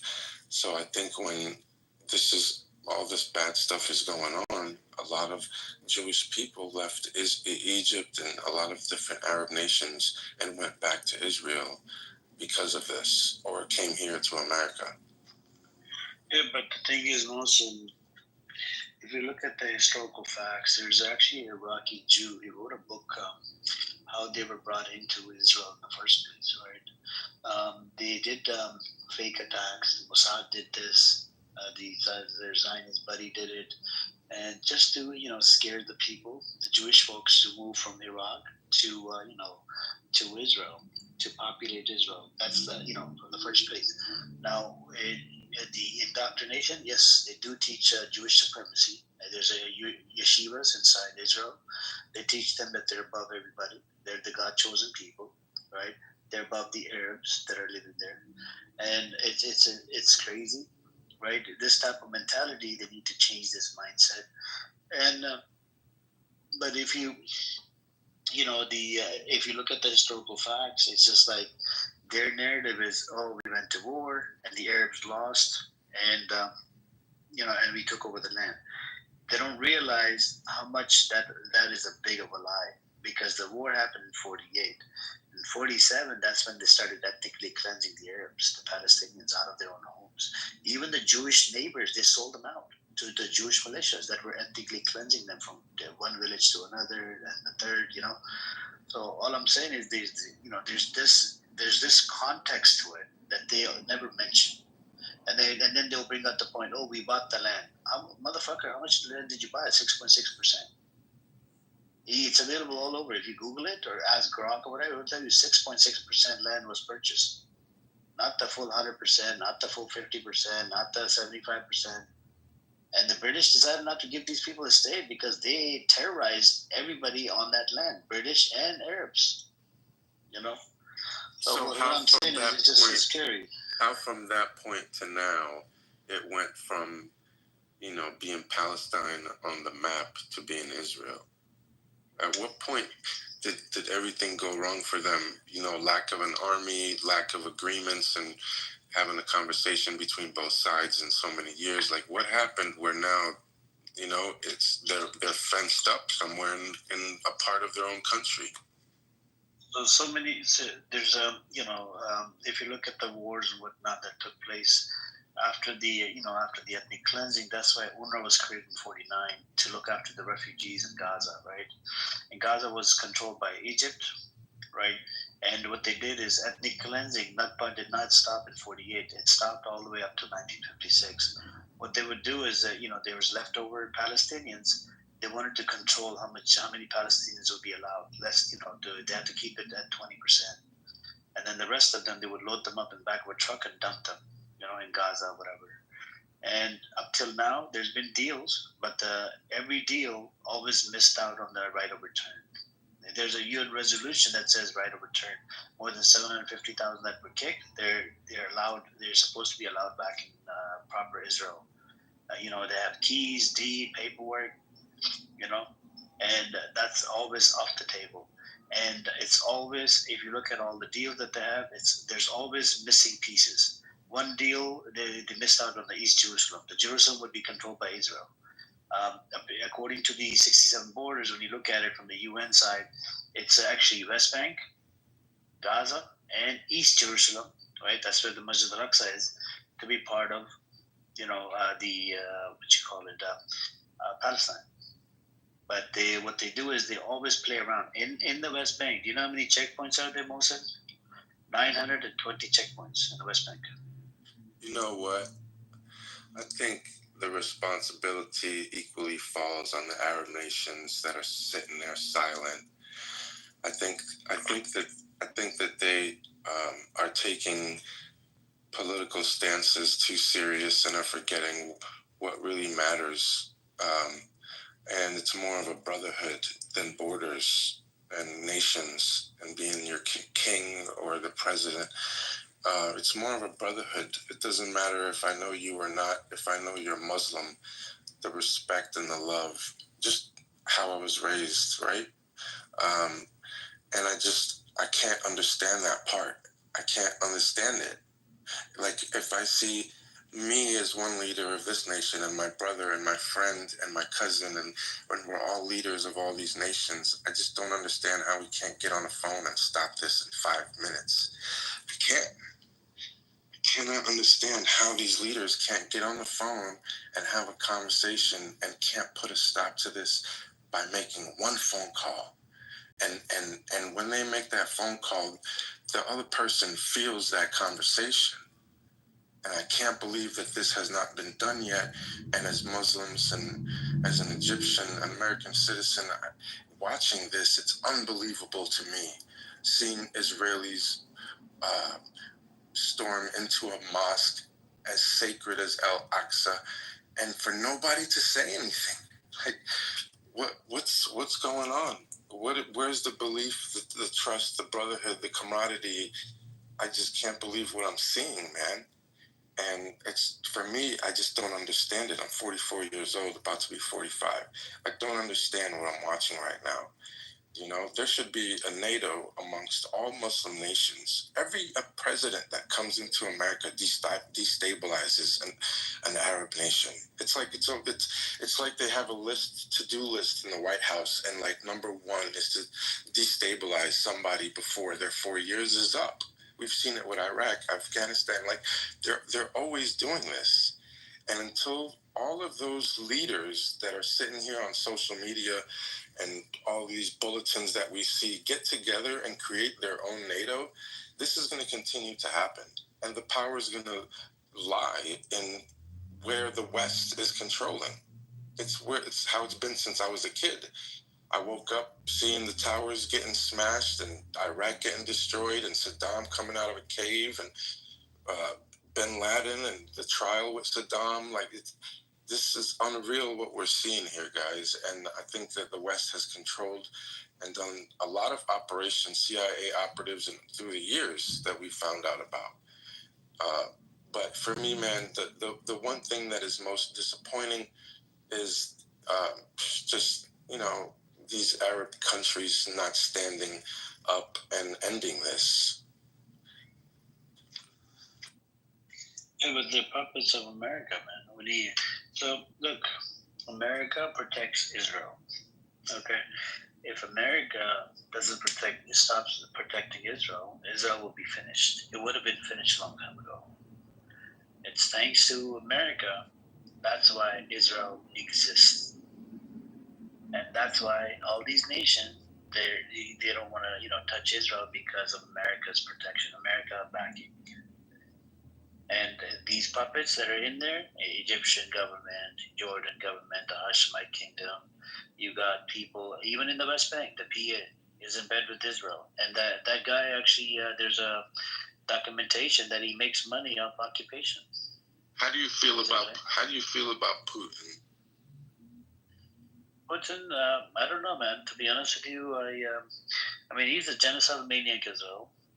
But the Ukraine-Russia thing, I kind of look at it as, I don't know, they're same people, man. I mean, Russia. If Russia was to take over Ukraine, right, they're not gonna kick people out. They're gonna let them live over there, like Israel does. Israel it wants to take over Gaza and West Bank. They want them gone or genocided.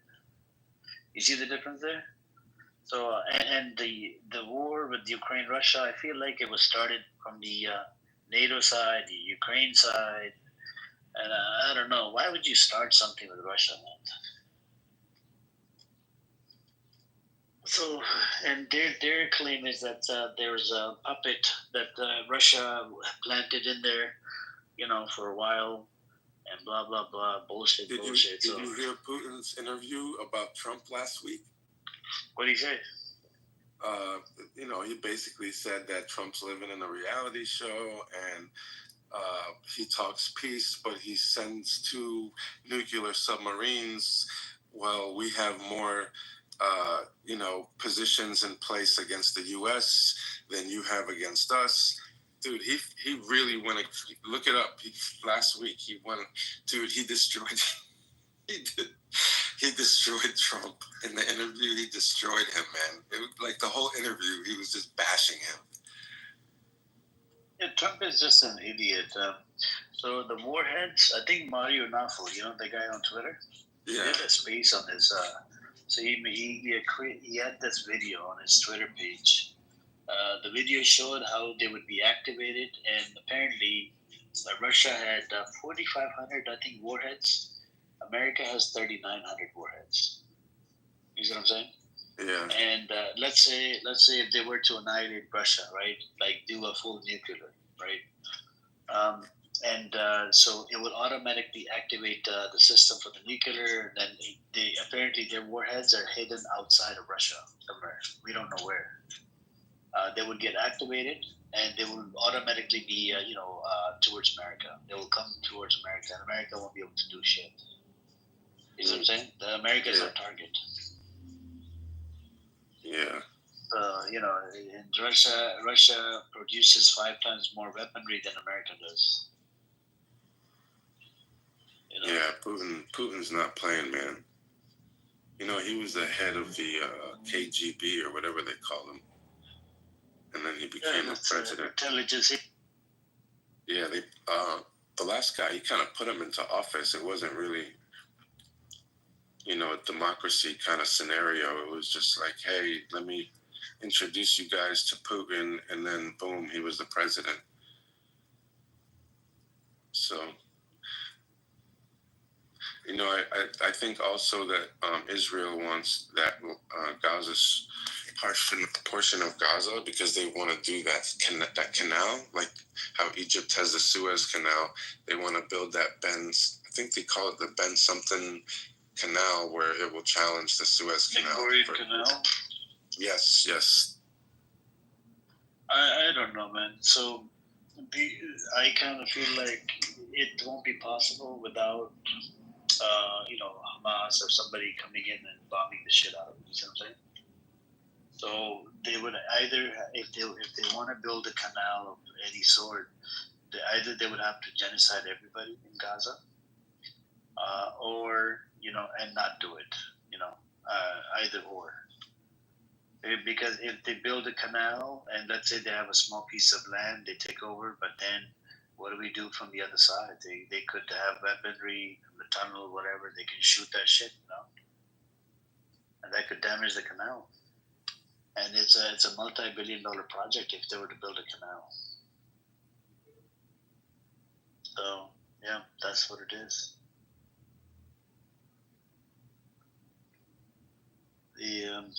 The solution, I believe, I wish it was possible for one state, right? But who wants to live with the rapists, man? These Israelis, they came out with a survey. 82% of them, they want to expel Gazans out of Gaza, right? Israeli Jews. They did another survey. 56% of them, they want to kick the Arab Israelis out, the Palestinian Israelis out of Israel. There's another survey that says 64% of them, they agree on what's happening to people in Gaza. All right. Now, if you look at another survey back in 2015, same fucking problem. In 2015, there was a survey was done by Pew Research, and it's the Israeli Jews. They wanted the Arabs out, and it was at 48%. You see what I'm saying? The discrimination level in 2016 against the Arabs was about 72%. You see what I'm saying? And then there was another survey that was done in 2022. The discrimination against the Arabs inside Israel was at about 37%. And now after the 7th of October, I'm sure it probably went up to 80%. How do you sit down at a table and negotiate with people like that? That's what I'm saying, bro. And what do we do? And I look at them as rapists. They're fucking rapists. They want Hamas to put down the weapon, and Palestinians not to resist, and just bend over and get raped in the ass. That's all they want. They've been raping these people. Like, I'll give you a recent story about 4 or 5.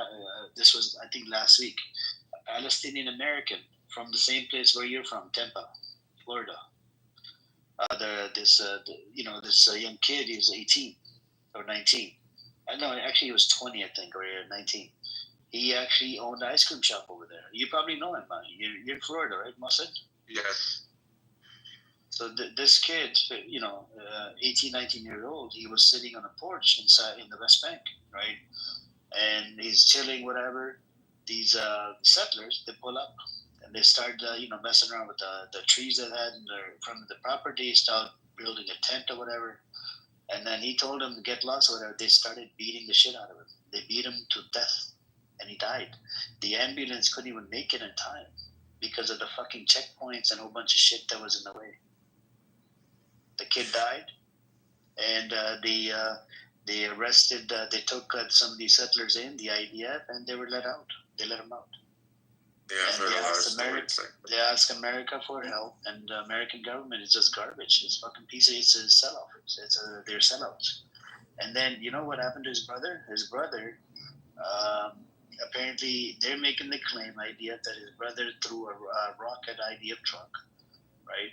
And that's why they took him in under administrative detention without due process. They're not even allowing the family members to see it, lawyers to see it, whatever. And he's actually, I think, 16 or 17 or 15, I think. And his name is Mahmoud Ibrahim. If you get a chance, look into it. And the father, I actually played the clip yesterday. His father was saying, we're not allowed to see him. We don't know how he is. We don't know if they're abusing it. And he's a Palestinian American. Even the fucking Americans are not protected inside the West Bank. It's like, what kind of fucking law is this? Yeah. It's sick. That's horrible, man.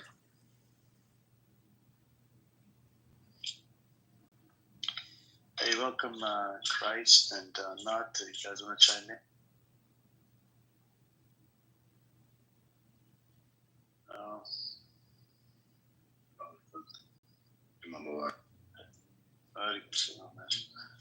Christ, did you want to say something?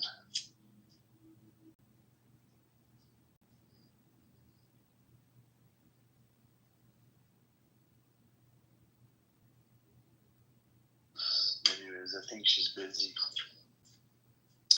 So that's where we're at, Martin, And I actually like Suleiman's space. I can just sit there, listen to it, get educated, And he runs pretty good spaces, man. I'm not going to lie. Yeah, I like his spaces too. I've been in them for a long time. Yeah.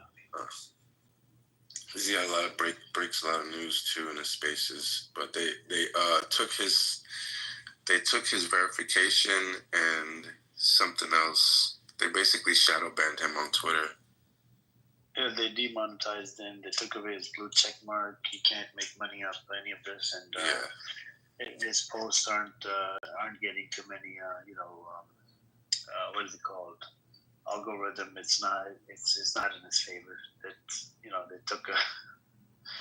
They got rid of so that way it doesn't become popular. It's all has to do with the fucking Zionists, man. Yep. You know, they put his name on one of the rockets they shot at Gaza, right? Yeah, I saw that. That's crazy. Yeah, they did that to him and Jackson Hinkle, that I think he's in his 20s as well. Yeah, his voice is out there. You know, that's when you know his voice is shaking the block. Things like that happen. Yep. You know, and it comes from the support of his. Yes, it comes from the support of his people, though. You know, resharing the spaces and doing everything, and you know, just joining the space all the time. It's a lot of his fans and supporters that give him, you know, that space. A lot of people don't understand how to contribute to a speaker and to help his cause, right? And some people do. And in my experience, Twitter, there's just far more intelligent people on that, you know, more rather intelligent people on that app than on Clubhouse, you know, at this point. The best spaces usually on Clubhouse are the small spaces like this, but Twitter's a giant. Yep. Twitter is interesting. I actually wanted to go over there and see if I can open up a space every day, because I actually cover the news in the morning, and I try to stay up to date with the news as well. And I use their own, and then we have psychopaths, genocidal maniac. They come in here as well, Zionists, and you know, debate them sometimes back and forth, and then we have people crashing out every day. That's good though, Amir, because it, you know, I want to hear the perspective of the Zionists. I want to hear them talk, right? I want to hear the perspective of the, you know, Israeli citizen that supports what's going on, and I want to hear from the ones that don't support what's going on. So I think the more people you have that come into the room, it's all content, bro, at the end of the day. So if it's, you know, as far as the space is concerned, you know, you're going to have people that come in and want to say what they feel, and they might be Israeli citizens and they might be American Israelis, who knows. And I'm very interested in their thoughts and what they got to say. So I don't know, I think it's a good thing when you have that in the room, because it answers a lot of questions and it shows their cards sometime. They lie too much, bro. They just lie. They just and you give them evidence, right? Today we had this new Zionists that were going back and forth. They kept on denying it. I even played the clip for him, why, you know, how Hamas was funded by Netanyahu and whatnot. And apparently, you know, he did not want to accept it. I'm like, what? I gave him evidence from his own sources, Jewish sources. Didn't accept it. We had somebody else, same thing, didn't accept it. I don't know. I think they live in sort of like in denial. Some of these Zionists, they live in denial. At the end of the day, they have to support Israel and support their land. That's what they were taught to believe growing up, and that's what they're going to do no matter what it is, bro. And I just, you know, like I said, I think that at some point there's something that's going to happen in either side's favor, how they want it to go, or someone's going to step in and create a negotiation that nobody's going to be happy with, to be honest with you. And the terrorism will probably continue. This is not going to end. So it's a horrible situation, man. Yeah, that's true.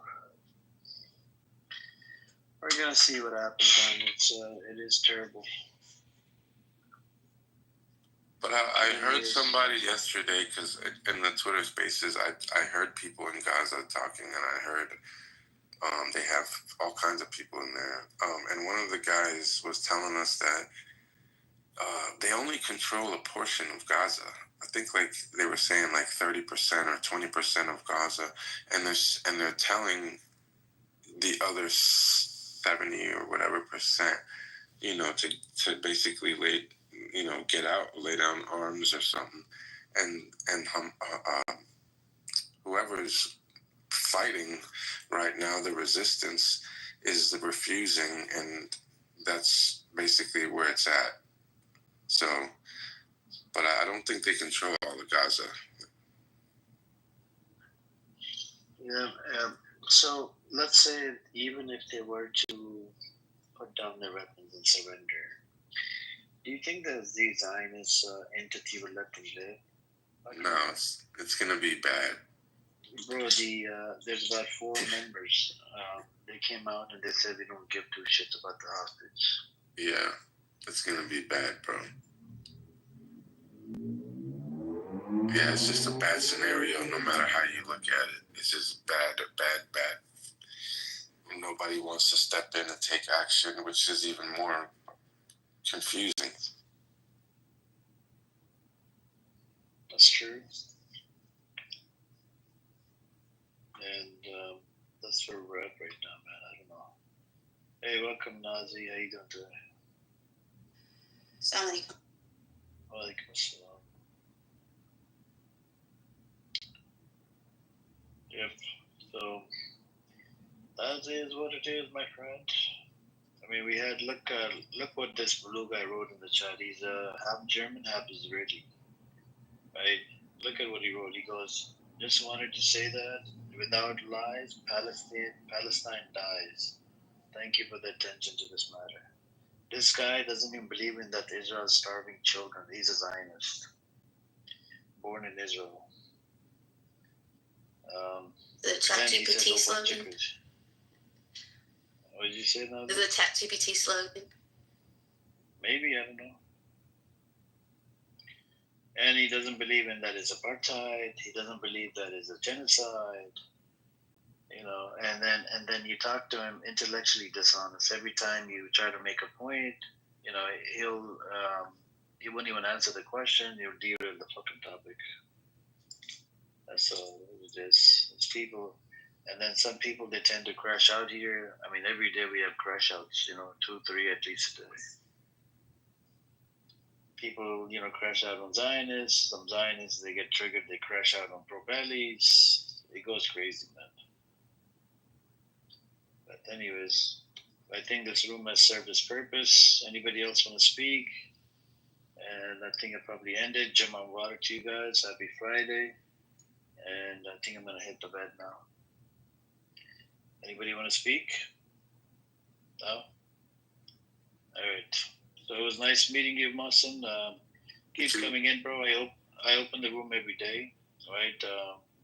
It runs for 10 hours a day, 10 to 12 hours a day. Sometimes I'm late, sometimes a bit early. And I think you follow the house, so you'll get a notification. You know, if you're on Twitter, you can hop in here, listen to the conversation. Sometimes we have Zionists, so they can go on for hours. We have Palestinians that come into the space as well. We have a brother that actually lives inside the West Bank. He comes in here as well. We have another brother that lives in the West Bank. You can listen to him, you know. And we even had somebody come in here from Gaza, but I don't know what happened to him. He disappeared. But anyways, so I'll talk to you guys later. Assalamu alaikum. Have a good night. I mean, a good morning or good night. Take care, guys.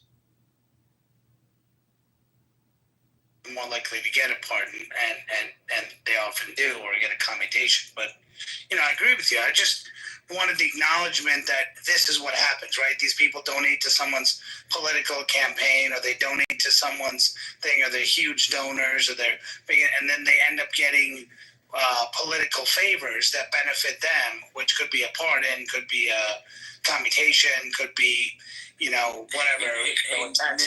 Naveen, let me tell you something, bro. You're not even... The worst pardon in my lifetime wasn't January 6th, because we all knew he said he was going to do it. Biden said he wasn't going to pardon his son, and that motherfucker gave him full pardon. I think that should have been a crime right there. Well, I mean, but also given what we found out now, and the fact that Tulsi Gabbard and others have disclosed that the Biden administration was aware, pardoning someone like Adam Schiff and members, you know, of including Brennan, Clapper, and others, makes you understand. I mean, you got to understand that, JB and Marshall. I'm wondering your thoughts on this too, because it's fascinating to me that, you know, he pardoned all these people. They're like, oh, that's because Trump's going to go after them for no reason. And then now the info comes out that there is a reason to go after them. And, you know, and he went to try to pardon them. So, I mean, you know, it is just, you know, that pardon power. I actually agree with you, JB. I think that Congress should have the ability to, just like they review senators, right? They should provide advice and consent on pardons. But do each pardon may take Senate a lot of time. Maybe you say, hey, you know, every 2 months or something, we review the pardon, something like that. I don't know. Just a thought. No, go ahead, sir. But you keep saying that because Tucci came out with all this stuff that has been litigated 10 years ago, right? There's nothing new there. So it's like, yeah, he pardoned those people because he knows how Trump is. So there's no new information. What was litigated? What was litigated? The Russian collusion thing, or Russia Gate, or which court litigated it? Because you said it was litigated. So which court? I'm sorry, investigated, not litigated. Maybe bachelor. Okay. And did you read any of the Tulsi stuff? Because some of the people, like the Durham Annex, was hidden. Those facts were hidden, never provided. You know, so I mean, if you looked at it, the Durham Annex clearly calls out some of these things. And not all the facts were litigated. Not all the facts were investigated. Okay, and that's the point that comes out, saying like, hey, what was provided to us? Even Mueller came and said there was no collusion, right? And was answering. If you read the Mueller report now, in light of all that you got, you can see that Mueller was basically saying, I need to find a way to try to pin Trump to this, but there's no evidence to show it, but I need to find a way. So let me try to find a way. Naveen, let me ask you a question, man, because you and I have had a million discussions. I know where you stand, but I want to ask you, I want to see if you're going to be honest. Let's see if it passes the smell test, right? In your opinion, is Donald Trump a criminal or have a criminal mindset, in your opinion? Be honest. Criminal mindset. He has a criminal mindset, right? He's like yeah, a mafia. I said criminal mindset. Yep. He has like a mafia. Criminal mindset. That doesn't mean he's a criminal. Criminal mindset doesn't mean he's a criminal, but criminal mindset. Sure. So he runs the government like a mafia boss runs his family. I think he runs everything like a mafia boss runs family, and I think in some ways that may be good, and in some ways that's horrendous. Well, I think, you know, allocating, I don't know the exact number, I'm going to guess $90 billion for ICE. That's a criminal mindset. ICE didn't need $90 billion.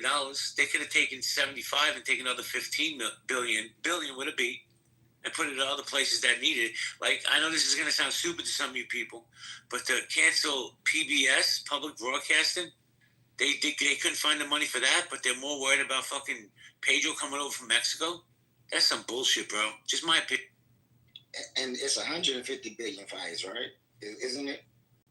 Am I wrong on that? I don't know the exact number.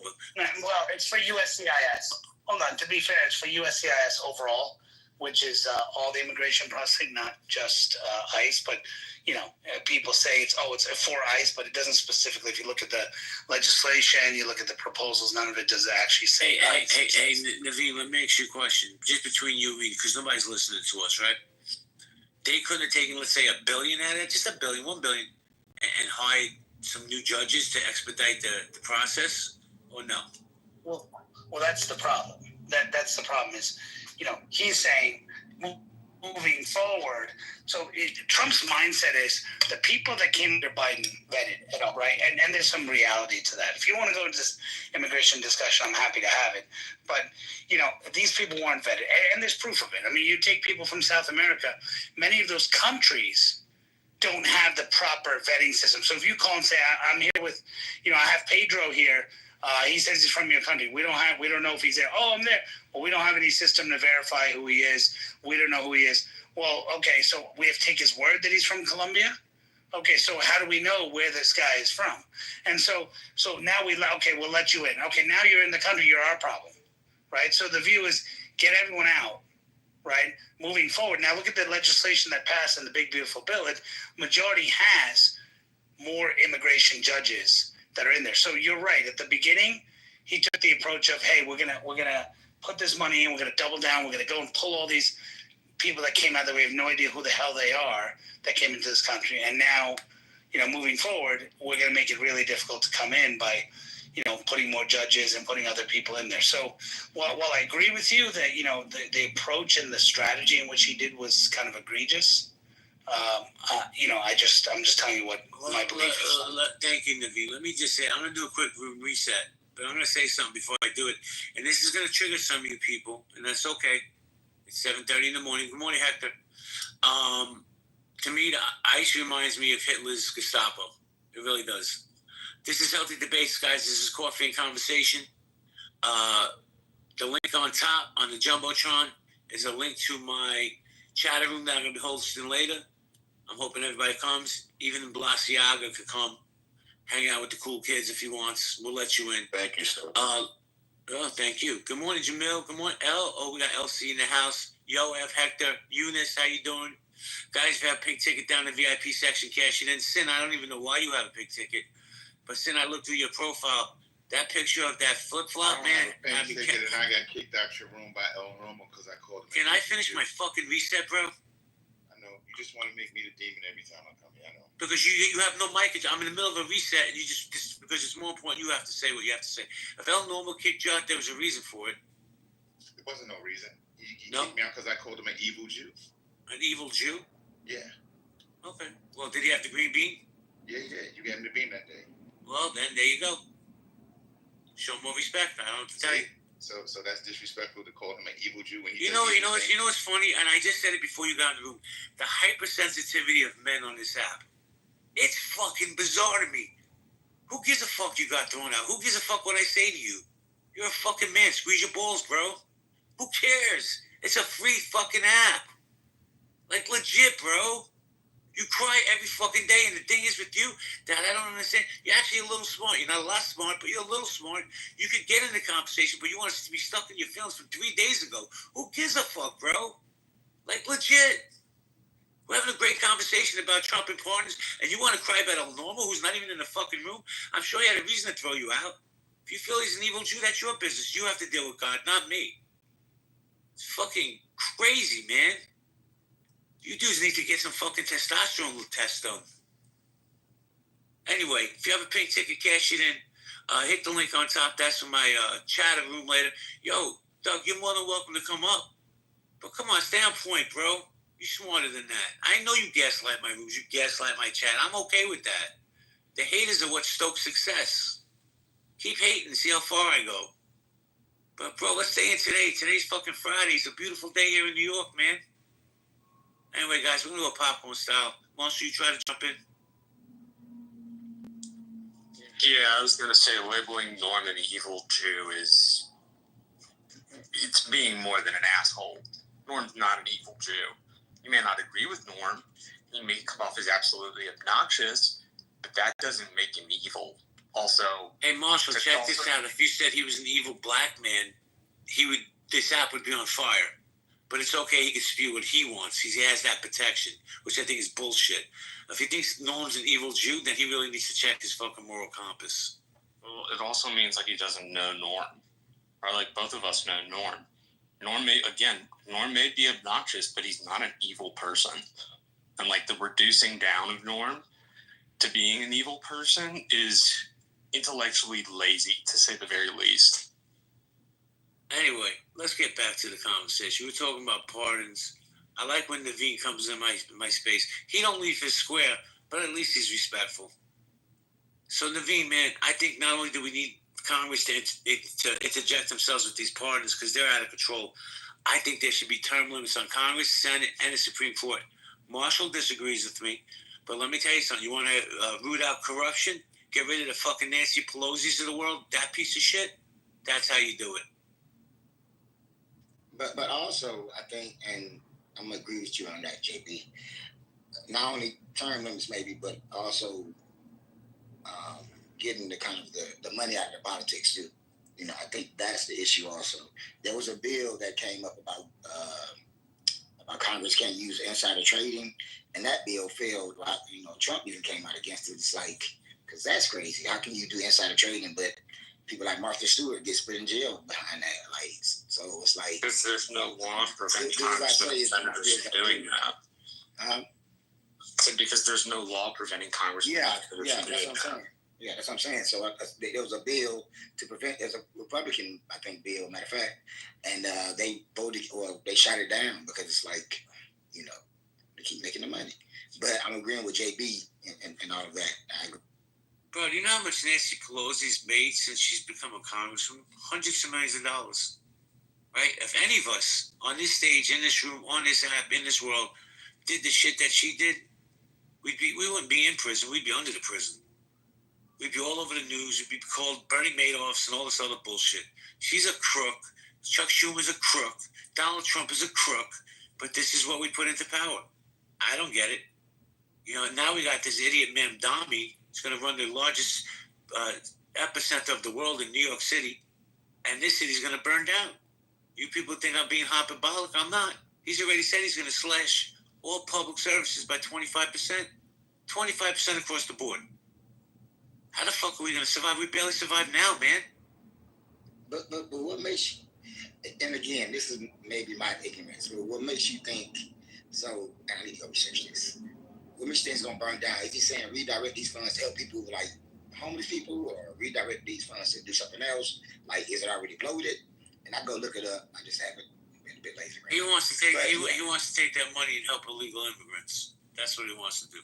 He wants more welfare hotels. America's a welfare state, sir.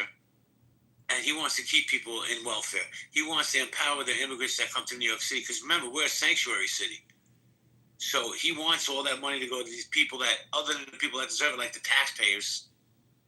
So it's going to burn down, man. We got less cops on the street. You already have crime, right? You're going to cut the fire department by 25%. You're going to cut sanitation. I don't know when the last time you were in New York City, but it's disgusting.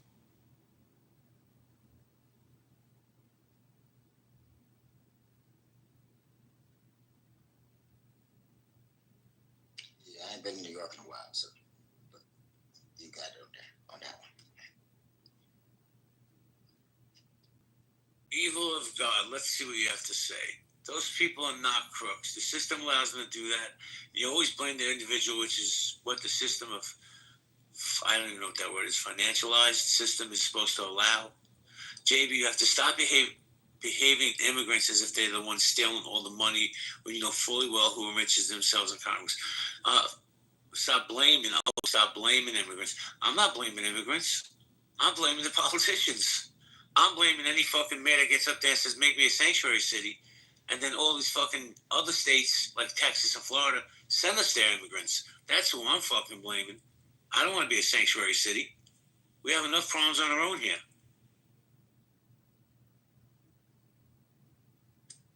Yeah, that stuff may have, like, the busing may have come off as distasteful, but when you're shipping them to cities that are sanctuary cities, it may seem petty, but it's asking those cities to step up to the plate and take care of the people they say they want to take care of. Well, here's the problem, Marshall. When we have the esteemed Mayor Adams here in New York City and other mayors, Chicago, LA, you know, Mayor Adams got on TV and looked right at the camera and said, I dare you to send me your immigrants. I dare you. That was his exact words. And you know what the governor of Texas said? I got you, bro. I sent bus loads and plane loads of immigrants and just dropped them on the fucking street. And you know what happened? Adams thought Biden was going to supplement the money. Biden's like, I'm not touching that. And now the fucking money comes out of New Yorkers' pockets. Listen, we need immigrants in America. Everybody knows that. You got to be a dummy to say otherwise. But to give them debit cards with $15,000 on it, brand new iPhones, 4-star hotel stays. I want a fucking free hotel in Manhattan. Not gonna happen. I don't know, man. I think things are out of control, and I think Donald Trump is doing it the wrong way. I think some of that money can be allocated for other things. Also, Donald Trump is basically doing it as a distraction. And he said the criminals, right? There's no way you're going to get 20 million people out of the country in 4 years, unless he's not planning on staying. Unless he planning on staying. Let me say this. So like, there's no way. But I've been in New York City. I've been in New York City my entire life, right? I've circled the sun many times. I've never one time been attacked by a fucking criminal migrant. This is a dog whistle that Donald Trump likes to blow, and people fall for that shit. No, I'm agreeing with you on that. You know what I'm saying? But I'm saying what he said is the criminals, but then you're going after people working, people at Home Depot, people at schools, you know. So that's what I'm saying. That's the red herring. Because, of course, I have to distract because, hey, my tariff's not doing that good. This is not doing that good. So, hey, what is the biggest issue? Immigration. Well, yeah, but immigration is a big deal under the Trump administration, partially due to the fact that Biden let in 13.5 million people, which is a larger number in population than half the states in our country. Meaning 50% of the states have a population below 13.5 million people. That's where you got the backlash. Had Biden not let so many people in, the backlash probably would have been Marshall, can we have the real conversation about Joe Biden? Because the truth is this. We all watched that debate. We saw that decrepit old fucking Weekend at Bernie's guy stumble over his words. And I don't want to hear because he has a stutter. He's lost in his head. The Democratic Party should be ashamed of themselves that they would put that man out on that stage. A. B. He hasn't been like this just yesterday. He's been like this for the last 2 or 3 years. Who was really running this country? Were those really his policies? Because they use that auto pen quite a bit. Now, you know, Donald Trump's batshit crazy in my opinion, but sometimes he'll say something lucid that makes sense to me. I do believe they abuse that auto pen, and I do believe Joe Biden was running the president, not Jill, his wife, because that dude was walking into curtains. So the Democratic Party better fix themselves real quick, else we're going to get another 8 years of Republican administrations. Guess what, JB? I would have voted for Weekend at Bernie's over Trump still. So, okay. But you would rather the auto pen thing, whatever, you know, I guess that can be litigated or talked about, you know. Wait. But I bet you they could like 2 million or 3 million, not 13 million, you know what I'm saying? So that would have raised it, to 30 million immigrants or 40 million in the country? So I don't think that's the case, you know. So, and the numbers come from what they can do is create a pathway, at least for the people who've been here 20 years, I think. And there was a bill, remember, that Donald Trump sponsored by a Republican, that Donald Trump told them not to. Yeah, but the Langford bill was horseshit. It screwed over my area and it didn't do what it was supposed to do. It's just decent try for the Republican and decent try for the Democrat, but it was not a good bill at all. It would have impacted the Rio Grande Valley substantially in very negative ways. I'm looking for, where'd it go? My brother who works on Capitol Hill sent me this little synopsis of it. I'm looking for it. Where'd it go? But the one fixed though, and they shot it, and Donald Trump, and they were all in for it though. I mean, is that not you'll have to repeat the very last part. You cut out in my mic. If you don't mind repeating. Sorry, I said, was it not a fact that all the Republicans were for it? They was gonna pass, and then Donald Trump told them not to. I would not say that, for example, my senators, Cruz and Cornyn, voted for it because Donald Trump told them to. They didn't vote for it because it was bad for our state. I found what I was looking for. Marshall, hold on one second. Marty, are you there, Marty? Yeah, I'm here. Yeah, do me a solid. Read that article real quick, and when you're done reading it, let me know because I want to talk about this. Yeah, Marshall. Yeah, I was just gonna say, I found this thing my brother sent me. At a low end, we would have had to accept 5,000 people a day. At the high end, 8,500. Except it doesn't end with the 5,000 or the 8,500. They still have to process 1,400 asylum claims at the ports of entry, even when it's shut down. POTUS can suspend the shutdown at any point he thinks it is, quote, in the nation's best interest. And the automatic shutdown thing only goes for 2 years, although, as I said above, it's not a shutdown. Chris Murphy somewhat famously said, quote, the border never closes under the deal. changes to asylum processing for judge to mid-level career DHS employee.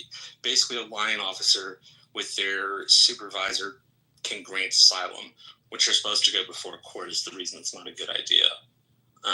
These people immediately get work permits and are on a pathway to citizenship.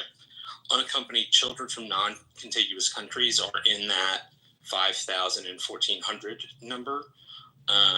And it mandates catch and release for large classes of aliens, which is how the law refers to some of these folks. Language is literally shall release, not may. It means you, like, shall in law means you must do something, may means you have a choice. And so this is a shall release. Does not substantially raise credible fear standard, the thing you need to pass to get an asylum claim, and does nothing about the settlement agreements that require the release of the unaccompanied children before a settlement agreement. Anyway, that's just a few of the things in the Langford compromise bill that were just not good for the Rio Grande Valley in any way, shape, or form. Thank you. Right. Again, I give him a doff of the hat for the try, but he should have worked closer with people like Cornyn and Cruz, who Texas has the largest border with Mexico. And it would have been very helpful to work with Cruz and Cornyn to get that bill more rammed into shape so that it could pass. Well, I'll just say this, Marshall. Thank you for that share. Ted Cruz is a piece of shit, in my opinion. He looks like a Zodiac killer without a beard.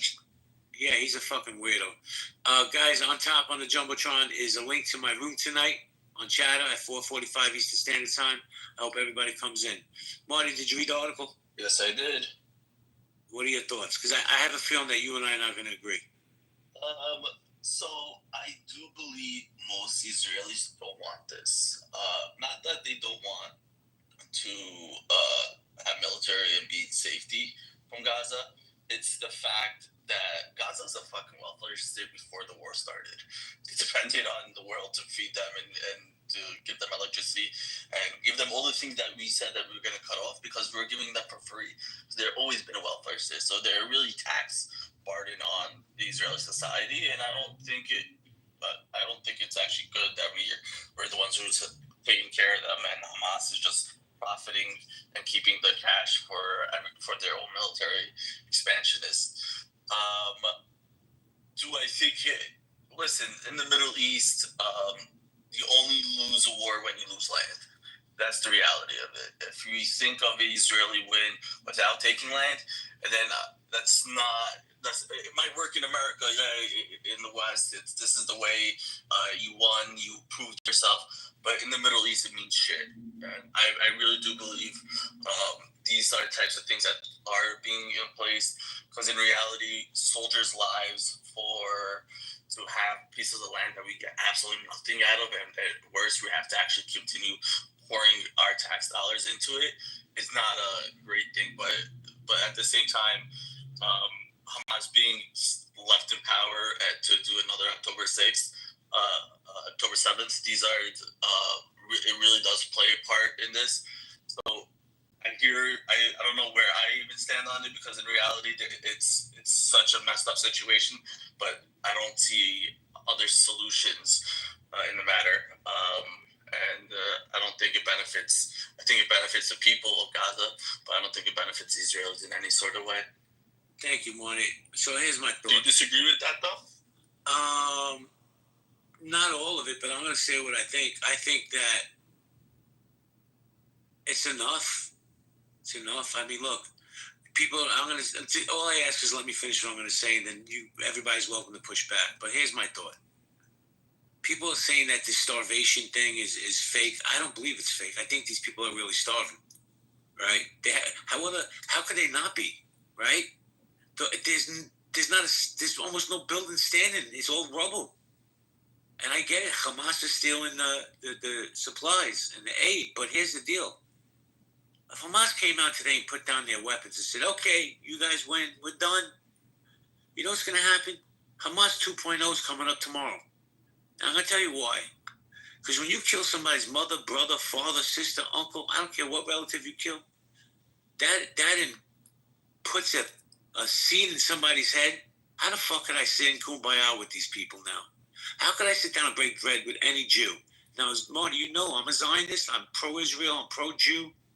But the reality of the situation is, all we're doing, we're never going to get rid of the ideology that permeates through that region. And by killing these people, it's just going to make it worse. There will never, ever be peace. I am not a fan of Netanyahu, and I wasn't a fan of Netanyahu before October 7th, bro. That's really the truth. But what's the definition of insanity? Do the same thing over and over again, hoping for different results. Now, I'm not a bleeding heart liberal, but I'll tell you what, man. It has to end in some way, and to escalate is only going to make it worse. And here's the truth, Marty. For Jews like you, Jews like me, when this shit pops off over there like this, and he says he's going in, he's going to take over all of Gaza, that puts a bigger target on my back and your back just for being Jews, and we have nothing to do with that conflict. And that's my thought on that situation. I mean, not to mention, like, a lot of Israelis were trying to get him out of there, right? So, like, they were trying to get him out over judicial reform. Well, that was that, and him been in there forever. Like, he basically, I don't even know, I want to say Trump light, but he's trying to stay in there because he's a little bit past Trump, if you ask me. But he's trying to stay in there almost forever, like Putin. Well, right? So it's like, I think they were against him. You know, a lot of these Israelis went. Well, I'll say, Marshall, let me say this, Marshall. And everything I just said, Marty, the truth is this. There's going to be a faction of the Jewish mafia on this app to say, see, I told you he wasn't a Jew. You see, he's really anti-Semitic. No, bro. I support Israel 100%. I'm not supporting this military campaign. I think it's wrong. It's inhumane, bro. It's just in my opinion. But, you know, my opinion is just one of many, I guess. Let me say good morning to Ewan. Good morning, Ewan. Good morning, Miss Clark. Ewan, are you Hey, what's up, man? Yeah, I'm here. I'm all right. Do you want to chime in? Oh, yeah, sure. Okay, so I think that there's two separate things going on, and I think that people are looking at small picture issues without looking at the bigger picture thing, which is the reality that to fix the issue in Gaza, it's going to take multiple generations. And I think that the Israeli army, the IDF, are doing what they have to do now to get the hostages back. Dude, in all honesty, I would love for my own government to care that much about me or care that much about my family to fight to bring them back.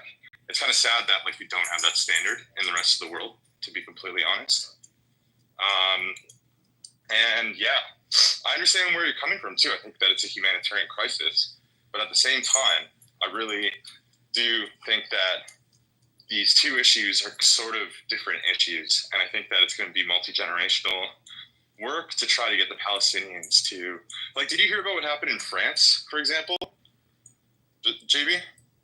No, sir, I didn't. What happened in France? Okay, so there's this news story that just recently came out where Macron started bringing in Palestinian refugees.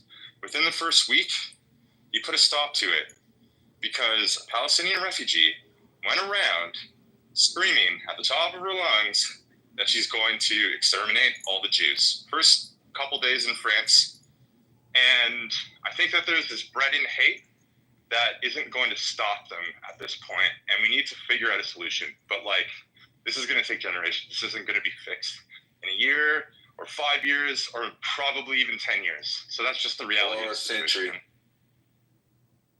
Well, let me say this, man. I don't give a fuck. Like what anybody says, there was no justification for October 7th. Zero. Right?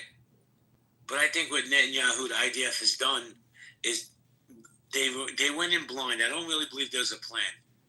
You know, people like to compare what's going on in Gaza with the Palestinians. Well, when it's over, we're going to treat them like we treated the Germans after World War II or the Japanese. The big difference here is this is a religious ideology that you're not going to get rid of, right? And then throw into the pot, Ewan, that these people have lost brothers, mothers, sisters, uncles, aunts.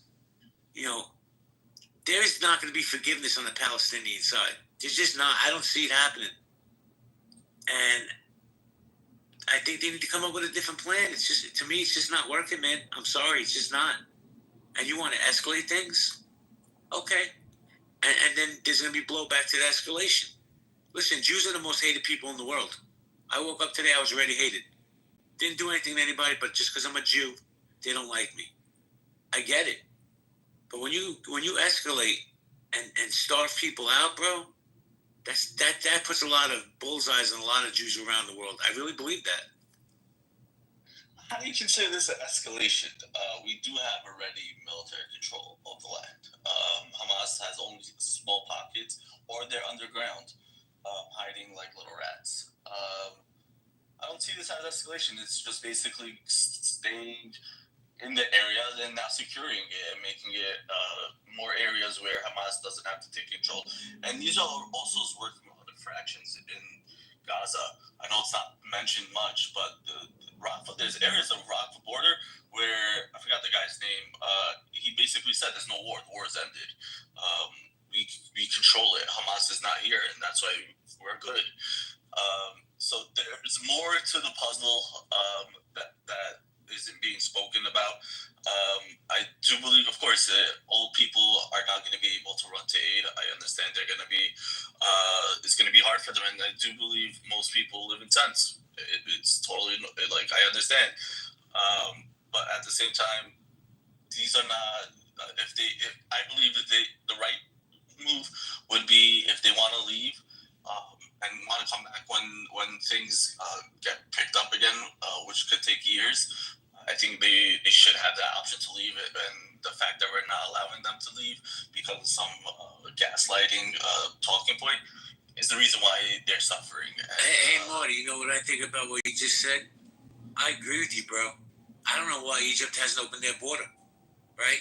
The Egyptians who are, and in my opinion, and I don't give a fuck if this triggers some of you people, the Egyptians are probably the biggest anti-Semites in the world, at least in my experience. But they won't open that border for these poor people. They'll point out what the IDF and Israel is doing wrong, but they're not going to open that border. Stay on that side and get slaughtered. But before I go to the next speaker, I have to say good morning to Lady Chi. She left. Well, good morning, and good morning, Miss Clark. I love your PTR. Your hair is amazing. Looks fantastic. Good morning, Keegan. Good morning. Listen, I know that I'm listening. I know that me and you have had very different agreements, or opinions on this topic. But what you're saying, I think first of all, it takes a lot of guts, because someone who is a Zionist can point out, like, what's post-war look like? And that's a really, really hard question to wrap around. That, let's say, the hostages that potentially are still alive are back. Hamas is dismantled.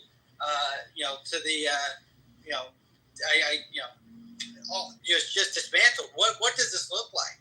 Is it that majority of these Palestinians, are they expelled away from Gaza because you can't live in it? Do they go to the West Bank? Do they go to Israeli settlements? I don't think Israel. Hey, Keegan, Keegan, I'm sorry to cut you up. You don't have to mute up. Let me just say this. It's my opinion, just my opinion.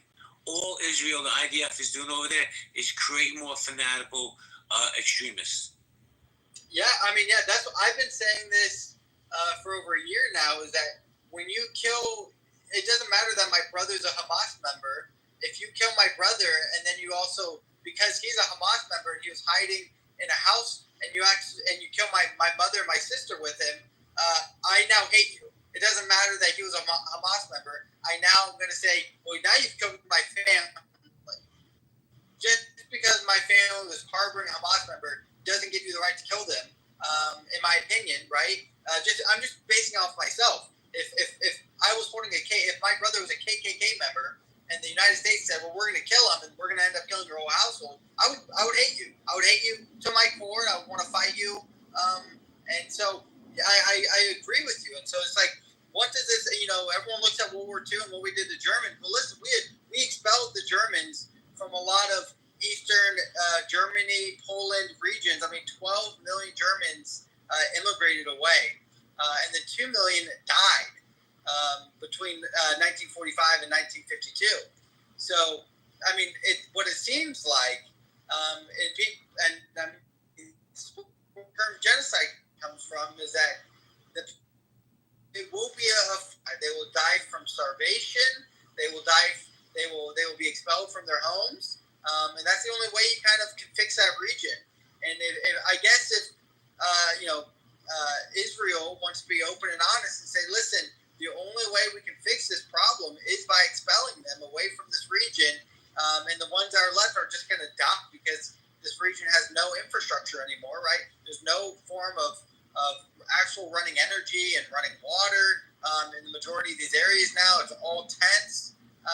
and you have to be supplied by humanitarian aid and literally tons and tons of trucks, well, then, yeah, you're not going to be able to survive, right? And so, there's something going on, and I don't know what their actual plan is.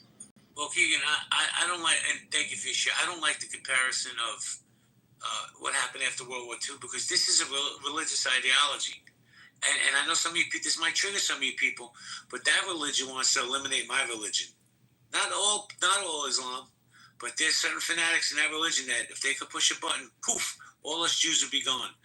Good morning, Marcus. How you doing, Counselor? What's up? What's going on? How you guys doing? Doing great, man. I haven't heard from you in a minute. You still in Hawaii? No, I'm in the East, man. I went to Asia. I'm on the run.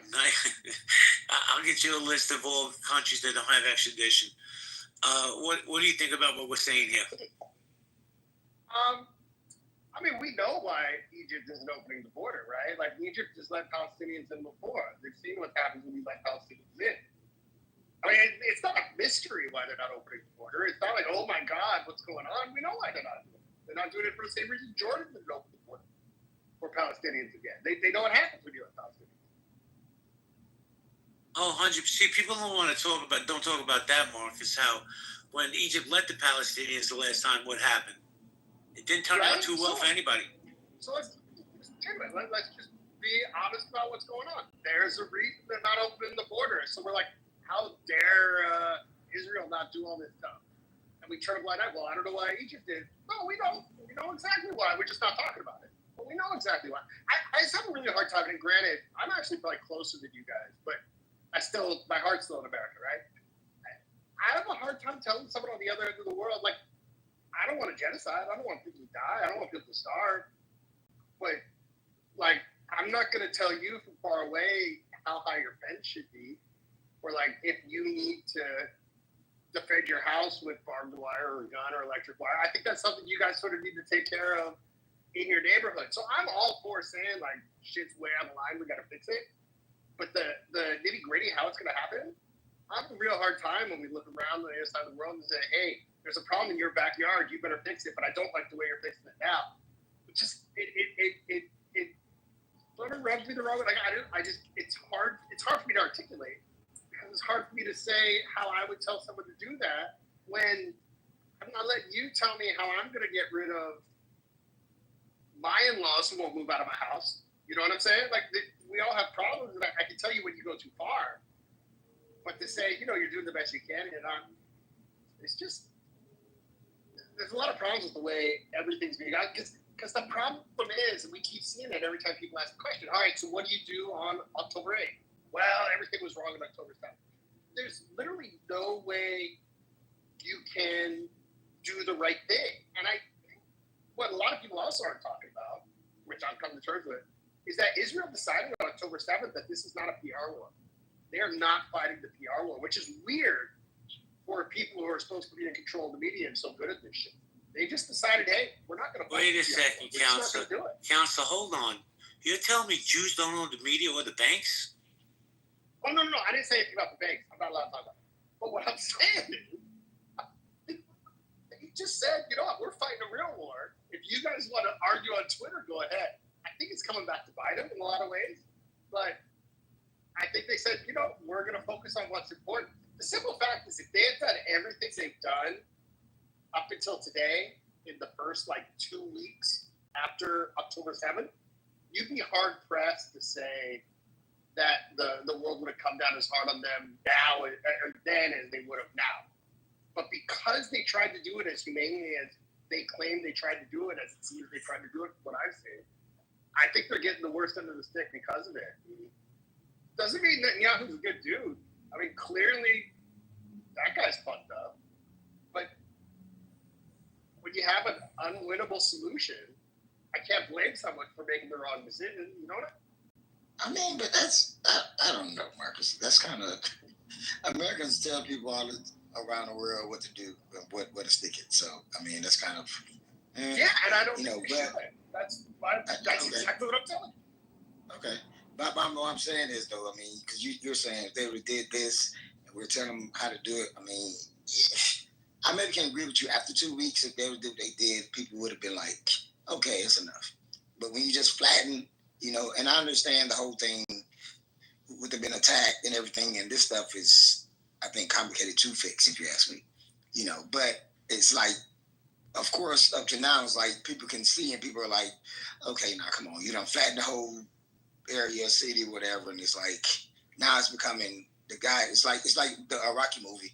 It's like throwing the towel, because it's like at this point the guy's dead. So I think let me though. Like that's the thing though. Hang on, they haven't flattened the whole thing. Like they flattened parts of it, absolutely, but this is the answer. You again, exactly what I said. There's a lot of people who say what they can't do.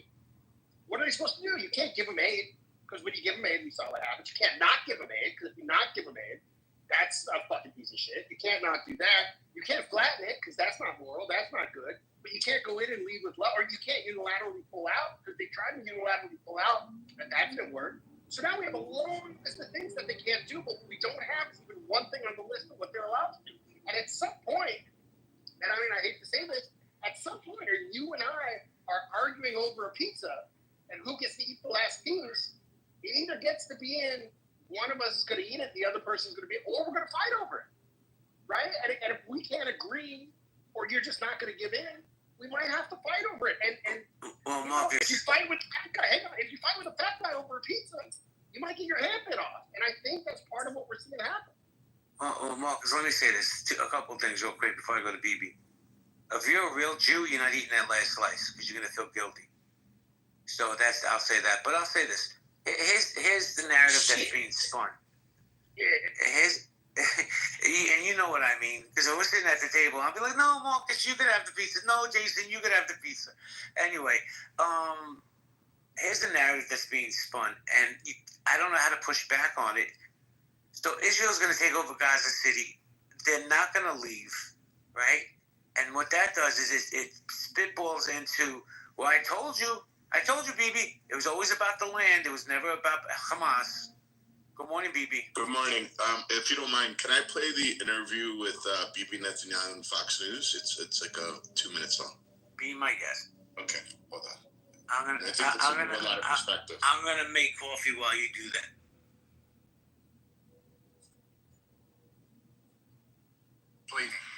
Watch here. After this interview, you will go immediately into a meeting with your security cabinet. Will Israel take control of all of Gaza? We intend to, in order to assure our security, remove Hamas there, enable the population to be free of Gaza, and to pass it to civilian governance. That is not Hamas and not anyone advocating the destruction of Israel. That's what we want to do. We want to liberate ourselves and liberate the people of Gaza from the awful terror of Hamas. And you were in the Gaza Strip today. You met Palestinians who are fighting Hamas because finally they see that they have a future. They can rid themselves of this awful tyranny that not only holds our hostages, but holds 2 million Palestinians in Gaza hostage. That's got to end. Are you saying today that you will take control of the entire 26-mile Gaza Strip as it was 20 years ago to this month in 2005? Well, we don't want to keep it. We want to have a security perimeter. We don't want to govern it. We don't want to be there as a governing body. We want to hand it over to Arab forces that will govern it properly without threatening us and giving Gazans a good life. That's not possible with Hamas. The only way that you're going to have a different future is to get rid of this neo-Nazi army. The Hamas are monsters. Look at what they're doing to our people. Look at what they're doing to the way they massacred, raped, beheaded our people, our men and women, burned our babies. And they are really cruel to their own people because when we try to take them away from the combat zones, they shoot them. They want people to be civilian casualties. They want a starvation policy that they themselves are trying to put into being, and we're doing everything to reverse that. So, in summary, he did not deny.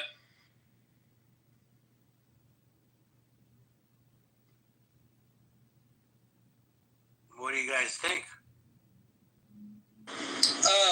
Can I share a counter argument here, JB? Be my guest. Marcus, you said that Israel does not care about its public image when fighting this war. In 2024, I didn't say that. You said they're not. They don't care what. They don't care. No, they decided at the beginning of this war. I decided at the beginning of this war they decided not to fight the PR war. And I'm saying that they just don't care. Okay, sure. Then they're not trying. Sure, then they're not trying. I'm telling you that they are. The IGAA, which is the Israeli government advertising agency, spent $120 million just last year on social media influencing. Okay, they did a trip with the Nelk Boys where they had the Nelk Boys come out for free and they filmed it all 2 years ago. Then they did an interview. Then Benjamin Netanyahu went on the largest podcast for Gen Zers just a month ago to try to play a PR stunt. I mean, the idea that they're not trying, they are definitely trying. They're just not succeeding. They're just not winning. Podcasts in 4 years? What'd you put it? You put it out 2 podcasts? Keegan, hold on a second. Marcus, you're a little low. If you could speak up a little loud, I appreciate it. I'm yelling as if how much they get from America every year that they only spend $120 million? Right? I mean, this is a very, very small nation, Mark. Literally nothing. This is a very small nation. $120 million for Israel is a good amount of money. It's good amount of chump change on social media. No, it's not. Especially during a war. How much is Hamas spending on their social media influencing? Probably more than they should be. You think they're spending $120 million? Just so I understand where you're. Wait a second. Everybody mute up. Hey, Keegan, I just did a quick Google search. Israel's annual GDP is $540.4 billion. $120 million is not even the change in their drawer. Exactly. And the fact that you would equivocate and say, well, what about Hamas spending? They're not the same thing. One's a terrorist organization, one's a fucking country. Yup. Yeah. Again, this doesn't change the fact. And you guys say if they have so many billions of dollars. Again, they came and fund their own war, right? Again, they're being funded by other foreign nations. But on top of that, they're a country that's running themselves. Right, because it's a fucking proxy war for formation. This sure, Marcus, but my point is, let Americans die. That's the point. But my point is that you're saying that Israel is not trying to win the social media presence, and I'm telling you that they are. Why would Benjamin go on to one of the largest Gen Z podcasts? Why would he do that? Why would he do that a month ago? Why would he do that? Why would you do it over a year and a half after the fucking war started? Because they're losing. Because they're losing their image. That's why. It's on the land. The fucking image the Jews have in the world for the last 2 billion years. Every year they have the exact same claim about how the Jews killed Jesus in every major church across the nation in America. And you're saying Jews are somehow losing their image? What the fuck? They have a good image. I mean, but do anybody really? Let me jump in, guys. Let me jump in, please. Thank you. I want to say good morning to Daniel, then Shakur. Daniel, good morning, brother. Good morning. I'm doing good, man. I hear that when Israel is doing stuff that any other nation in the world is doing, people really get upset here. Like 150 million. Just like a huge number, which is basically... Shakur, hello, Shakur. Hi, Shakur. Can you hear my voice? $150 million is nothing. And the fact that you even talk about it as if people don't go like any other world leader will go in interviews, it's kind of weird to me. That the fact that the thing is that I would say, I hate to say this, to use this, you people, but I would say you people just hate to see Jews fight back. When Jews are being massacred and killed, then there is empathy for the Jews that were slaughtered in 7th of October. But as soon as we fight back, it doesn't matter if it's with words, with weapons, with whatever, it just bugs you. Really, really bugs you. And we're not losing. society loses. When you believe a made-up, fabricated lie, yes, we are paying the price, but it's your society that is allowing it, and it's your society that will have to pay the price. And if you think bringing Bibi into an interview with like 2 children in the United States is what we are doing to fight back, then you're ridiculous. Listen, at the end of the day, Hamas is not funding this propaganda war against Israel. It's a very, very big machine that has been in this for decades, okay? It didn't start now, and it's not Hamas. It's funded by very big pockets, from Qatar to the IRGC. Al Jazeera is basically working in it. But you have a problem, not with this Al Jazeera, for example, this huge corporation, global. You have a problem with Bibi Netanyahu going on an interview on a podcast that no one ever heard. This is what bugs you, and this is what you're talking about. Because I didn't finish it. I didn't finish it. It actually bugs you when Jews are trying to say their words. Now, I will end with this. Lies are very, very cheap, fast, and truth is expensive and slow. So we cannot keep on refuting all the daily lies and propaganda. You know, at the end, there is truth.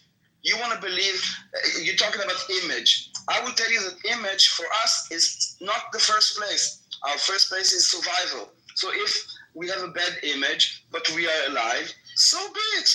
So big. If you want to think that we are genocidal demons, but you know, if you're an intelligent person, you know that it's the opposite. That the only place in the Middle East where Arabs, Muslims have rights, equal rights, freedom of speech, freedom of protest, it's in Israel. People say free Palestine. Free as what? As Lebanon, as Iraq, as Iran, as Syria, Daniel, as Yemen, as Egypt? Come on. Daniel, let me jump in here. So I don't agree with the current policy of what's going on over there, right? Doesn't mean I don't support Israel and idea, but I think there needs to be a change of plans. It's my opinion. But also, let me say this. No matter what Netanyahu would have did on October 8th moving forward, he was going to lose the PR war. Because anti-Semitism trumps PR. And that's just the way it is. Because Jew hate is real. People would wake up this morning, they hated Jews for no reason. They probably don't even know a Jew. But I want to go to Bibi real quick. Bibi, you there? Bibi? Yeah, go ahead. Nope. Go ahead. Good morning, guys. Good morning, Bibi. Thank you for playing that clip. What do you think about that clip? What do you think about what Netanyahu is? Can we believe him? I do. I don't think he wants to to govern those people. He knows it's going to be a catastrophe, a headache. So if he lets the Arab nations govern it, it's going to be a big difference, and it's not in his head. All right, guys, we're going to go popcorn. Hold on, Marcus. We're going to go popcorn style. We have a one mic policy. When somebody's speaking, you will get a chance to push back when they're done. Again, Marcus. Maybe. So that's the first time I heard that interview that Netanyahu did. He's on record now saying multiple times he's holding it, or they'll hold Gaza to give it to a civilian government. You cannot hold him to that. And if he doesn't hold himself to that, if the world is going to hold him to it, and if he doesn't, then fuck, there's going to be ramifications. But you know exactly what he's doing. The idea that they're trying to make quote unquote greater Israel, after you've heard him now say multiple times in a row that it's there to give it to an Arab civilian government. I mean, we can see exactly what happened. So I'm glad that he actually gave that statement. What is happening, according? Dan, you broke up. Bibi, can you play that clip one more time? Is that possible? Yeah, absolutely, guys. Give me 1 second. Thank you. Then I'm going to say good morning to Sig and KP. Daniel, just mute up while he plays the clip, please. Thank you.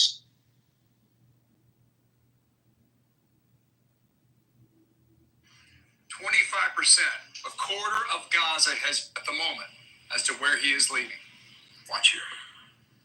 After this interview, you will go immediately into a meeting with your security cabinet. Will Israel take control of all of Gaza? We intend to, in order to assure our security, remove Hamas there, enable the population to be free of Gaza, and to pass it to civilian governance. That is not Hamas and not anyone advocating the destruction of Israel. That's what we want to do. We want to liberate ourselves and liberate the people of Gaza from the awful terror of Hamas. And you were in the Gaza Strip today.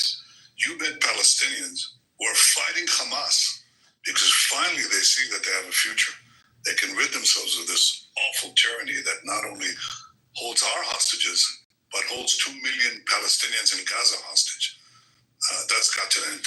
Are you saying today that you will take control of the entire 26-mile Gaza Strip as it was 20 years ago to this month in 2005? Well, we don't want to keep it.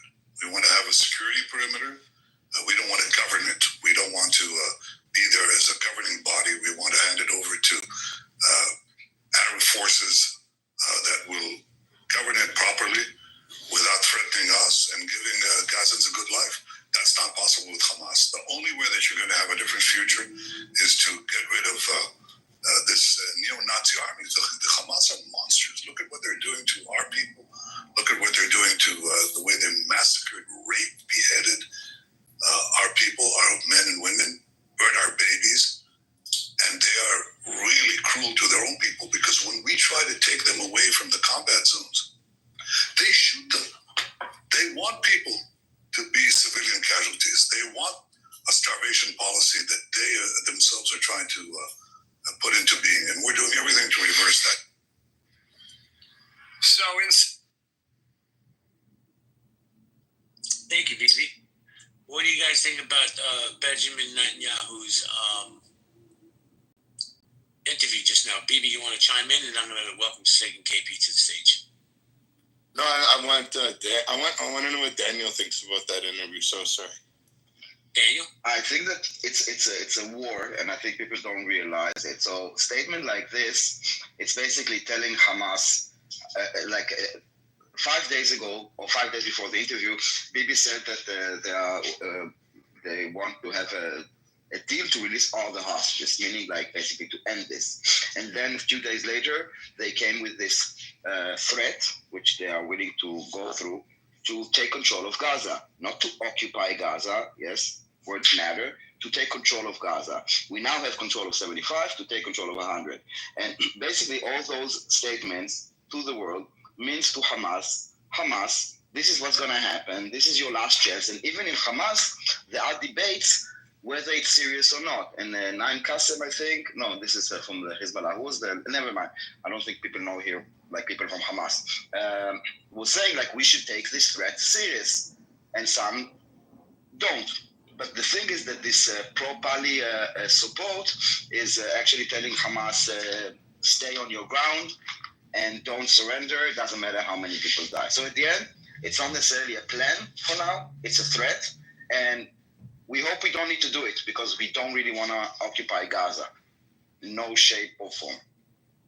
Thank you, Daniel. So before we continue moving the mic around, let me say good morning to KP. Sig had to step away for a minute. KP, what's good, bro? Oh, not much. How are you guys doing this morning? Doing fantastic. So we're talking about what's going on in the Middle East right now. If you want to chime in, you're more than welcome. If you want to sit back, you're more than welcome to do that as well. I'm going to sit back and chill. Thank you, KP. Appreciate you. Thank you for coming in. Keegan, much love, brother. Keegan, what do you think about that interview just now?